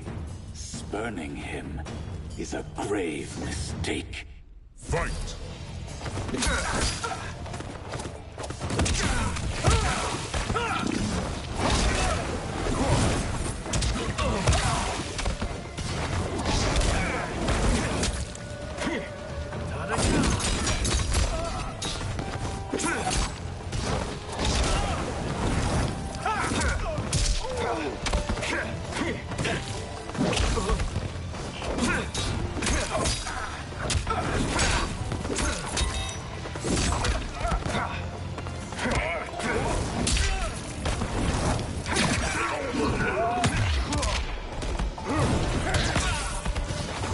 Scorpion wins. Your scheme will fail. I'll see to it. Fight!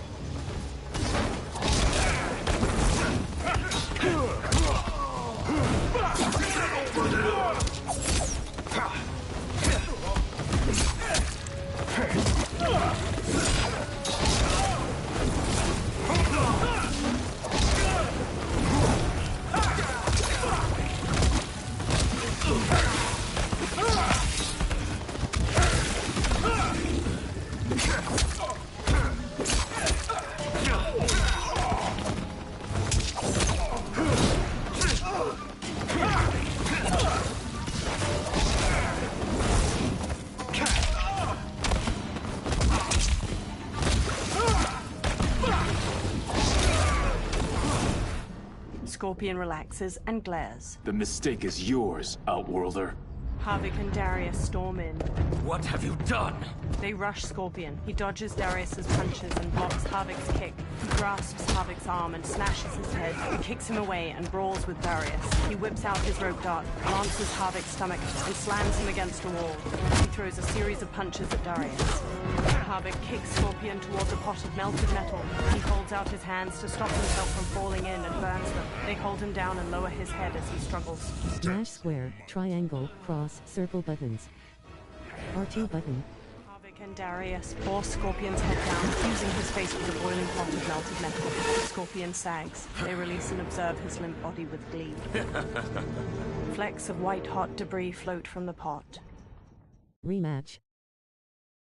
Dash square, triangle, cross, circle buttons. R2 button. Scorpion headbutts Darius and strikes Havik. He elbows Darius away. He grips Havik by the neck and shoves his face into the boiling metal. He releases and Havik covers his face with his hands. Havik staggers away, dripping blood that sizzles when it hits the ground. Havik turns to reveal his disfigured face. His nose and lips have dissolved, and his charred teeth are exposed from his blistered jaw. I am not finished. For burning me, you'll burn in the Netherrealm. Fight!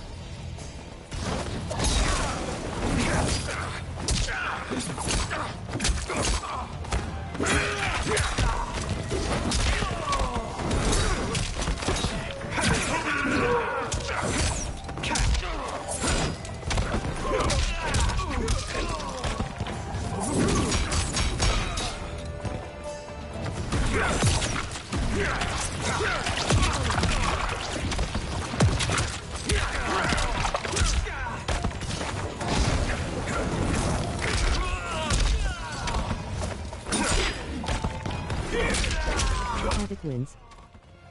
I have had enough. You will die. Fight!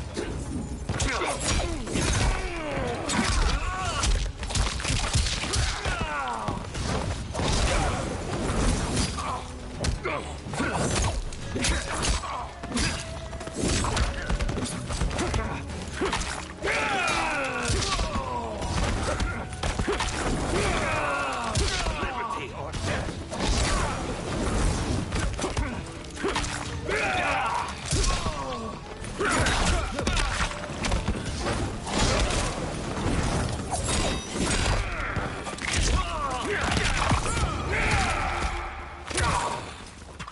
Darius jabs the victim's jaw, then stomps on their knee to shatter their femur and shin. Harvick headbutts the victim to the floor, then pummels them. His own fists break apart into jagged, stabbing bone. His escape thwarted, Scorpion now faced punishment at Havoc's hands. Burn in the Netherrealm! Fight!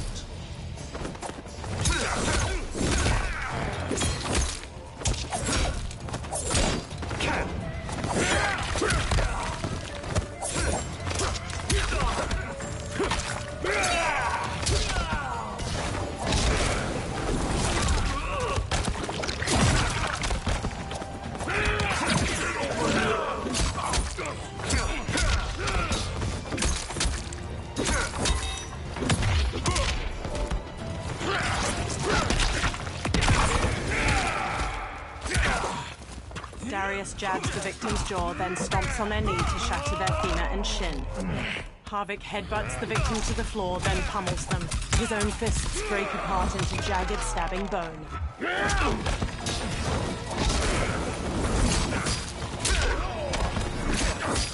Scorpion wins. Desist, or I'll scorch the rest of you. Fight!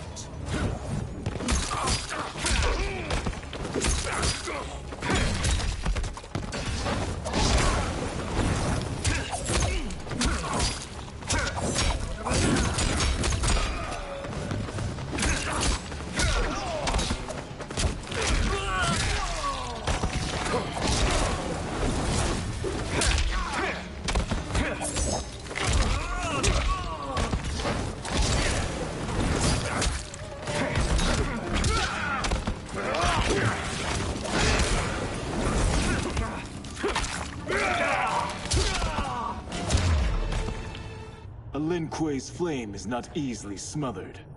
Split up! We must find him! Scorpion bolts out of the castle alone. In the outer courtyard, a sharp wind carries snow onto the sloping roofs of various buildings. Smoke waits behind a giant wheel. He darts to Scorpion. What happened? Where's Bihan? He's betrayed us. We're all in imminent danger. They retreat into a blizzard. Letting Father die. Forsaking Earthrealm, he's abandoned all reason. I knew Bihan's frustrations ran deep, but I never thought they could inspire such madness. We can't let his corruption spread. Whatever it takes, I am with you. Thank you. We may not share blood, but we are brothers. Sub-Zero emerges. Do your oaths mean nothing? It's your duty to obey my will. Not when it betrays Lin Kuei principles. We won't sacrifice them to serve your ambition. An ice dagger materializes in Sub-Zero's hand. He slashes at Scorpion, who swerves. Scorpion stomps his brother's side, then kicks his jaw. He traps Sub-Zero's dominant arm and twists. Sub-Zero breaks free with a kick. He punches Sub-Zero in the throat. Scorpion tries to wrestle the ice dagger from Sub-Zero's hand, but Sub-Zero slices his palm. He squeezes his wounded hand into a fist as Sub-Zero advances. As snow flutters, Sub-Zero stabs and swipes at his brother, who dodges and retaliates with his fist. Sub-Zero carves at his brother's head, but Scorpion grabs his arm with both hands. He looks up and sees Sub-Zero's empty fist. Sub-Zero cuts his face with the dagger in his other hand, leaving a trailing scar. Kuei Liang! Stay back! This is my fight. End this, brother. Embrace the future. I want no part of it! You pervert all that it means to be Lin Kuei! Fight!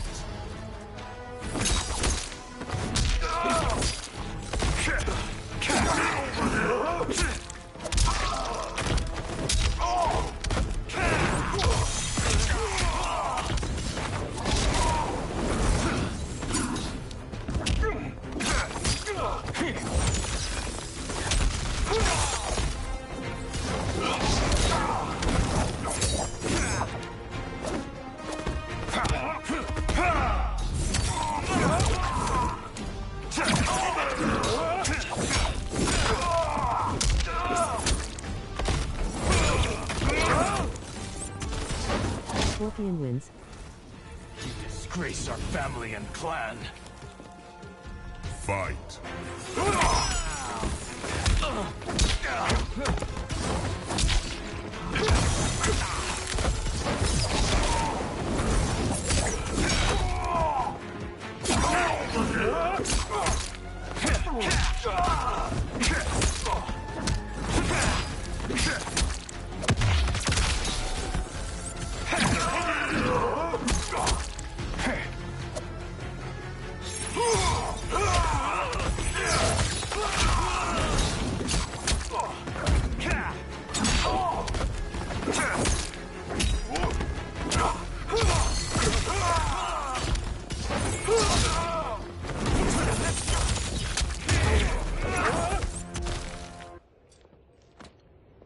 You are my Grandmaster no longer.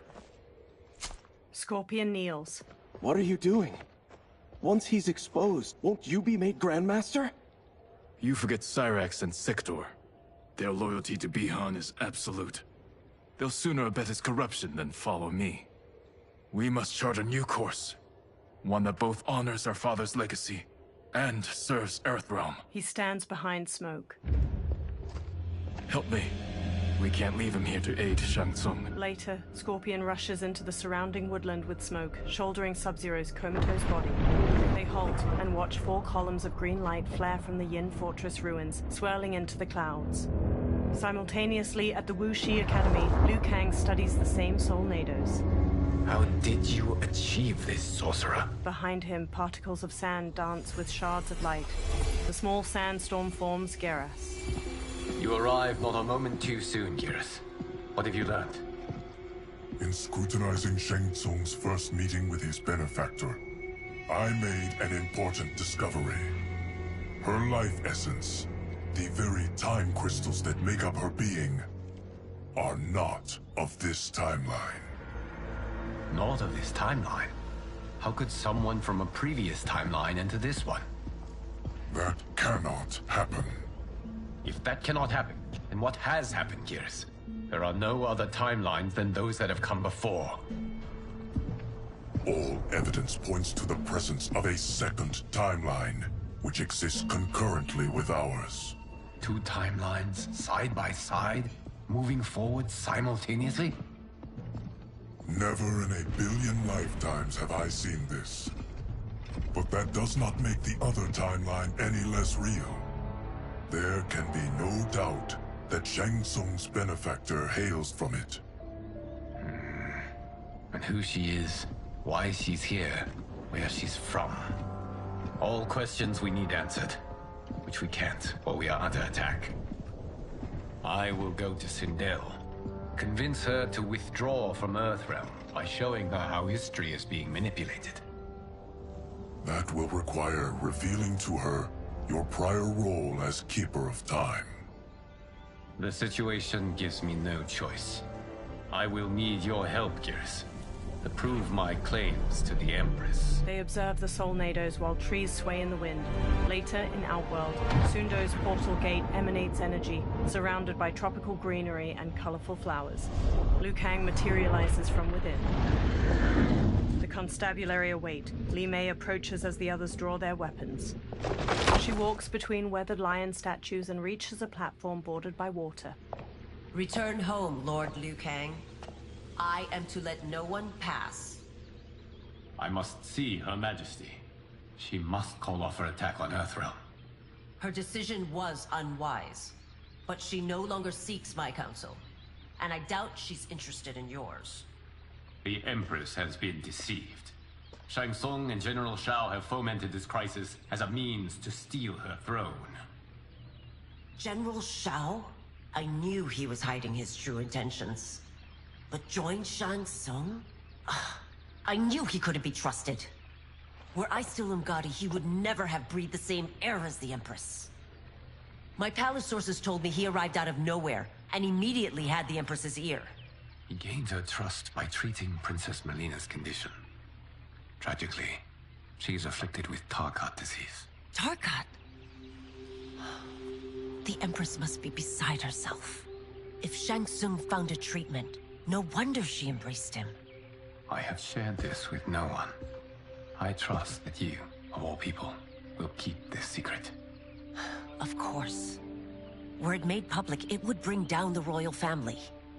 Li Mei, Empress Sindel needs our help. Will you join me? Emperor Jarrett's death, the pain it caused Empress Sindel, has always haunted me. I failed the royal family once. I won't do so again. She clenches her jaw. Later, Li Mei and Liu Kang ride in an enclosed wooden carriage pulled by horses, while her constables run alongside it.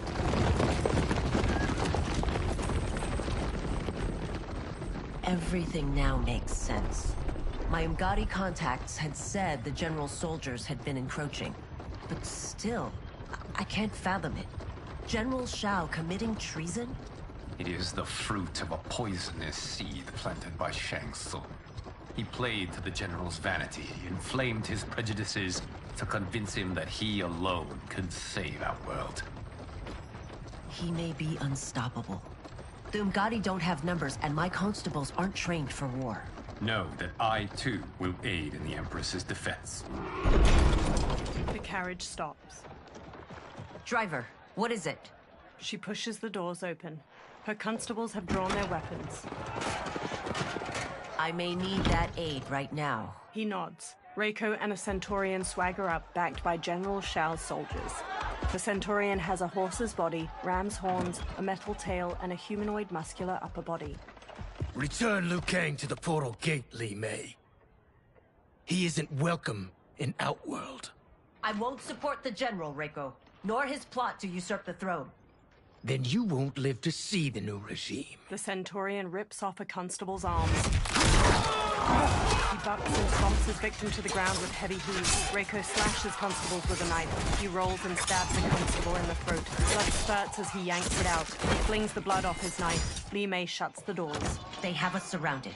I am Earthrealm's protector, Li Mei. I am no stranger to combat.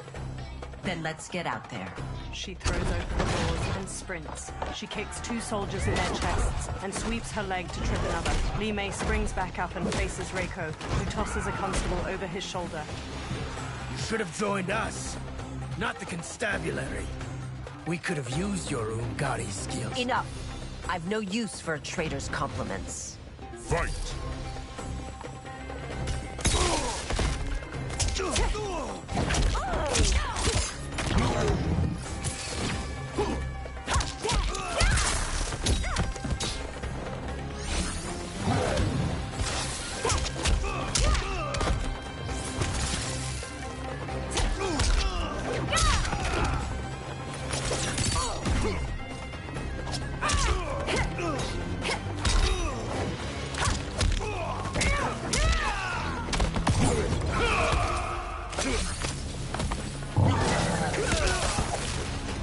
Li Mei wins.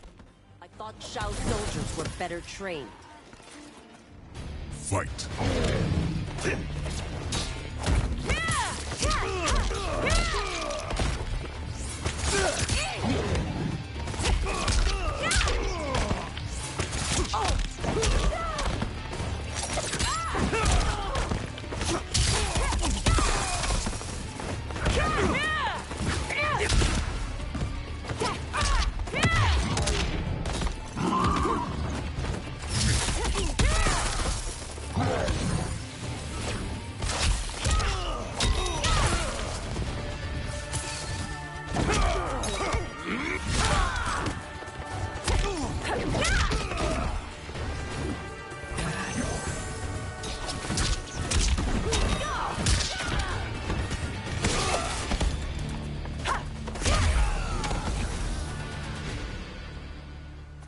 You and your accomplices will face judgment, Reiko.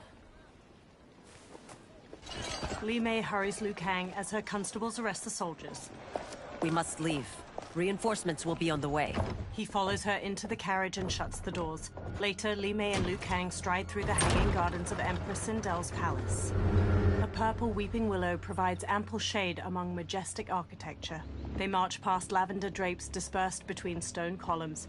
They reach a flourishing garden with vibrant flora and a flowing waterfall. Tanya accosts them, flanked by a second Umgadi. She points her staff at Liu Kang. Word of his arrival precedes you. Surrender if you wish to remain unharmed. Let us pass, Tanya. The Empress and her family are in danger. He brings word that Shang Tsung and General Shao plot against them. The General? Are you so easily taken in by lies? Once again, you prove incapable of protecting the royal house. Fight.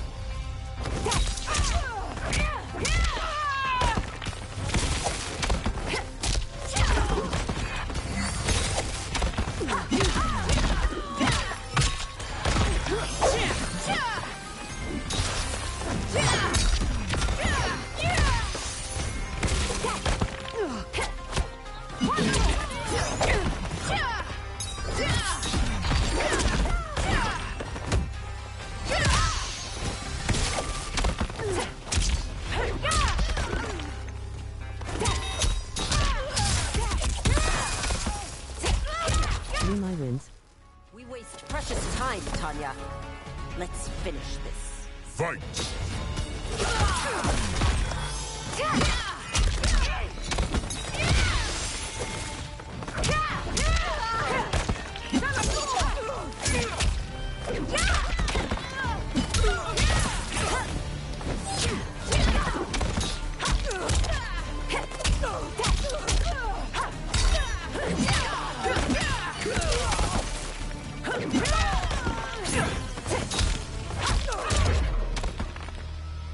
To Tanya. I'm sorry you made that necessary.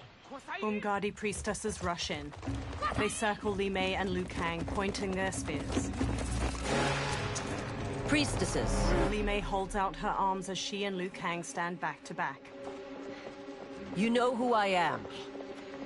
Of my deeds when I was one of you. I may no longer be welcome. But in my heart, I am still Umgadi. I will always honor my vows. He's here to end a threat to the Empress. Stand against us, and she will lose the throne. Stand with us, and we will save the Empire. Later, Li Mei and Liu Kang escort a bound Tanya down a hallway. Why didn't you kill me? Because we mean you no harm. And that you live will help prove that fact to the Empress. Umgadi follow as the trio enters the colossal throne room. Purple fabric drapes over the walls, and pink flower petals twirl in the air. They reach Empress Sindel, who sits between Kitana and Melina. Umgadi thump their spears. How dare you, Li Mei? It's not enough that you let Jared be murdered. You let Liu Kang destroy the rest of my family? My heart broke when your husband died. I lost not only my Emperor, but you, my closest friend. I know you may never forgive me. She puts a hand to her chest. But don't be blinded by anger and grief. We are here to help you. Tanya chokes Li Mei with rope tied around her wrist. She elbows Tanya's head and twists around to strike. Liu Kang seizes spears. Kitana charges in, to Melina. No, daughter. Your condition. Li Mei sidesteps Tanya's punch, then kicks her to the ground. Kitana closes in. Your faithlessness astounds, Li Mei. How can you side with Earthrealm against us? I'm acting for your family's benefit, and for Outworld's. If you took a moment, you'd realize it. Fight!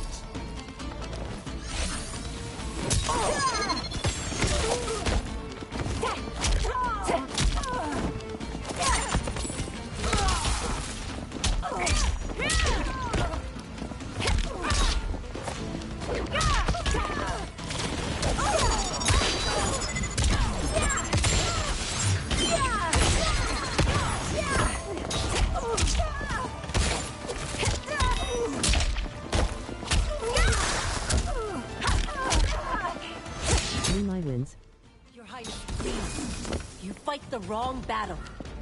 Fight!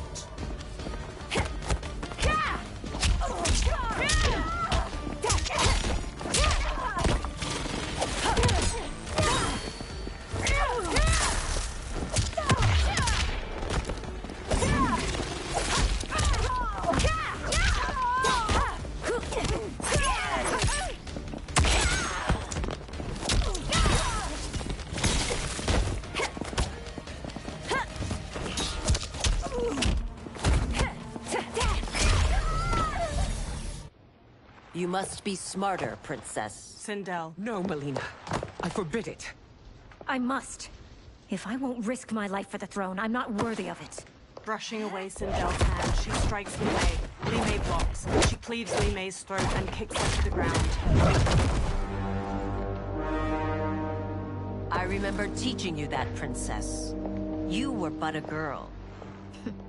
That was long ago. Much has changed. My loyalty to your family hasn't. Trust me now as you did then. Melina lunges and throws punches. Li Mei ducks and kicks her down. Please, princess, just listen. We shouldn't fight. Melina rises and reveals her Tarkat symptoms. Jagged teeth protrude. Her sharp tongue jerks as she knocks Sindel over. Li Mei dashes over to pull Melina off her mother. Forgive me, princess, but I won't allow you to hurt yourself or anyone else. Fight.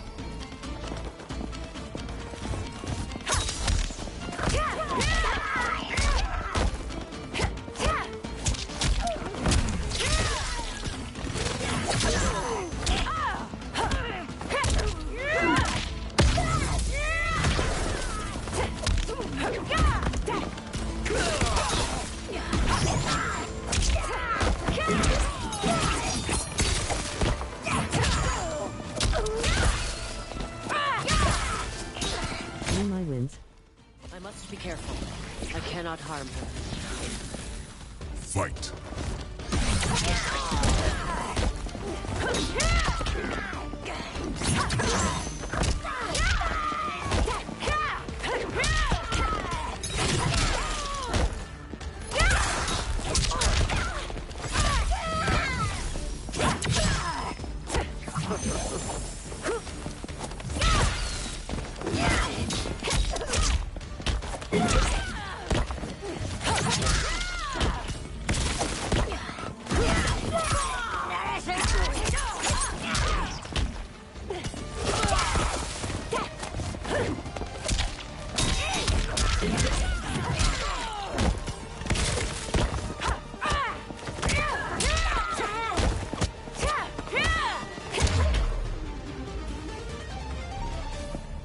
Tarkat makes victims of us all.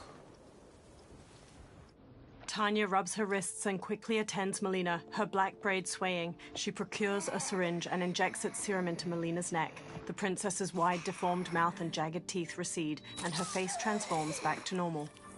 Life returns to Melina's eyes. Sindel stands to face Li Mei. Melina groggily places her hand on Tanya's. They exchange looks. Tanya smiles. Praise Argus. Thank you. I am in your debt. No, Your Majesty. There can be no debt between friends. Liu Kang steps in. I am glad she is safe, and that our conflict has ended. It is paused, not ended. Li Mei has earned my goodwill. Whether you do remains to be seen. I seek only peace, Your Majesty. She squints. Is that why you send minions on secret missions into my empire?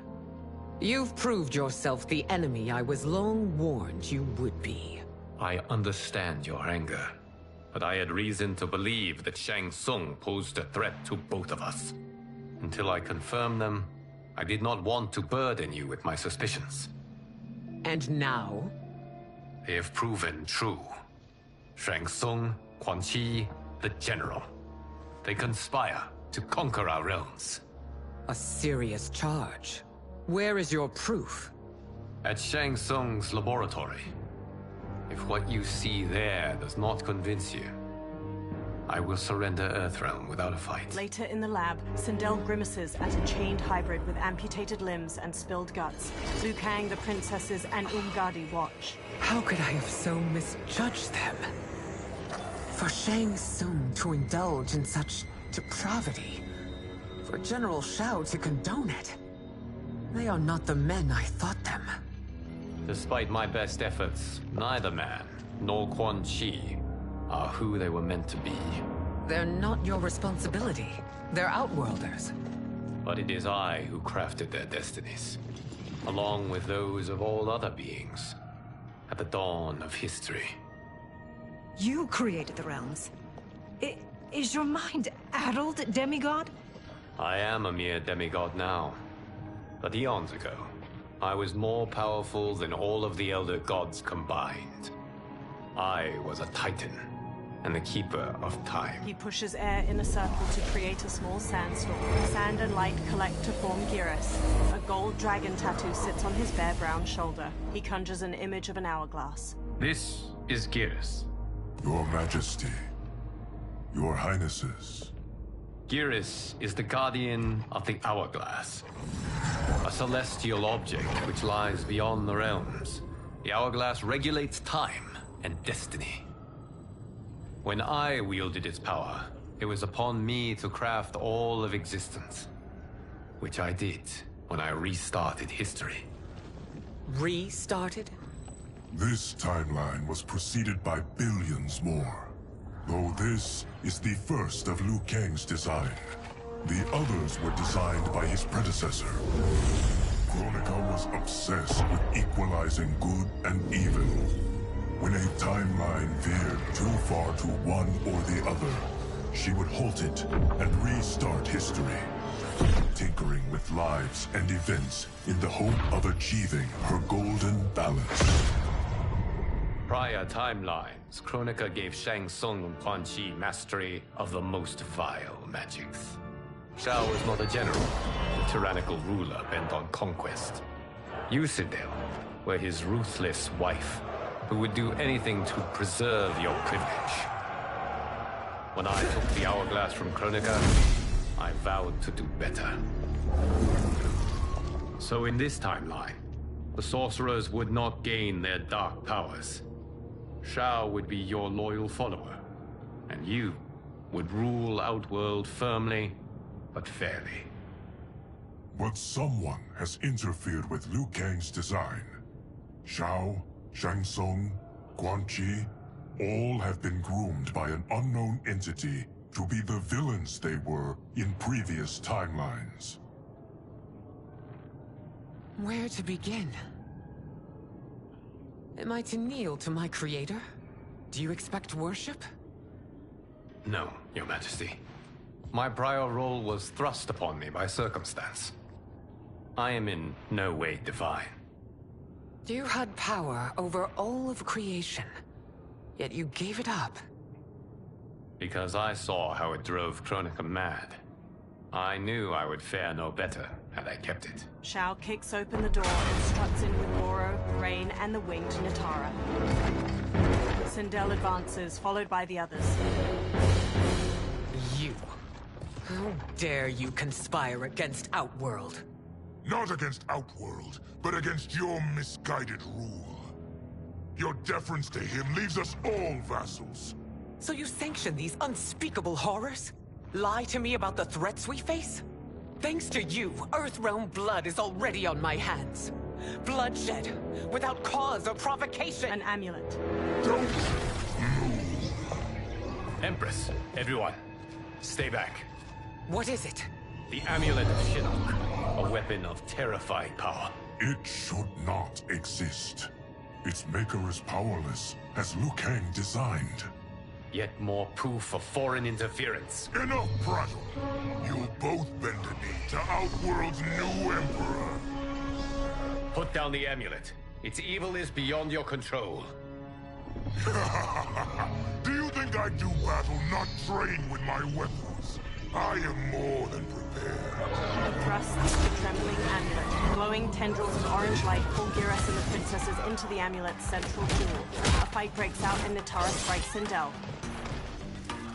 So General Shao casts his lot with Outworld's enemies against me. He's a fool to ally with you blood-sucking fiends. Fight.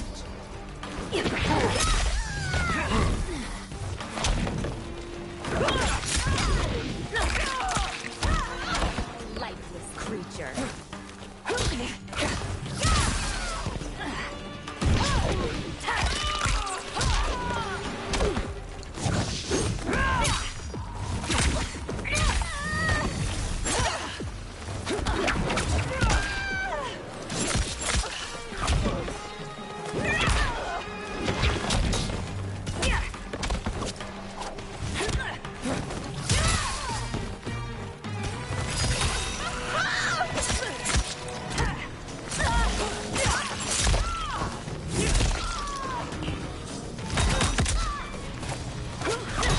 Katara wins. You've treated Returnians like filth. Today we have our revenge. Fight.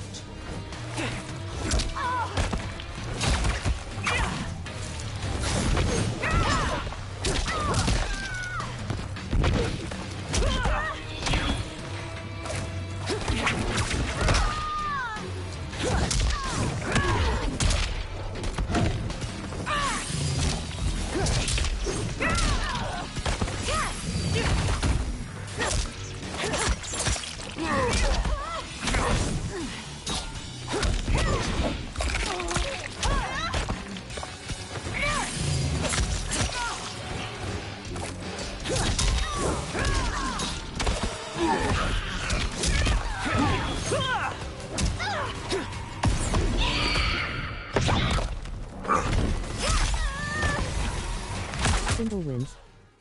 Still you fight on. It is a pointless endeavor. Fight!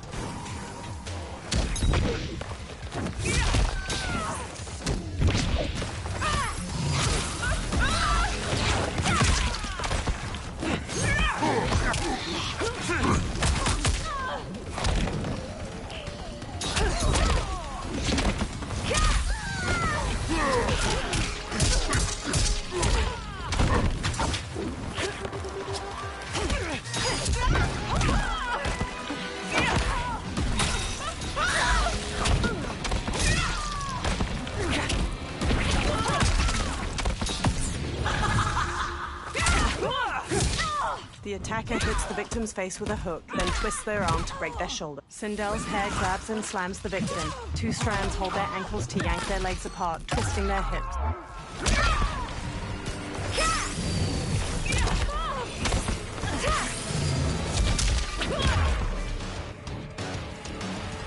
You're no better than Shang Tsung's monstrosities. Liu Kang ducks under Rain's staff swing, then elbows his face just before Sindel jump kicks him to the floor. Tanya and your daughters, they are not dead, but trapped in the amulet. We can still save them. They freeze as General Shao raises the amulet to them. Li Mei leaps through the air and kicks Shao to the floor, making him drop the amulet. Sindel grabs it. Soldiers chase them into a corridor. Liu Kang turns and blasts a stream of fire at the soldiers, igniting several. Sindel screams purple sonic energy at the ceiling, making it collapse between them and the soldiers. Detain me! They hurry to the lab's upper level where numerous warriors and soldiers fight. Sindel marches to Reiko. It's no surprise that you are party to Shao's treason. Know that it will cost you your life. I owe him mine many times over. Sacrificing it in his service would be an honor. Fight!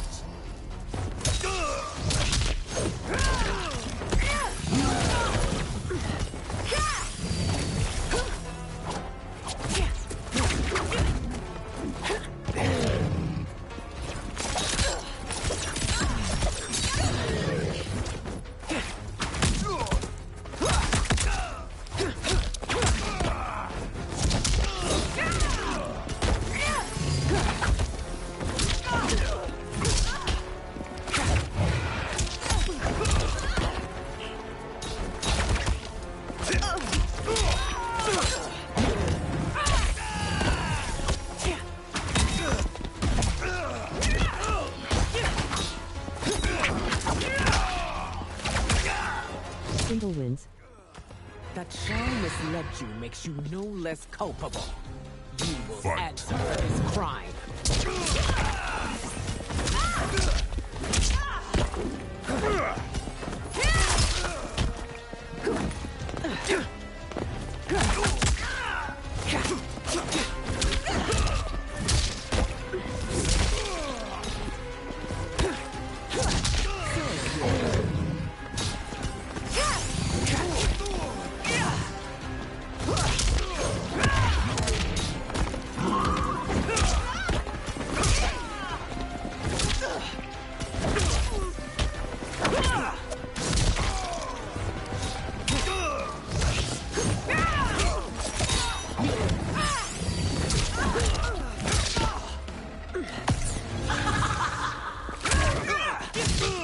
The attacker jabs the victim with 3 strikes, then knocks them away with an elbow to the head. Sindel's hair grabs and slams the victim. 2 strands hold their ankles to yank their legs apart, twisting their hips.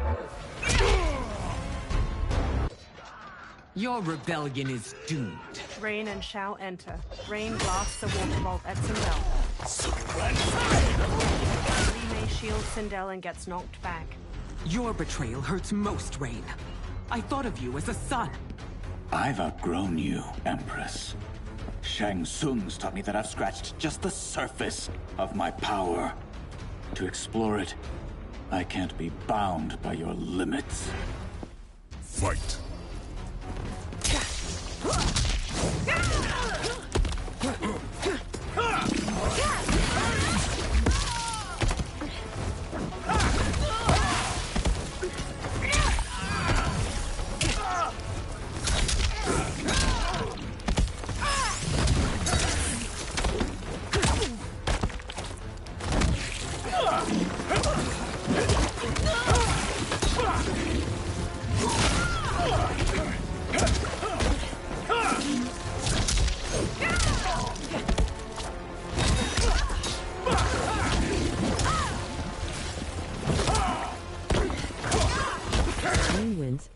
You've sacrificed your position and reputation. Neither will you get back.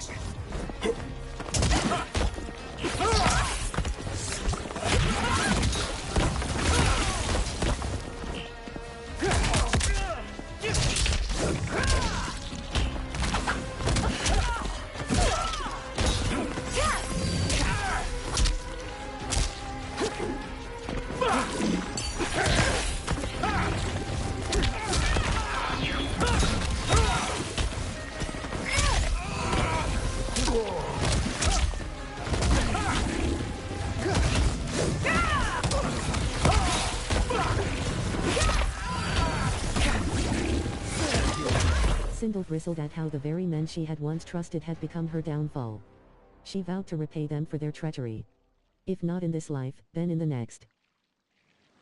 Rematch. I've outgrown you, Empress. Shang Tsung's taught me that I've scratched just the surface of my power. To explore it, I can't be bound by your limits. Fight!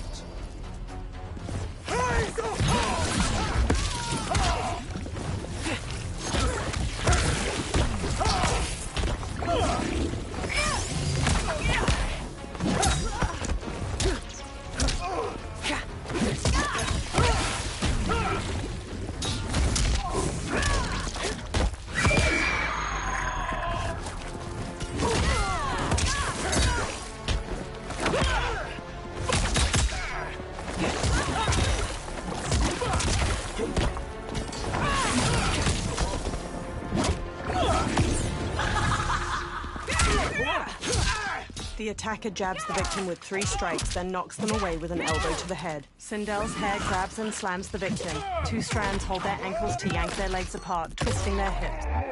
Had your fill. The attacker punches the victim airborne, then grabs their ankles to slam them down. Rain summons 2 tendrils of water which wrap around the victim's hips to electrocute them and shatter their pelvis. Rain wins. Sacrificed your position and reputation. Neither will you get back.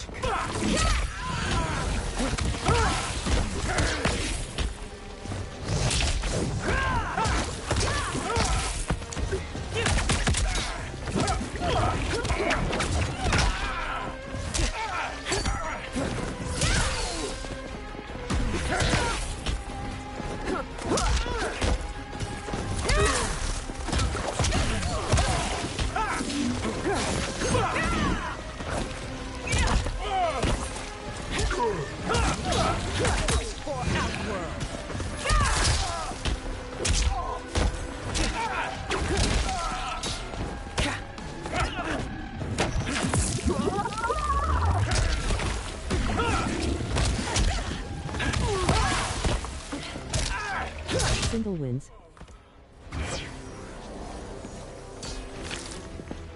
Fight!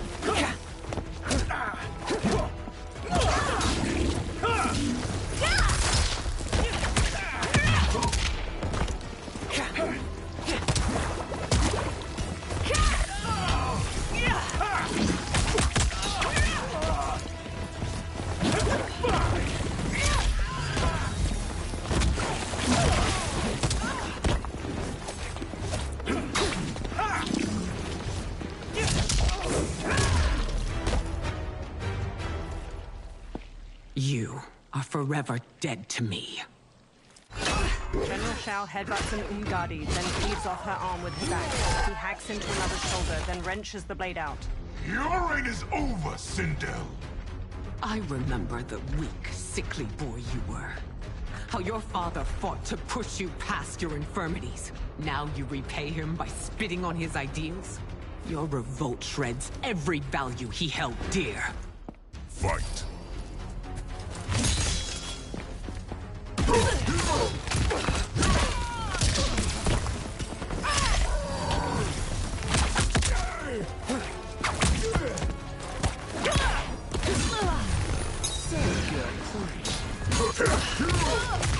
What the?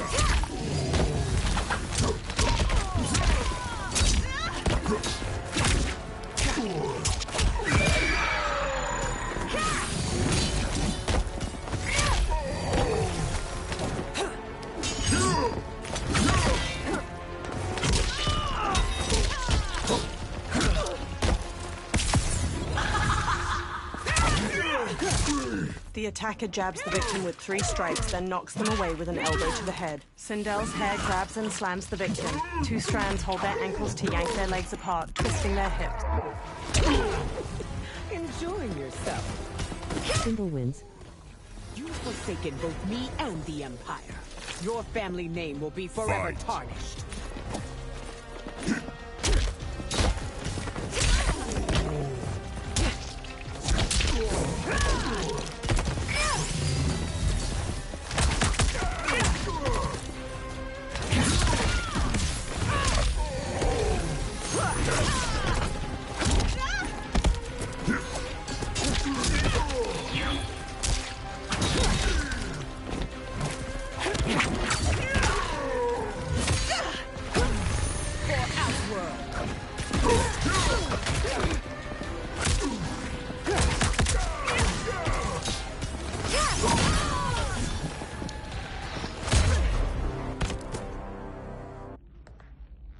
You are relieved, General.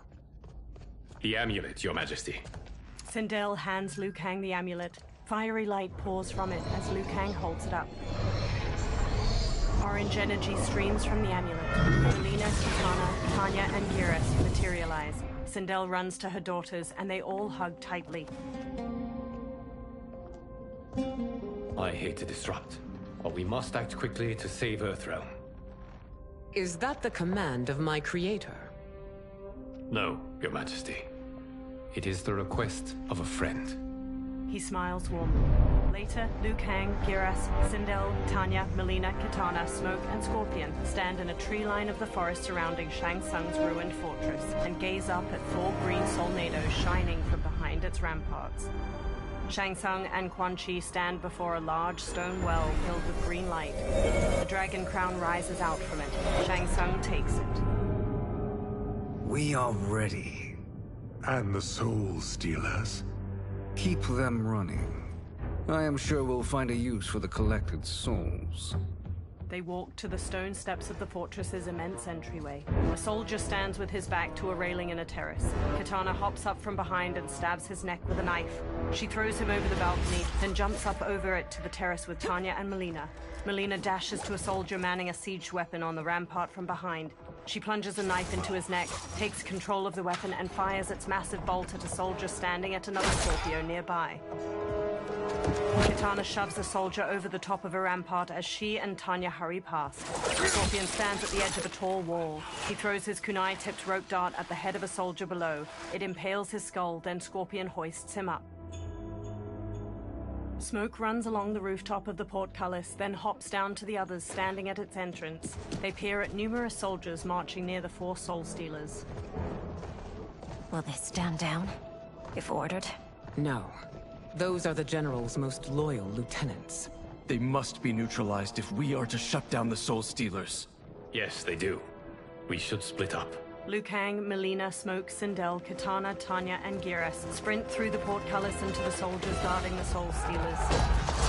Umgadi priestesses and other warriors fight the soldiers while Melina and Tanya break away from the group and raise their weapons to a Soul Stealer. They freeze and turn to Ermac as he floats behind them. Stay behind me, Princess. No. We fight together. He telekinetically throws chunks of a wall at them. One knocks Tanya to the ground while Melina bounds across the other's midair and leaps to Ermac. She launches her back just before she can strike with her side blade. Ermac throws Melina and Tanya up to the fortress ramparts. Tanya tries to sit up, teeth gritted and a hand over her torso. Melina crawls to her. What's wrong? My ribs. They may be broken. Ermac levitates above them, green energy pooling around his hands. Help me up! No, Tanya, stay down. This time, I protect you. We are Ermac. It is pointless to resist us. Come any closer, and you'll feel the points of my blades. We are many. You are one. Your souls will become part of our collection. Fight!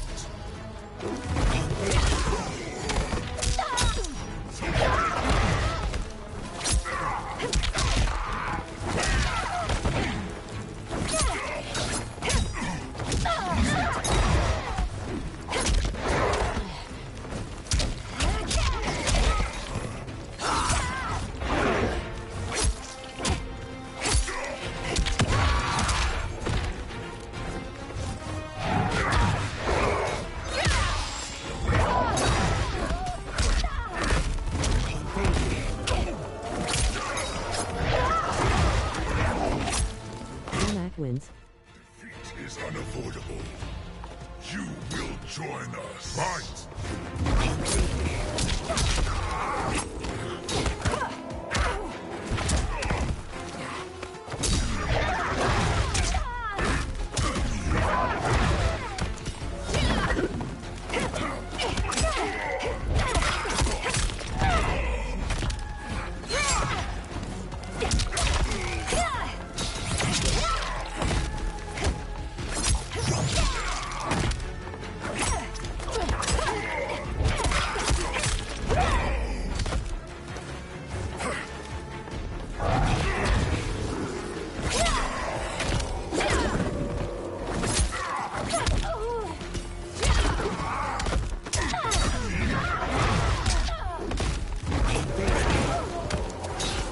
Melina wins. You have no chance of taking my soul. Fight!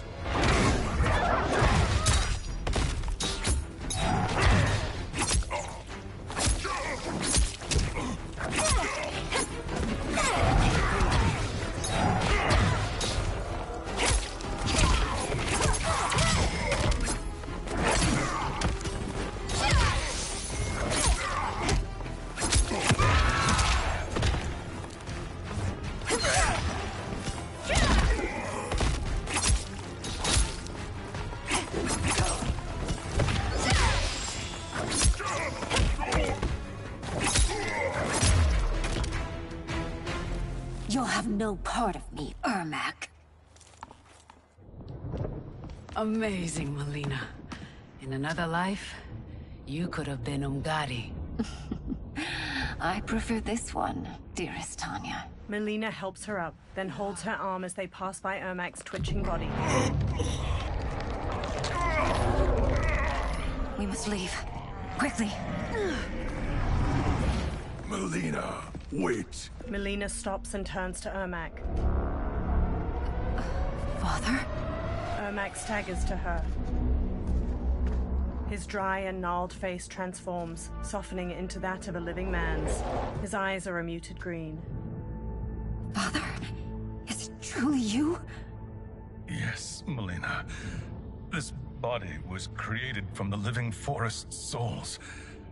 Mine was one of them. Your attack broke the spell that binds us. Now, I am in control. Father! Melina and Jared embrace tightly. They pull back and he looks at Tanya. You are Umgadi, but not Li Mei. I replaced her after your death, Your Majesty. She left the Order rather than accept punishment. Punishment? It was not her fault. A discussion for another time, Father. We must go. They glance over their shoulders, then hurry off.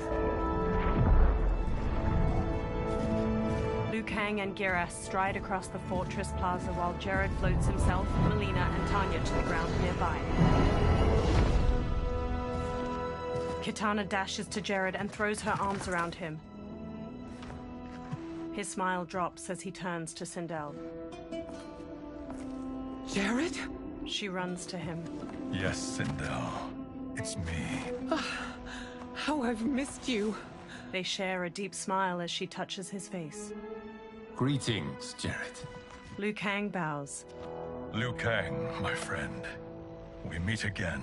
It is good to have you back. We once again find ourselves in challenging circumstances. And once again, we will prevail. As always, Sindel, I am yours to command. She beams as he rests a hand on her shoulder. Shang Tsung wears the dragon crown near Quan Chi in the Tomb of the Dragon Army. They watch 10 dragon warriors punch and kick the air in unison. Melina, Kitana, and Smoke sneak behind rows of inactive dragon warriors on the other side of the cavern. Melina observes Quan Chi and Shang Tsung.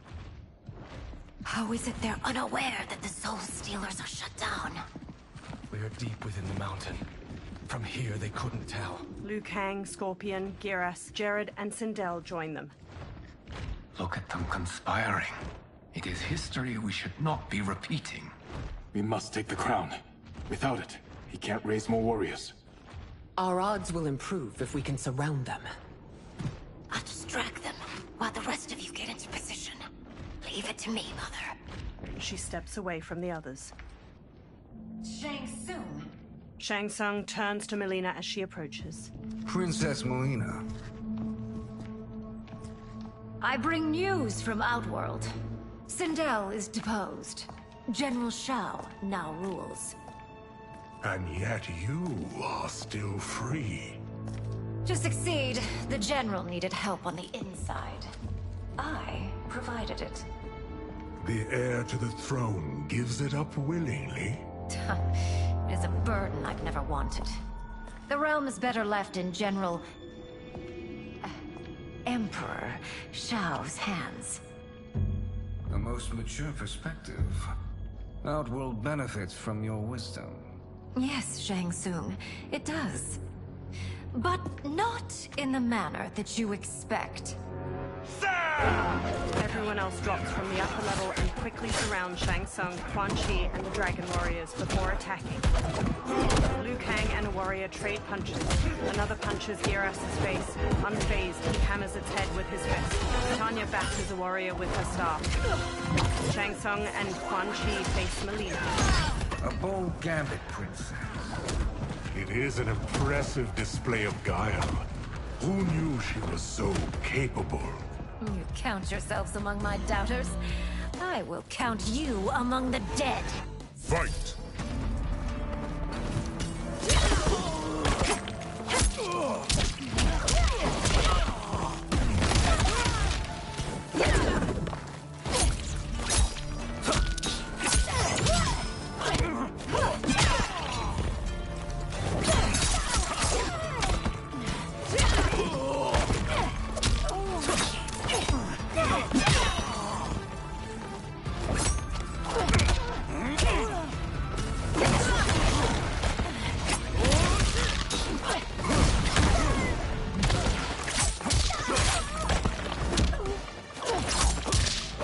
Shang Tsung wins.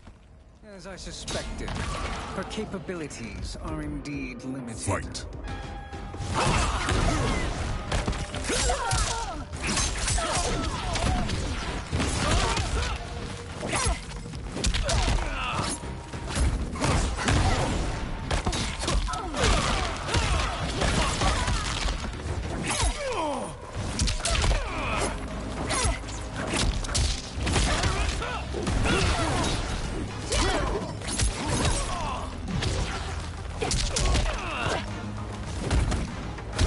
The sorcerer's laughter at her failure rang loudly in Melina's ears. It would be the last thing she would ever hear. Rematch. I will count you among the dead. Fight!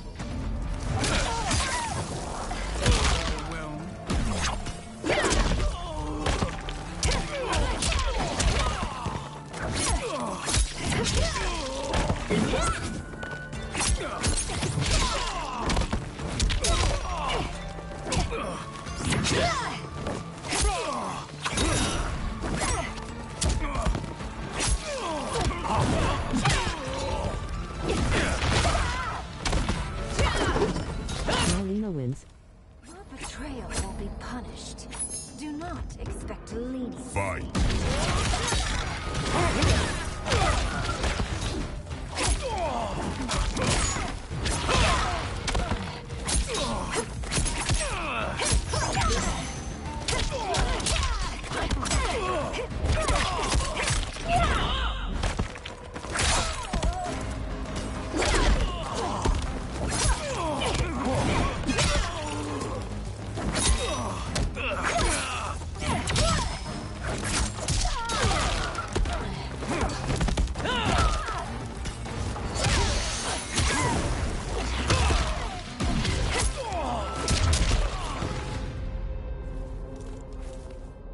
There will be consequences for forsaking Outworld. Shang Tsung clenches his teeth and sits up. He looks at the terracotta soldiers, then turns to the dragon crown on the floor near him. Thanks to the princess, this fight is ended. The fight, perhaps. Not the battle. True. Until your benefactor is caught, the realms remain threatened. Who is she, sorcerer? They turn to the crown as green energy swirls around it.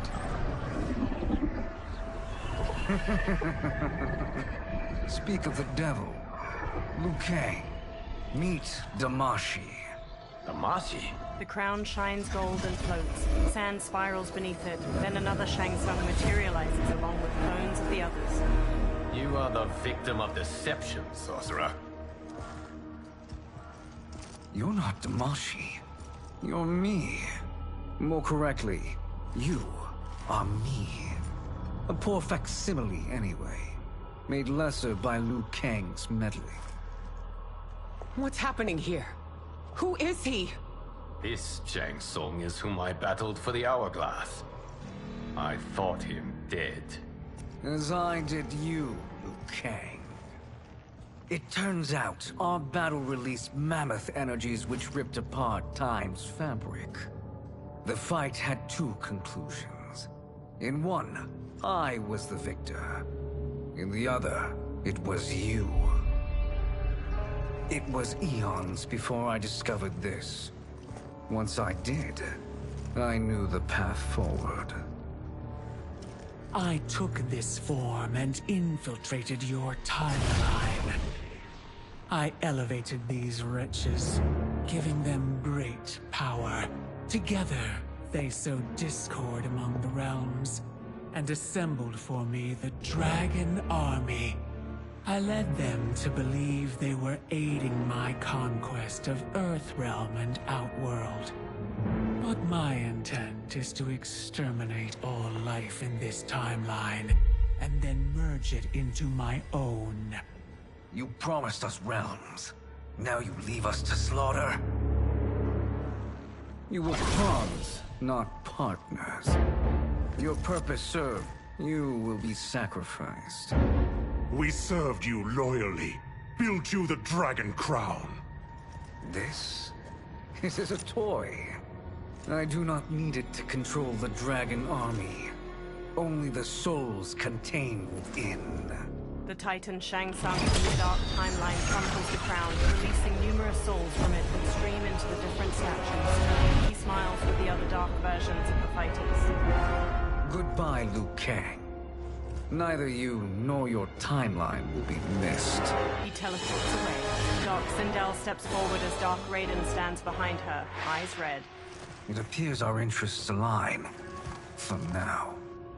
Know that I trust neither of you. I will finish you both at the first hint of treachery. Dark Sindel smiles wickedly as Dark Raiden rises behind her. He crackles with red electricity. The fight is charged and Dark Sindel screams a sonic blast at her. Melina rushes Dark Raiden, but he shoots her with a lightning bolt, knocking her down. Jared kneels by her. Melina, what's wrong? Her fangs grow. Serum wearing off. Must stay in control. You attack my family? I will make you suffer! Further resistance serves no purpose. This timeline will be destroyed. Fight!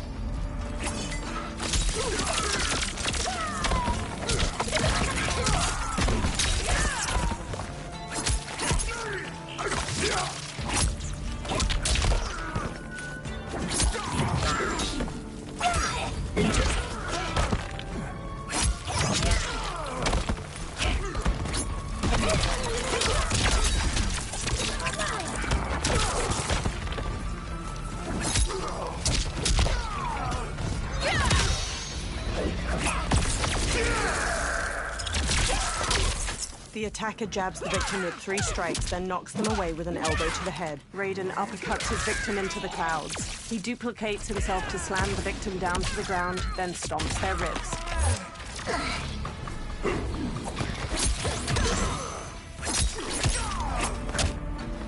Raiden wins. Oblivion awaits. Pray now to whichever gods you worship.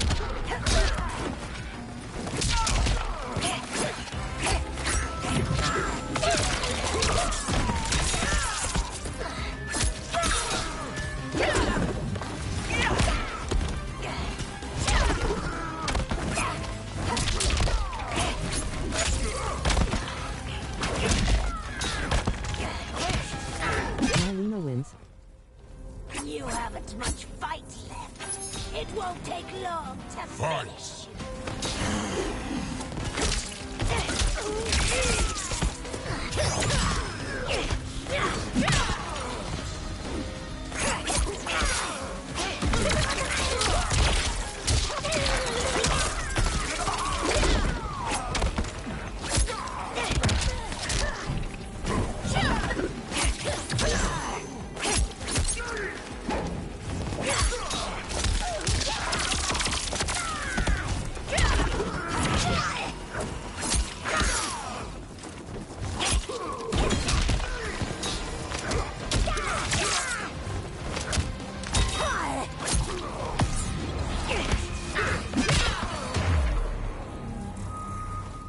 This new Shang Tsung should have sent more minions.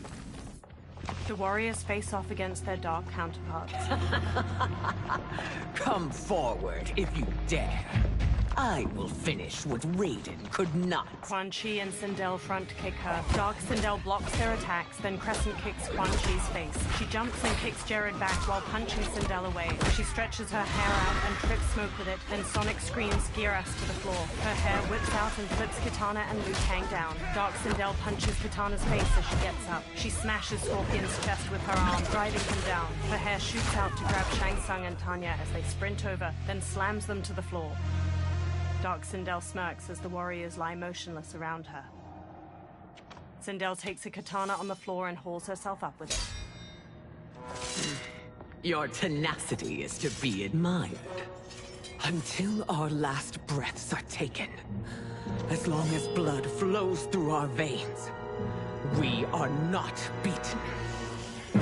Noble sentiments, which in the end matter little. None of you will leave here alive. Dark Sindel's hair lifts a katana from the floor and places it in her hand. She dashes to Sindel and forces her counterpart's blade to the floor, then smoothly stabs her shoulder and front kicks her back. Sindel locks blades with Dark Sindel, then uppercuts her jaw as she starts to use a sonic scream. She bashes Dark Sindel's face with the sword's hilt and flings her to the floor. Sindel raises her blade over her counterpart, then Dark Sindel's hair quickly grabs her sword and impales Sindel's gut. Dark Sindel's hair coils around Sindel and flings her aside. Oh, it's so sad to see a child lose her mother. If my mother dies, she won't be the only Sindel to perish! Fight!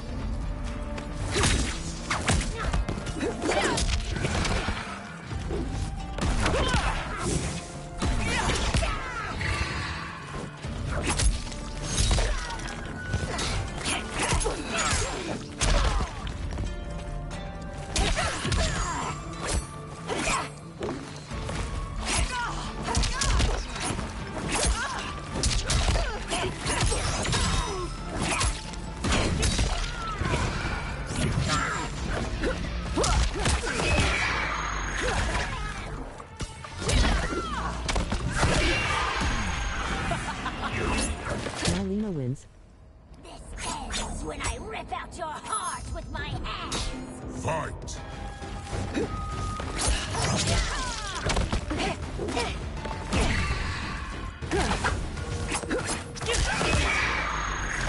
Serve your queen.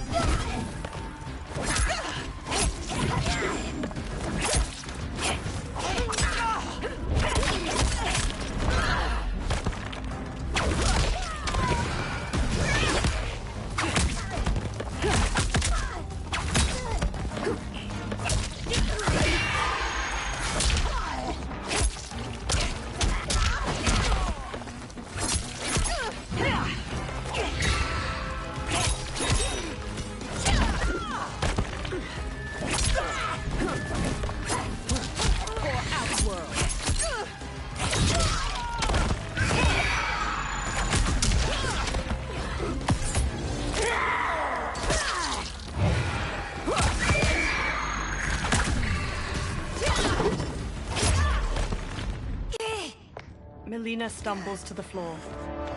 Tanya hurries to her, then injects the serum into her neck with a syringe. Kitana and Jared each hold one of Sindel's hands as she sits bruised and bloodied on the floor. She clutches the wound in her belly. Mother, you can't go. Not yet. It's my time, dear. At least we had a few hours more. I will cherish them. Mother. Melina kneels to Sindel and takes her hand. You are now Empress. Rule well. I will, Mother. Father and Kitana will help me. Sindel's expression stills. She gazes up with glassy eyes. Jared waves a hand over her and pink energy flows from her into him. Of course. The others stand around them as the last of the pink energy streams into Jared. Father, what did you do? I collected your mother's soul. It resides within me. She is safe. Liu Kang quickly approaches. Hurry, everyone. We must withdraw. The fighters run out of the Tomb of the Dragon Army. They step through the snowy foothills of the mountains as the sun sets, the ruined fortress in the far distance behind them. They all stop and turn back to the fortress as hundreds of dragon warriors march away from it and down a pathway. To move an army that large among realms, he'll need a portal, yes? More than one. You will need a nexus of portal gateways. It must be nearby. We follow them. They will lead us to it. Agreed. But we cannot strike until Raiden and Kung Lao arrive. That the Lin Kuei won't aid us is unforgivable. Bi-Han has corrupted them totally. When this crisis ends, we will deal with that one. This is but the opening battle in a longer war. Titan Shang Tsung has prepared his entire timeline for it. We cannot match its strength. My counterpart said that your battle with him ripped time's fabric, creating two timelines. But how do we know that it wasn't torn further? If there are two timelines, can't there be more? Shang Tsung smirks. Why the thought experiment, sorcerer? You said we lack strength. We might find it in other timelines. How would we do that? We gather allies from across timelines, other titans, to build an overwhelming force. If they exist. We have no proof that they do. We must fight the battle in front of us. We can't stake our survival on pure conjecture. If Liu Kang is right, the battle in front of us is already lost. This may be our only hope. Geras, your thoughts? It is possible. But as I am only the Hourglass's steward, such a search is beyond me. It can only be undertaken by the Keeper of Time. And I no longer wield that power. Geras' brow furrows deeply. You may be able to regain it. What? How do you mean? When you gave up control of the Hourglass, I worried that one day you would find you needed it. So rather than let your power dissipate, I collected it. To this day, it remains safely stored. Why did you never tell me this? Because the process of restoring your power is likely irreversible. Returning to the life you have now, as Earthrealm's protector, a life you cherish, may be impossible. And you did not want me tempted to make that sacrifice, unless it was absolutely necessary. Correct. Thank you, Geras. You have saved us with your wisdom. Now, where have you stored my power? We must retrieve it. It is at the Fire Temple, stored in the Jade Jaguar gifted to you by the great Kung Lao. Liu Kang smiles and nods. Dozens of dragon warriors march past a large stone archway being constructed in a snowy valley. Dark Geras steps to Titan Shang Tsung as he stands nearby. Yes, Geras. Liu Kang has proven more resilient than anticipated. He and his comrades have escaped the fortress. Forget the others. Find Liu Kang. He alone threatens my plans. Liu Kang and Geras walk down a path leading to the Fire Temple. You could have picked no better vessel to store my power, Geras. I have always treasured the great Kung Lao's gift. It reminds me of his meticulous nature and his generous heart. Once we retrieve the Jade Jaguar, we will proceed to the Hourglass. There, we will transfer the temporal power stored within it to you. It now occurs to me that all along, you have had unfettered access to the power stored within. You could have taken it, become Keeper of Time, but chose not to. Why? Because I have faith in your vision for this new era. I am content to be its guardian. Thank you, Geras. Now, this process you propose, you are sure it will restore my power? As sure as I can be of one that has been neither tried nor tested. But even if successful, it is not guaranteed that you will find any other timelines or allies. They may not exist. I pray this is not a fool's errand. I hate leaving the others behind. Your champions will bolster their strength against the Dragon Army. It is sure to be the mother of all battles. May the Elder Gods protect them. The pair steps to the Fire Temple's entrance, the sun shining overhead. The Dragon Army constructs more stone archways, portals glowing with dim light in the valley. The moon shines weakly through mist blanketing the sky onto dark Shao Kahn and Reiko as they watch from atop a portal. Dark Smoke, Scorpion, Sub-Zero, Kenshi, Rain, and Ermac stand in front of a regiment of dragon warriors, positioned in a long row that cuts through the valley.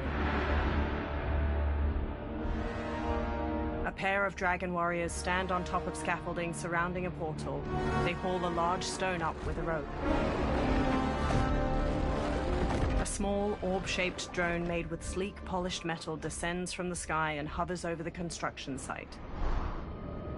A camera lens on the drone's front shifts as it spies on the site and the Dragon Army. Johnny uses a controller and looks at a screen on it displaying the construction site from the drone's point of view. Melina and Kung Lao stand near him. My ex was so wrong. The 30K I spent on this seems like a steal right now. This magic is incredible. Not magic, your loveliness. Technology. Either way, it's clear what must happen next. The gateways and the Dragon Army have to be destroyed. Scorpion, have you a plan? We must divide our forces. You, Shang Tsung, Quan Chi, will use your magic to attack the portals. As you do, Kenshi and Jared will grind down the Dragon Army. The rest of us will attack our Dark Doubles. If they're defeated, it will hopefully throw the Dragon Warriors into disarray. An astute strategy. Truly, I could not have devised a better one. Enough with the empty flattery. If you want our trust, give us actions, not words. Shang Tsung gives a haughty smirk.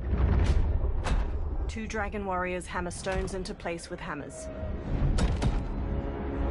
It is time. Our venom will spread. It will be the end of all things. Armageddon. Dark Shao Kahn raises his hands to the dragon army, all standing in tight formations. Kung Lao, Melina, Johnny, and Kitana crouch on a cliff overlooking the valley. Kung Lao looks up at a cliff above them where Scorpion, Kenshi, Jared, and Smoke kneel. He gestures to them, then Jared and Kenshi step to the cliff's edge. They telekinetically lift multiple boulders and hurl them at a column of hundreds of dragon warriors marching below. Boulders slam into a group of soldiers. Dark Shao Kahn turns to them while Scorpion and Smoke launch fireballs and bolts of smoke at other warriors. Melina, Kitana, Johnny, and Kung Lao charge the dragon warriors, weapons drawn. Shang Tsung, Quan Chi, and Raiden hurry to one of the portals. They channel beams of fire, green energy, and lightning into the keystone at its top, bringing it down. Green and blue energy beams suddenly hit the keystone from the other side, making it fly back into the portal. Shang Tsung, Quan Chi, and Raiden look at Dark Kenshi and Ermac across from them. A shockwave of energy bursts from the portal, knocking the trio to the ground. That is unfortunate. The battle continues, Shang Tsung. Quan Chi, with me. I, for one, am not pleased we were double-crossed. It is an ire I share. May I suggest we harness our anger and use it to obliterate my doppelganger's minions? Fight!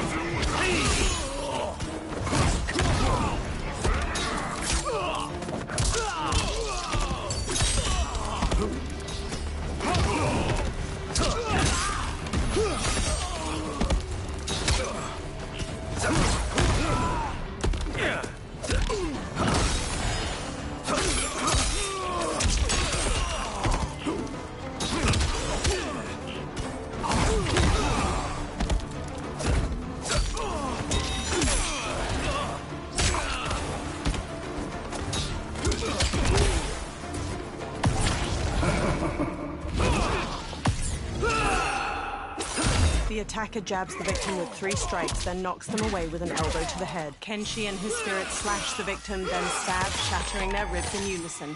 They explode in blue flame. Kenshi wins. Make no mistake, you will die along with this timeline. Fight!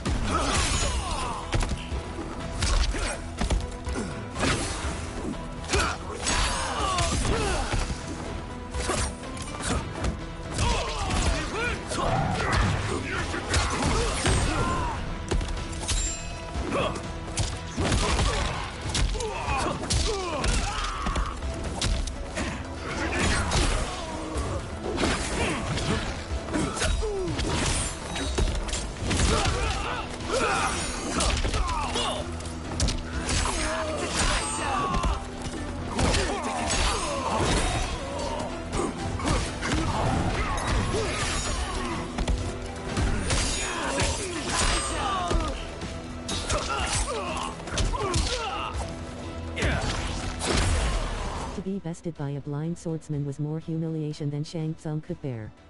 He would rematch. And use it to obliterate my doppelganger's minions. Fight!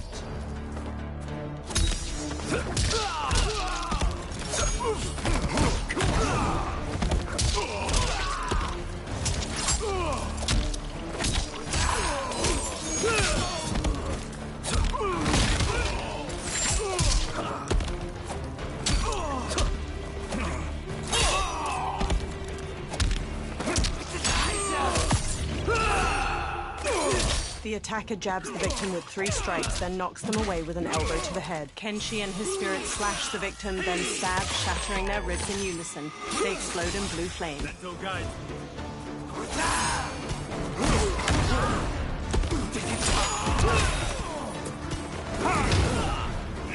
Shang Tsung wins. Effective, but insufficient. You cannot thwart me. Fight.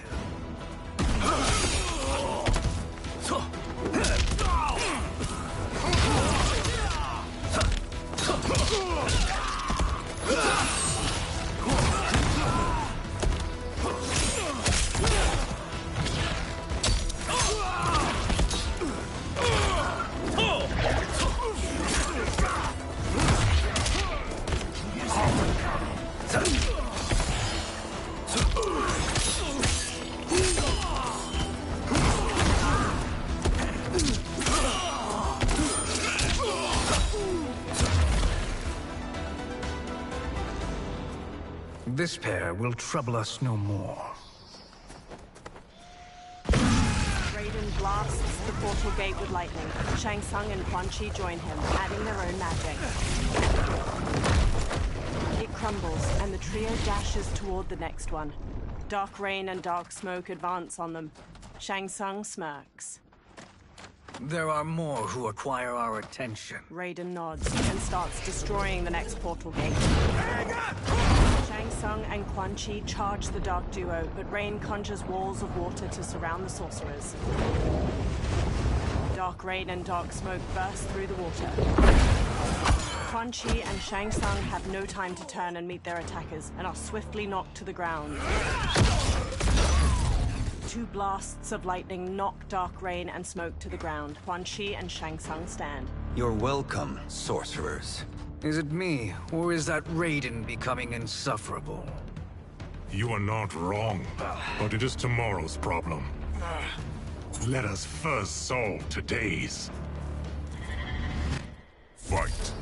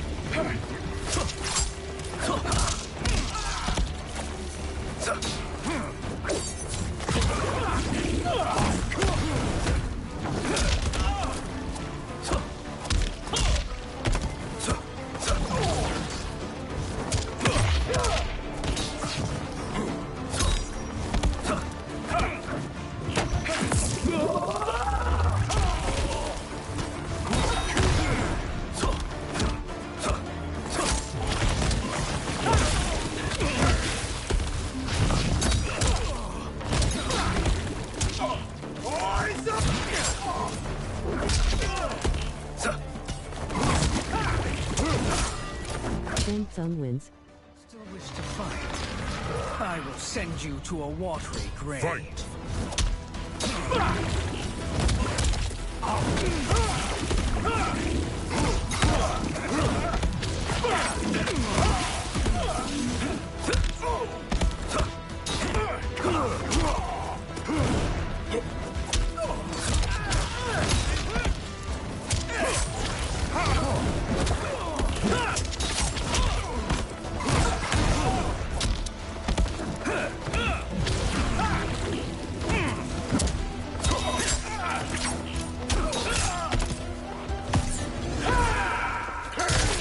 Hits the victim's face with a hook, then twists their arm to break their shoulder. Rain summons 2 tendrils of water, which wrap around the victim's hips to electrocute them and shatter their pelvis.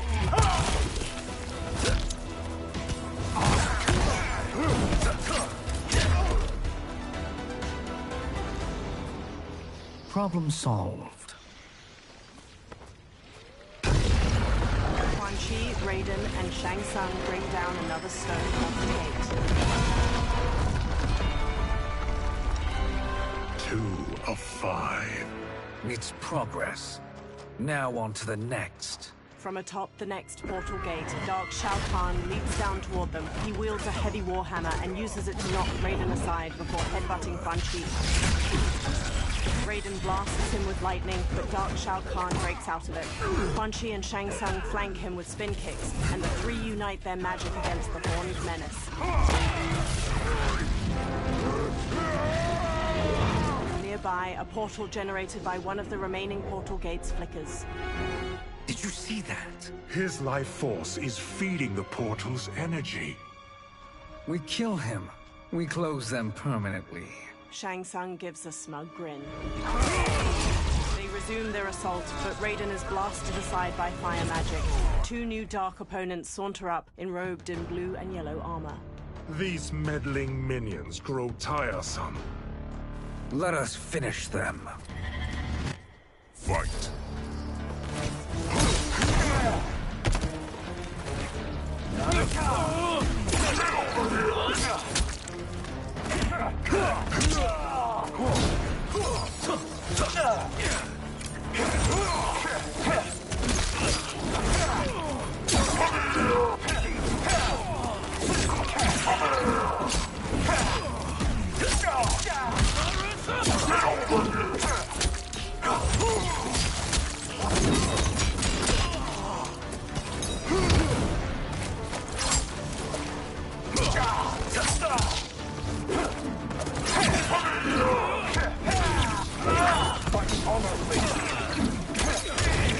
Scorpion wins. My fire burns. Fight.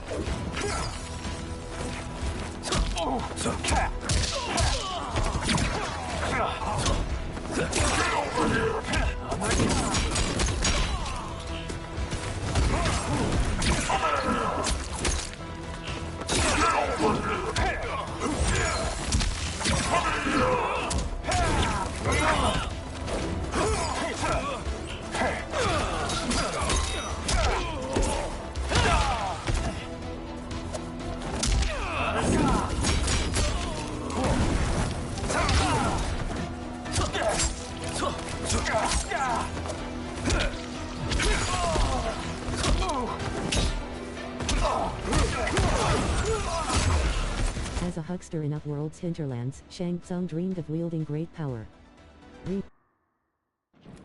Let us finish them. Fight.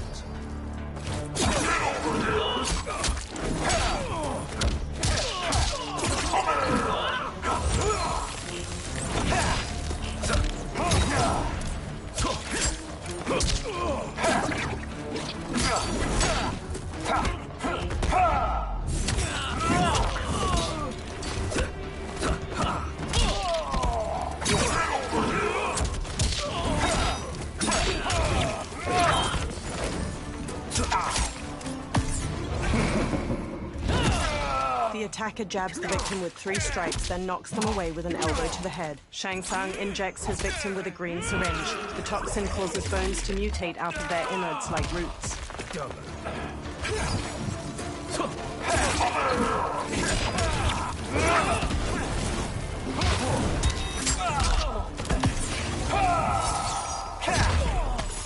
Sub-Zero skewers the victim's skull with ice daggers. He headbutts them. Scorpion slings rogue darts through his victim's sternum and neck. He pulls. Scorpion slams them. Scorpion wins. Fight!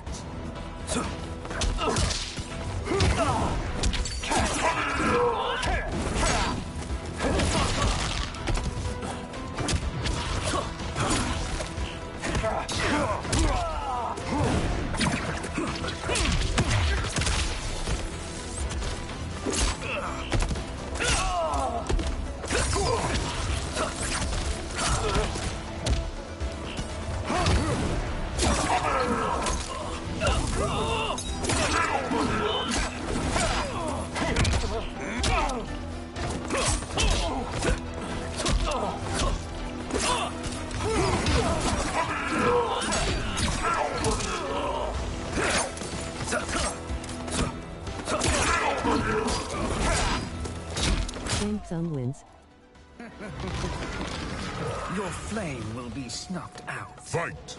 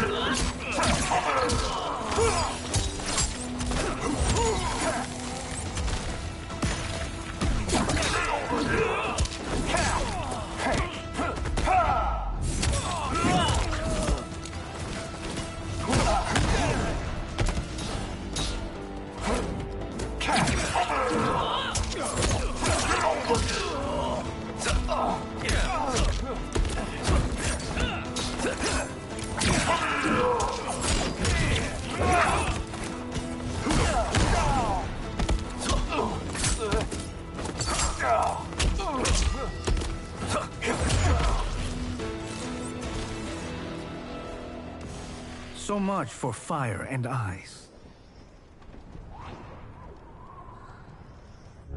Raiden pushes himself to his feet to face Dark Shao Kahn. He limps to dodge the massive Warhammer, but Dark Shao Kahn gains the upper hand. He raises his Warhammer to strike, but is knocked aside by fire magic at the last second. Raiden sneers as Shang Tsung and Quan Chi confidently stride forward. Are you hurt? I've never been better. Fools. Your spell worked before only because you surprised me. It won't happen again. Fight!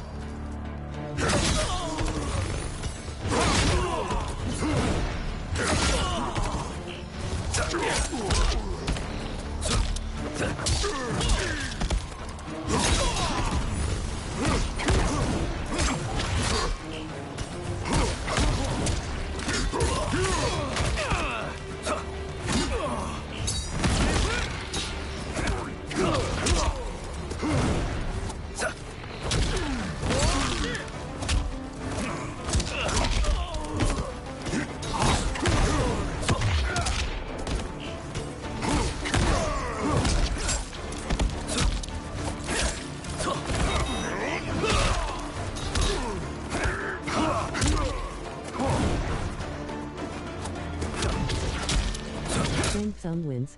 Size isn't all that matters. Fight!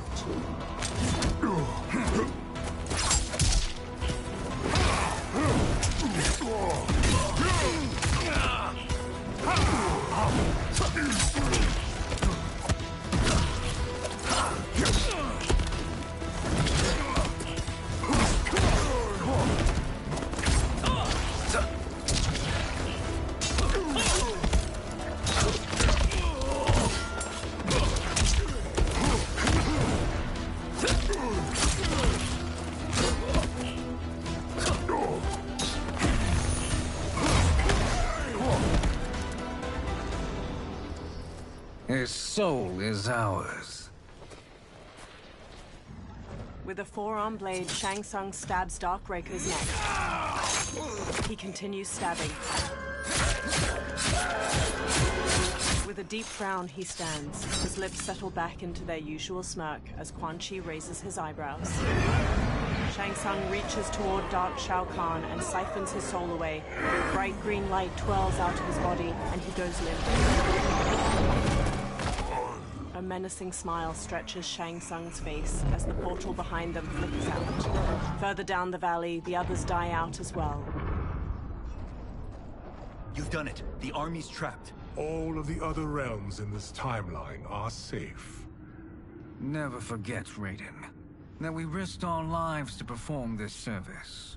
One that wouldn't have been needed if you hadn't conspired with the other Shang Tsung. They will fight to the last man. Come, we must help the others. All three run toward the Dragon Army. In a courtyard surrounded by floating rocks, the Jade Jaguar statue dissolves into golden sand within the hourglass. Liu Kang stands before it. Streams of fire magic run between his hands and the hourglass, one red, one blue. The flames lick over his arms where line tattoos of Koi begin glowing a soft blue. Are you ready to begin the search? Ready enough. May there be other timelines and titans to find. Liu Kang conjures fire magic toward the hourglass once more, and behind him a feminine figure is conjured from glimmering gold. She wears deep indigo finery beneath molded ivory armor, and her black hair is neatly tucked into two buns atop her head. Nervously, she looks around. Garrus? Liu Kang? Easy, Kitana. You are among friends. Garrus bows his head. What's happened? Where am I?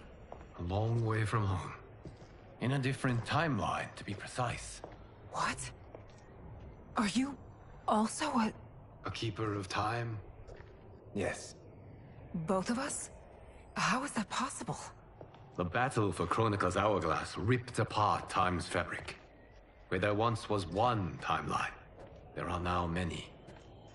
Each new timeline represents a different possible outcome of that battle. In mine, I became Time's Keeper. In yours, it was you. In others, it could be Jade, Sindel, even Kano. The possibilities are endless. She tilts her head. If many timelines sprung from one, and we were both part of it, then you are my Liu Kang. The same one who battled you in Shang Tsung's courtyard. Who fought at your side at the Colosseum. Liu Kang takes Titan Katana's hand and looks into her eyes. Who beamed with pride when you became Outworld's Khan. Titan Katana closes the remaining space between them, pulling Liu Kang in for a tender kiss. He wraps his arms around her without hesitation. When they part, her hand lingers on his cheek. Why does fate seem always to conspire against us? To deny us life's simple pleasures? I don't know. Perhaps in one of the many timelines, they are ours. I would like to think you brought me here for them. But I know you well enough to know better. What duty beckons us? I will tell you.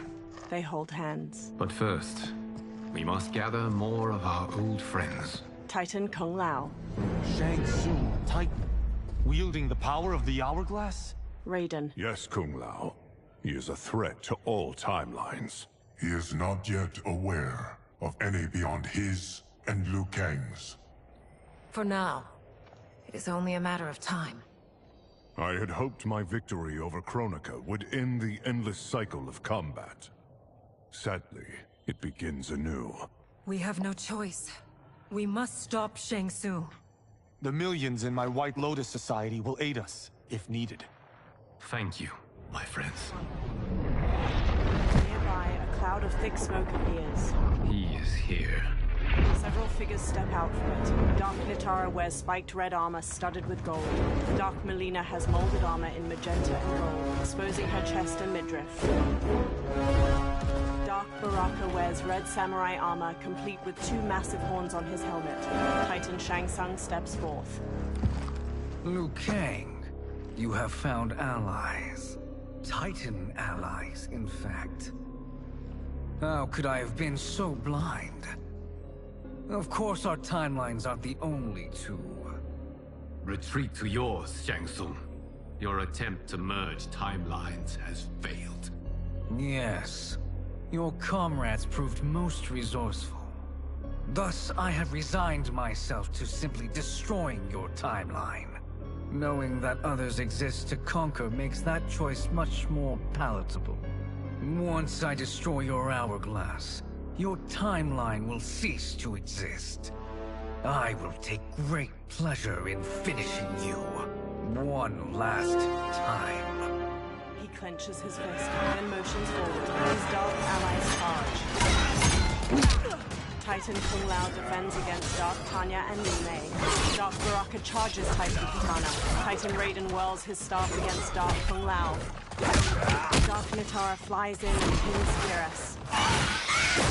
She bites down into his neck. Nearby, Titan Katana slashes at Dark Baraka and Reptile with her fan blades. At her side, Liu Kang wallops Reptile with a back-flipping kick. You fight how I remember. I know what you'll do before you do it. Likewise. Let's hope our advantage proves decisive. Fight!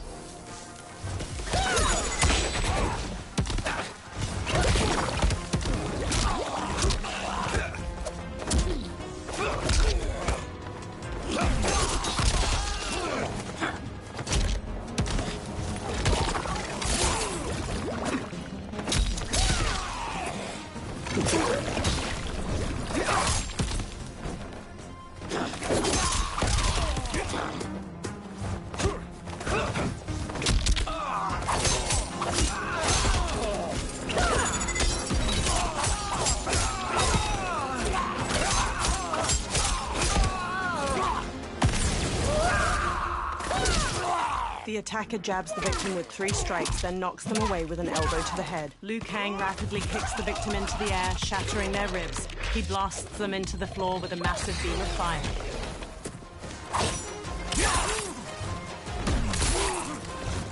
Baraka wins. I smell weakness. Fight.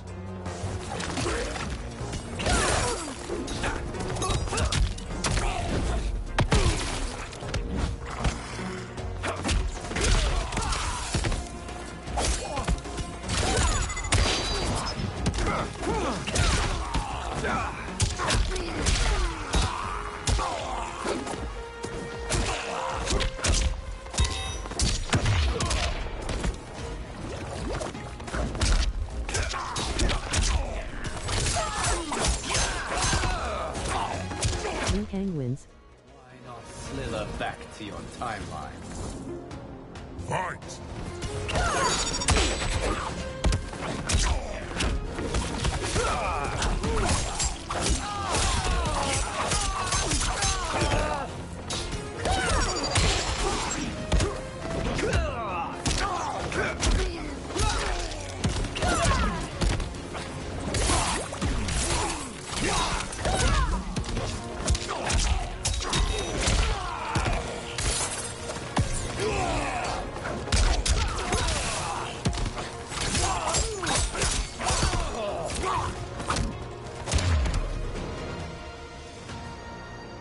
How I've missed fighting by Katana's side. Titan Shang Tsung and Dark Mileena and Katana blast beams of magic at the hourglass. Meanwhile, Kung Lao defends against Dark Tanya and Li Mei. Dark Li Mei downs him with a crescent kick. Dark Tanya snarls at Liu Kang. Let's rip the flesh from their bones. Are Tanya's of all timelines this evil? Mine is no better. You should meet mine. She's a vast improvement. I'd like that. Should we survive this battle? Fight!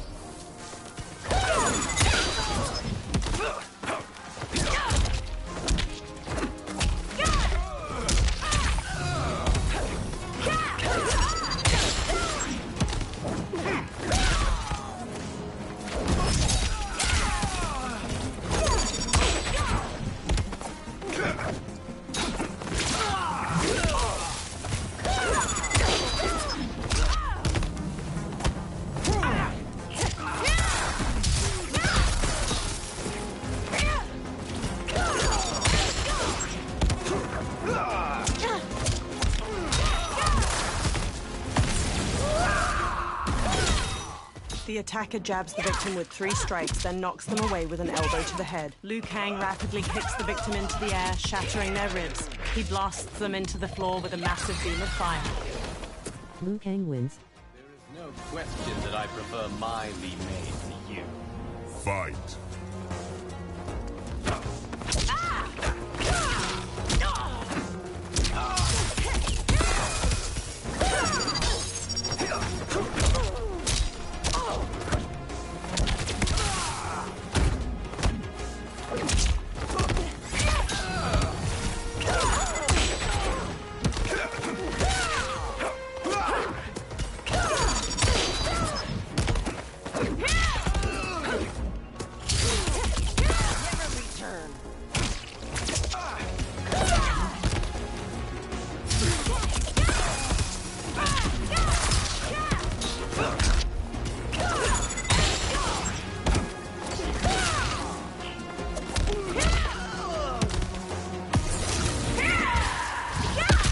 The attacker hits the victim's face with a hook, then twists their arm to break their shoulder. Li Mei conjures a giant lion head made of energy. She leaps, twists the victim's neck, and throws them into the lion's maw.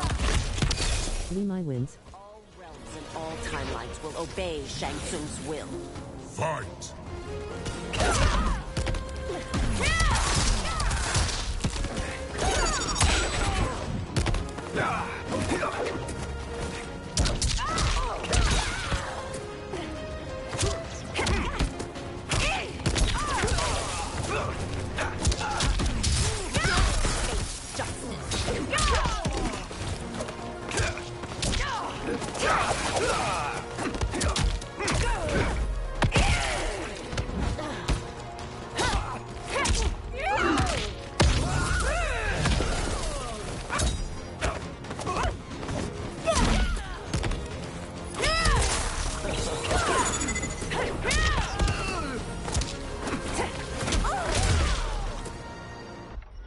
Frowning, Liu Kang straightens. Are you the best Shang Tsung can do? The hourglass begins to crack under the onslaught of magic. It has begun. Titan Shang Tsung manages a strained smile as he and the Dark Princesses intensify their magic. Liu Kang drops to one knee. Liu Kang! We must stop them. If the hourglass is emptied, this timeline will be destroyed. Liu Kang runs to push-kick Dark Nitara off Geras. She tumbles away. Geras grips his bloodied chest. You quickly, my friend. Dark Kung Lao lands a blow on Titan Raiden's head. Dark Liu Kang finishes him off with an inside crescent kick, then struts victoriously. This battle ends with your timeline obliterated. Your final moments will be torture and pain. I do not fear your bravado. I have bested twins far more evil than you. Fight!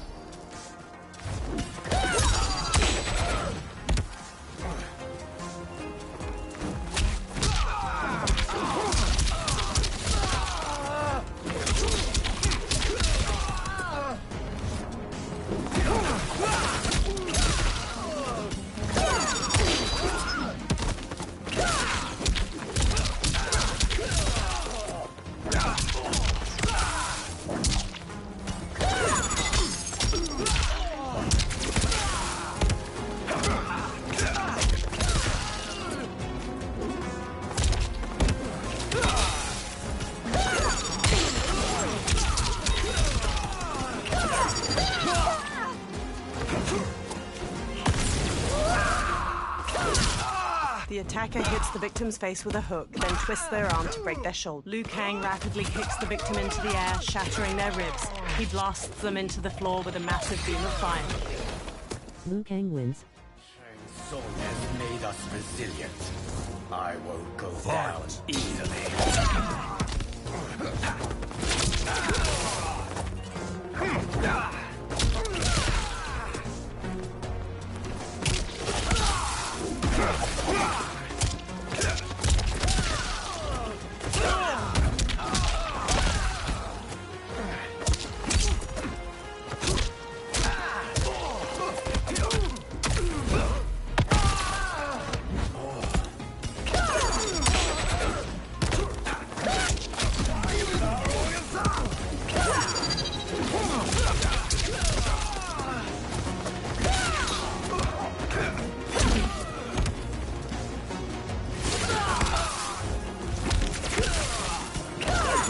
Kang wins. It's time to break my mirror image. Fight.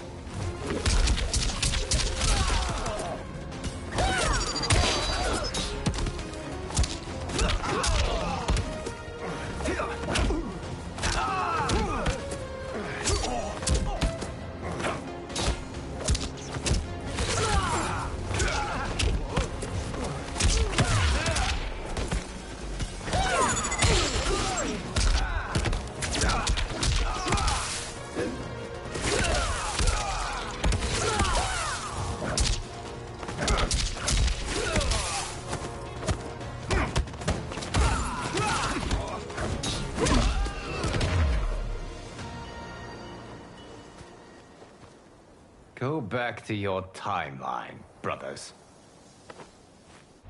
Liu Kang rushes to Geras. We have little time. The hourglass is failing. Then let us end this, now. Be good girls and kill them, won't you? The Dark Princesses. As you command, Shang Tsung. Katana and I will fight them. You save the hourglass.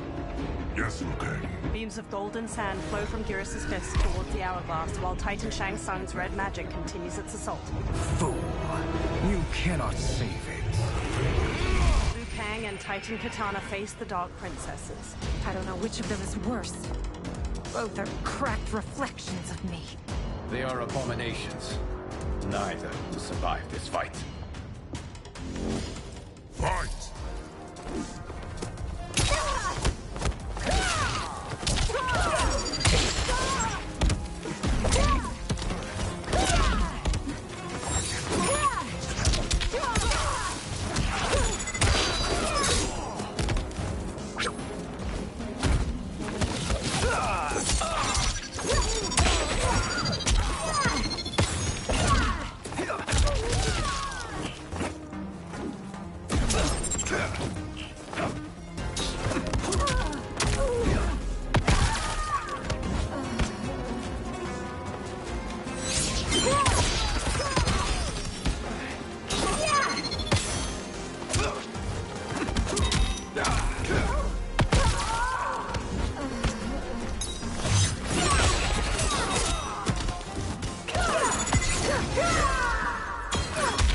The attacker jabs the victim with 3 strikes, then knocks them away with an elbow to the head. Kitana flings her fan blades into the victim, leaps, summons the fans back, and drives them into their skull.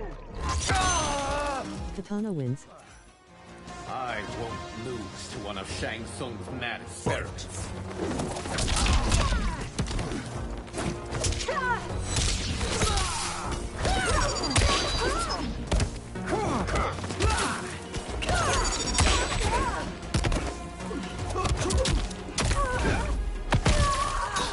I continue.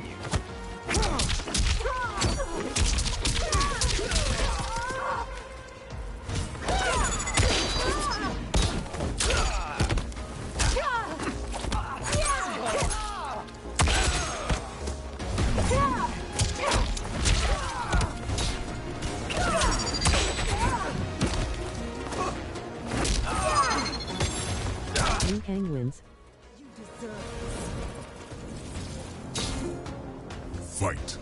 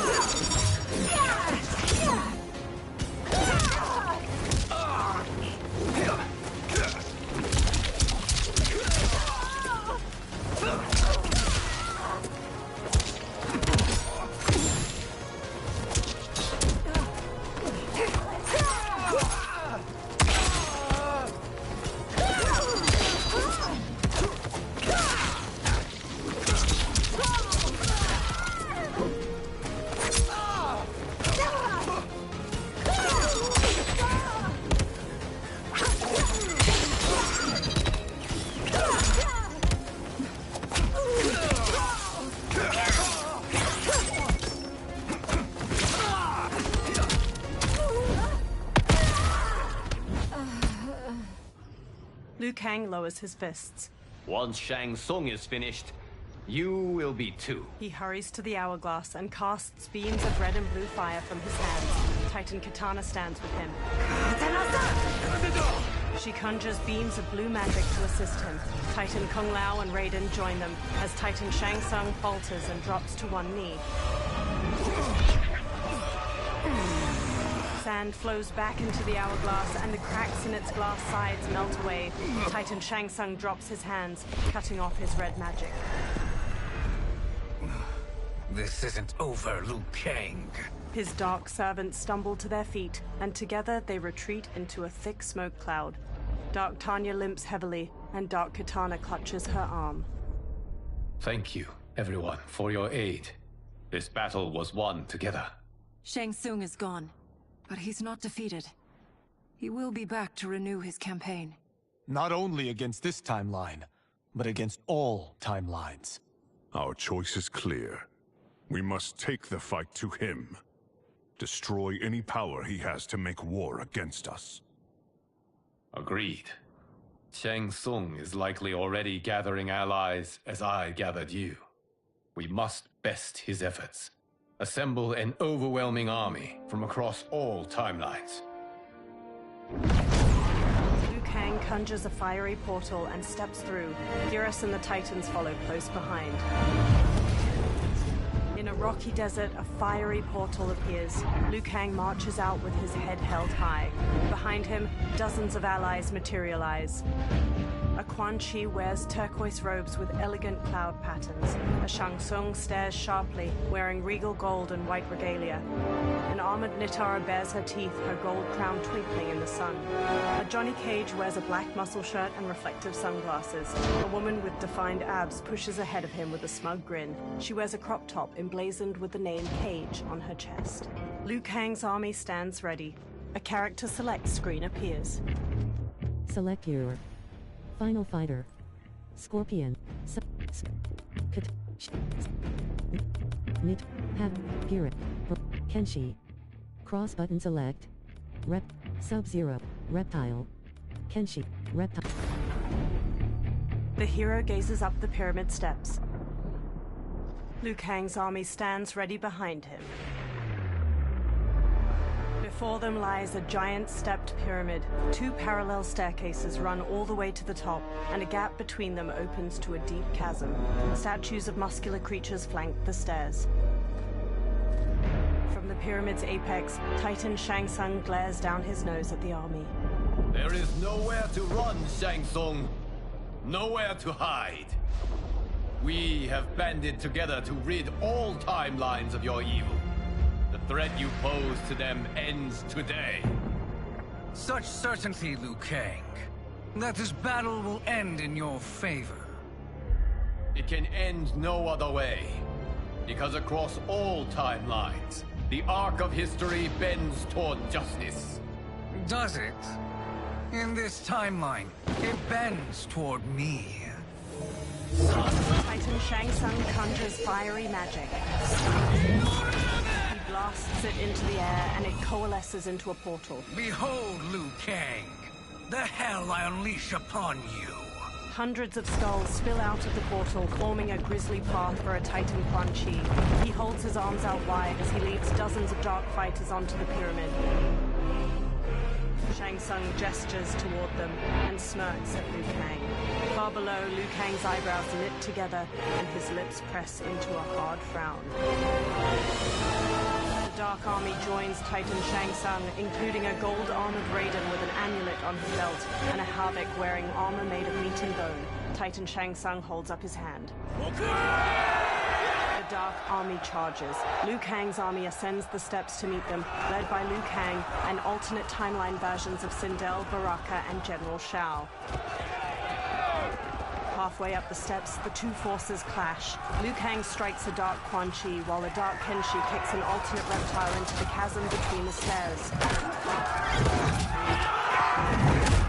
The hero pounces on the Dark Raiden, striking him down. They dodge a swipe from Dark Kung Lao, then knock him into the chasm. A Dark Baraka rushes them, but the hero parries and counters him. Further ahead, they block a roundhouse kick from a Dark Sub-Zero and stun him with a palm strike to his face. The hero dodges his ice missile, then spin kicks him to the ground. I can't wait to drench myself with your blood!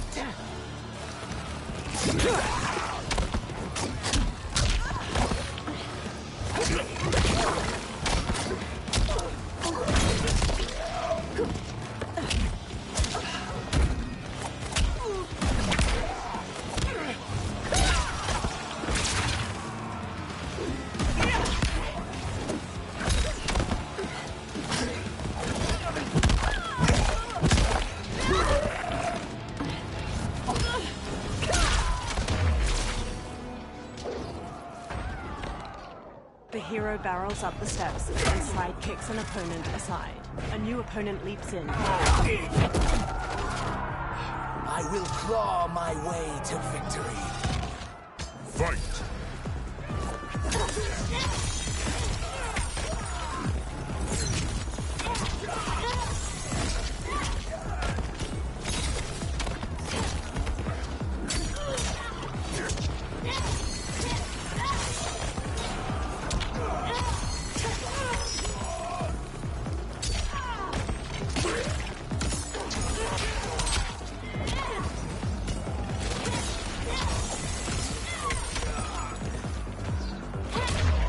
With those who opposed him now crushed under his heel, Titan Shang rematch. I will claw my way to victory. Fight!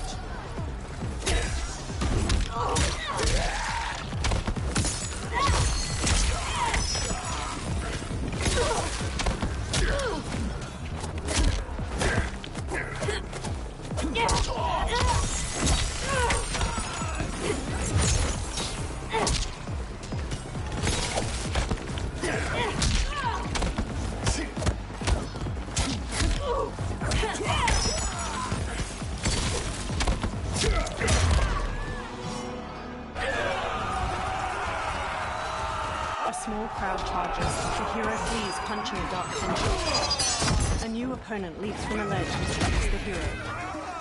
Not fleeing was a grave mistake. Fight!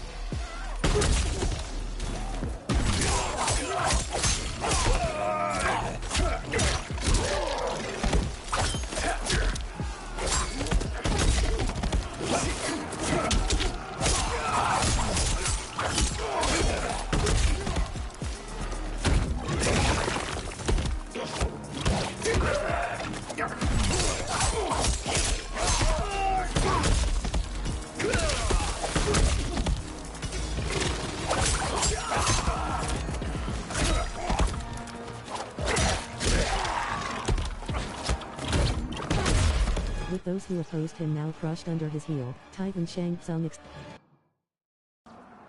Not fleeing was a grave mistake. Fight.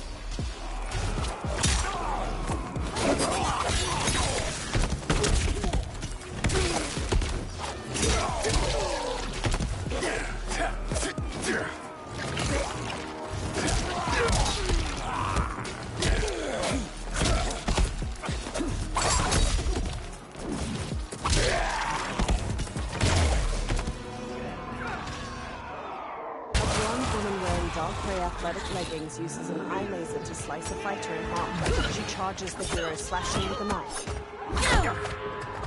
She attempts to use her eye laser on the hero, but they push her aside. A new challenger advances on her. You can't fight in blinding rain. Fight!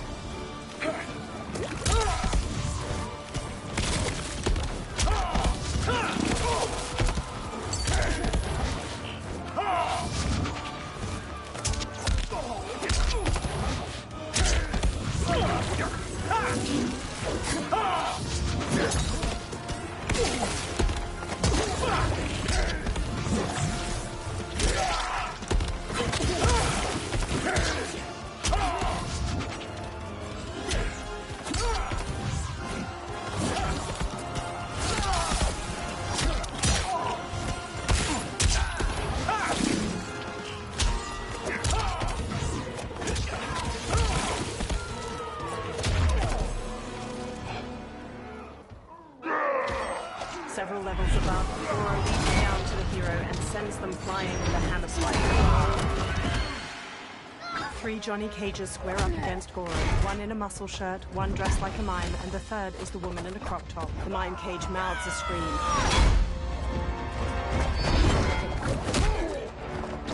The 3 cages disarm Goro, but he catches a kick from Mime Cage and flings him into the chasm. The remaining 2 cages stun Goro with kicks. The muscle shirt cage gently pushes him over the chasm's edge. The 2 cages flash a thumbs up and finger guns to the hero. Goro claws over the edge and drags them both down. A new opponent saunters up. By my pretty face. Fight.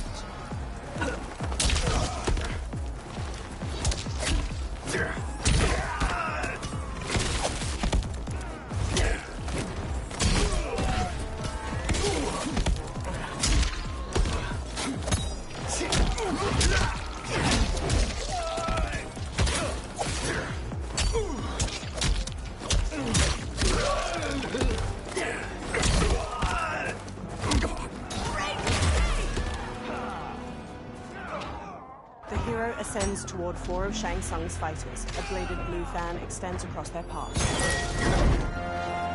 Allow me. Titan Katana stabs one fighter in his chest, then blocks gunfire from a woman in high-tech armor. Under fire, Titan Katana advances enough to stab her. She slices off the other fighter's leg, then leaps to decapitate the final armored woman. The head rolls down the stairs, landing at the feet of the hero. Thank you. You're welcome. Now hurry. There's no time to waste. Aside. I can't wait for you to rack off and die. Fight.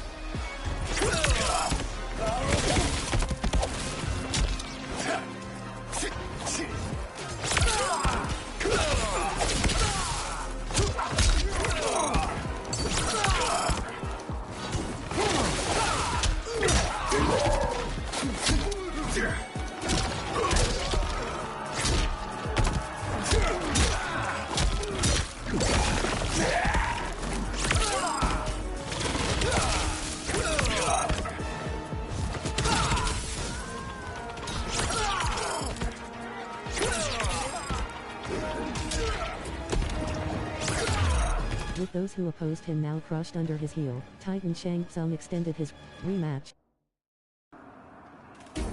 I can't wait for you to rack off and die. Fight.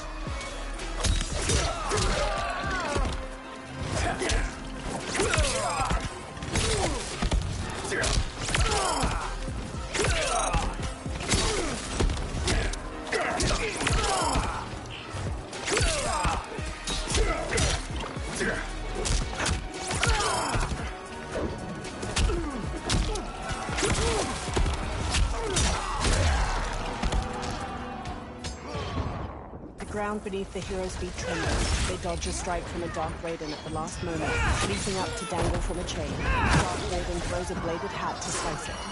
Dark Raiden intersperses attacks with the bladed hat and red lightning before the hero manages to counter. They shove the Dark Raiden towards flaming brazier, and he catches on fire. He falls over the edge. A new challenger approaches the hero. This won't end without bloodshed. Fight!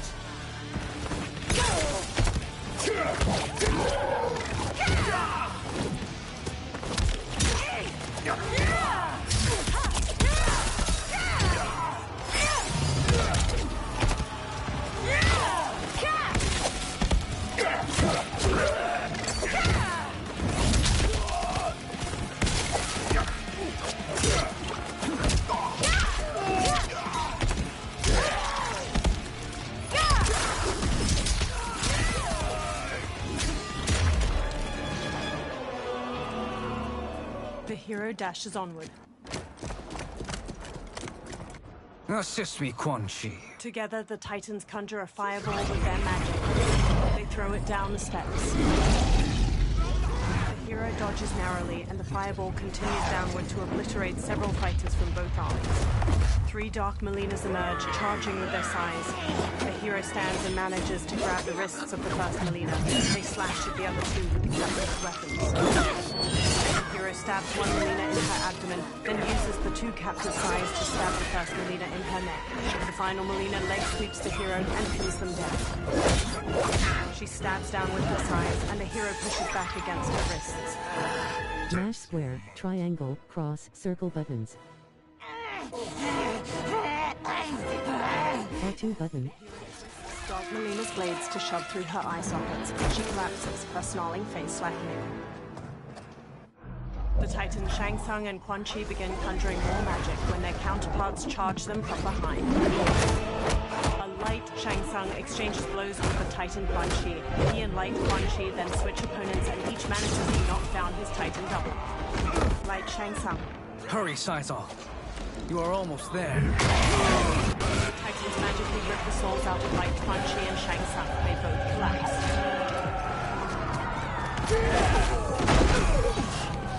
I hope you don't expect to survive. Fight!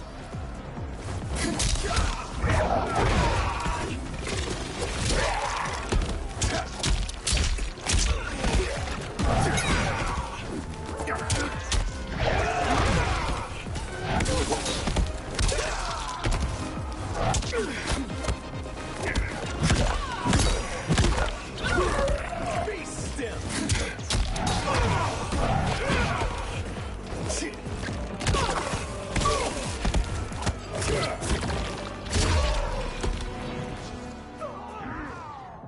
Head held high, the hero walks toward the stair, but a new opponent descends to meet them. Fight!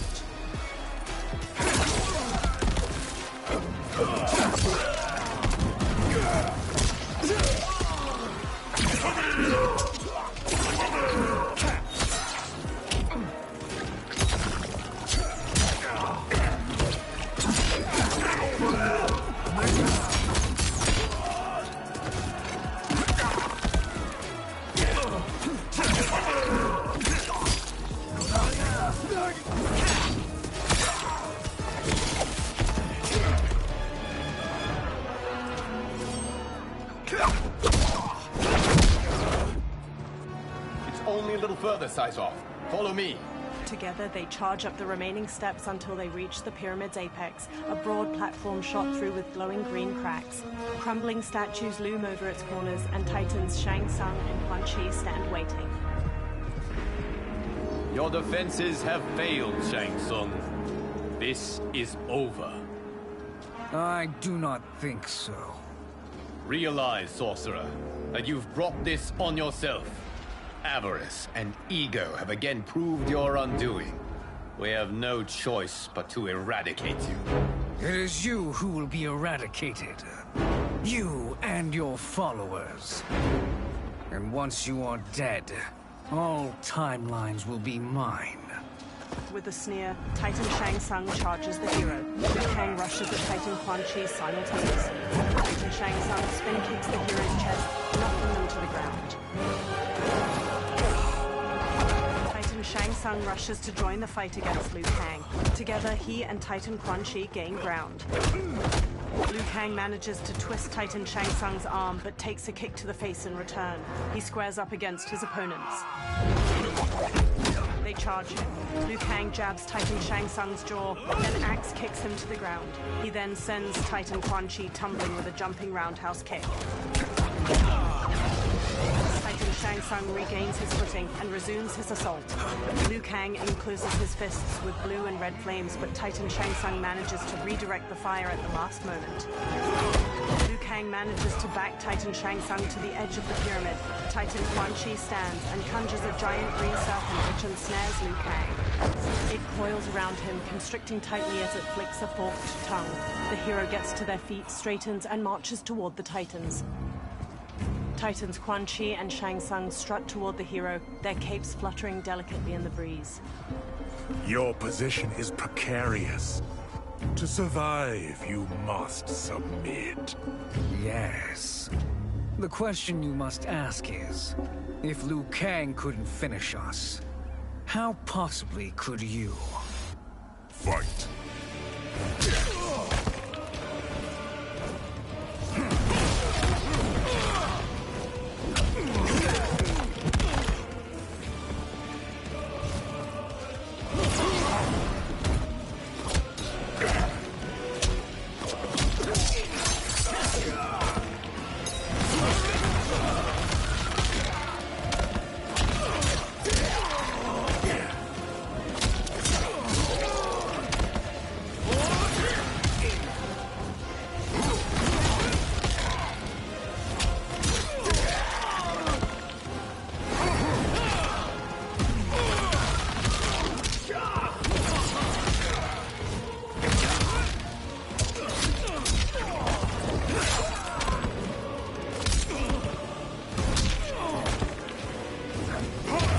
Those who opposed him now crushed under his heel, Titan Shang Tsung extended his rule to all realms in all timelines. No one would ever dare challenge him again. Rematch. To survive, you must submit. Yes. The question you must ask is, if Liu Kang couldn't finish us, how possibly could you? Fight!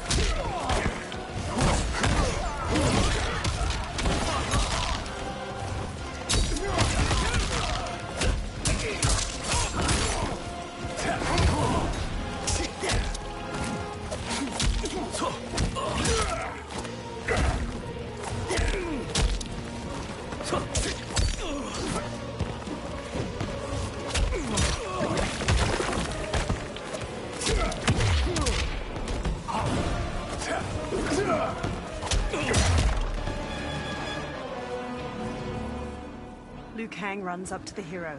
And they called me the Chosen One. I am at your service. Shall I?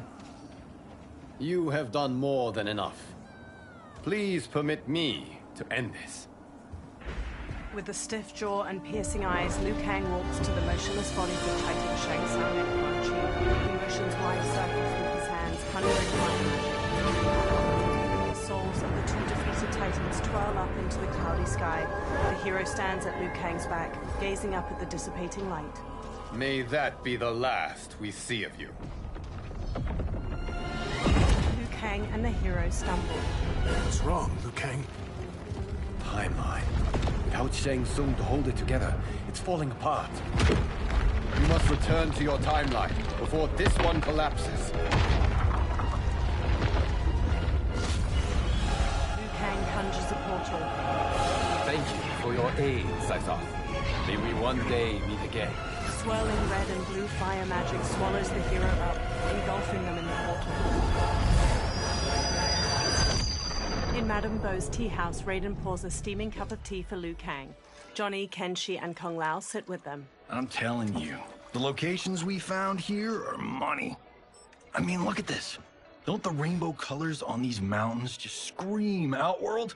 I cannot believe you'll be telling our story about how we defeated Shang Tsung.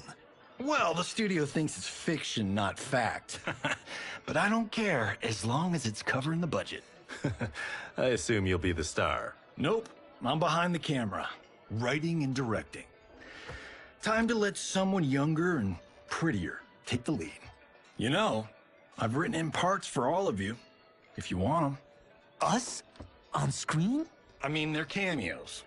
But like they say, there are no small parts. Thank you, Johnny. But we must decline. But Raiden? The new initiates arrive tomorrow. We must return to the Wuxi to begin their instruction. Of course. You are right. What about you, Takahashi? I need a blind swordsman. And no actor can do what you do. I would love to. But my work to revive the Tyra is starting to pay off. I can't let up now.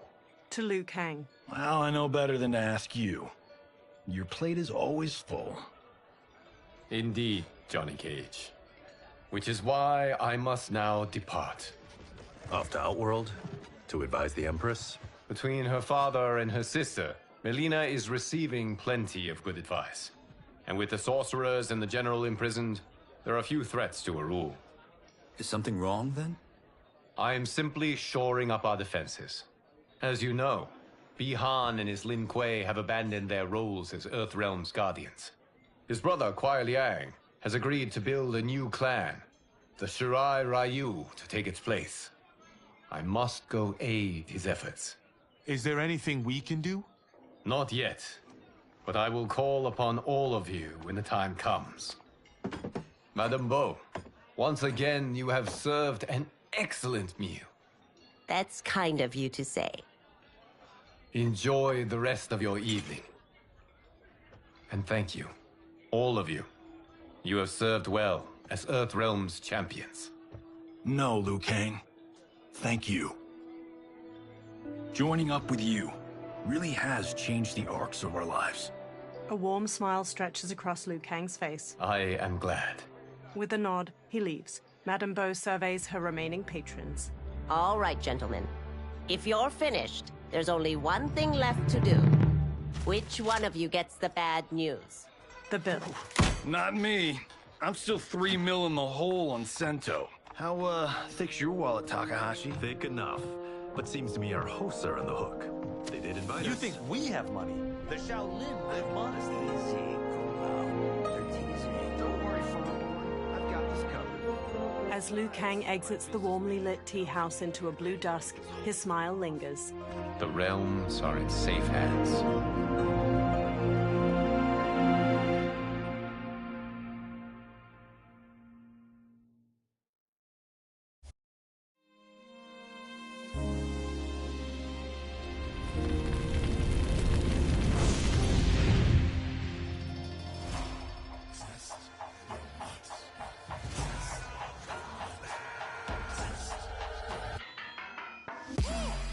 All of my own stunts. Mess around and hit me, you probably get blown up.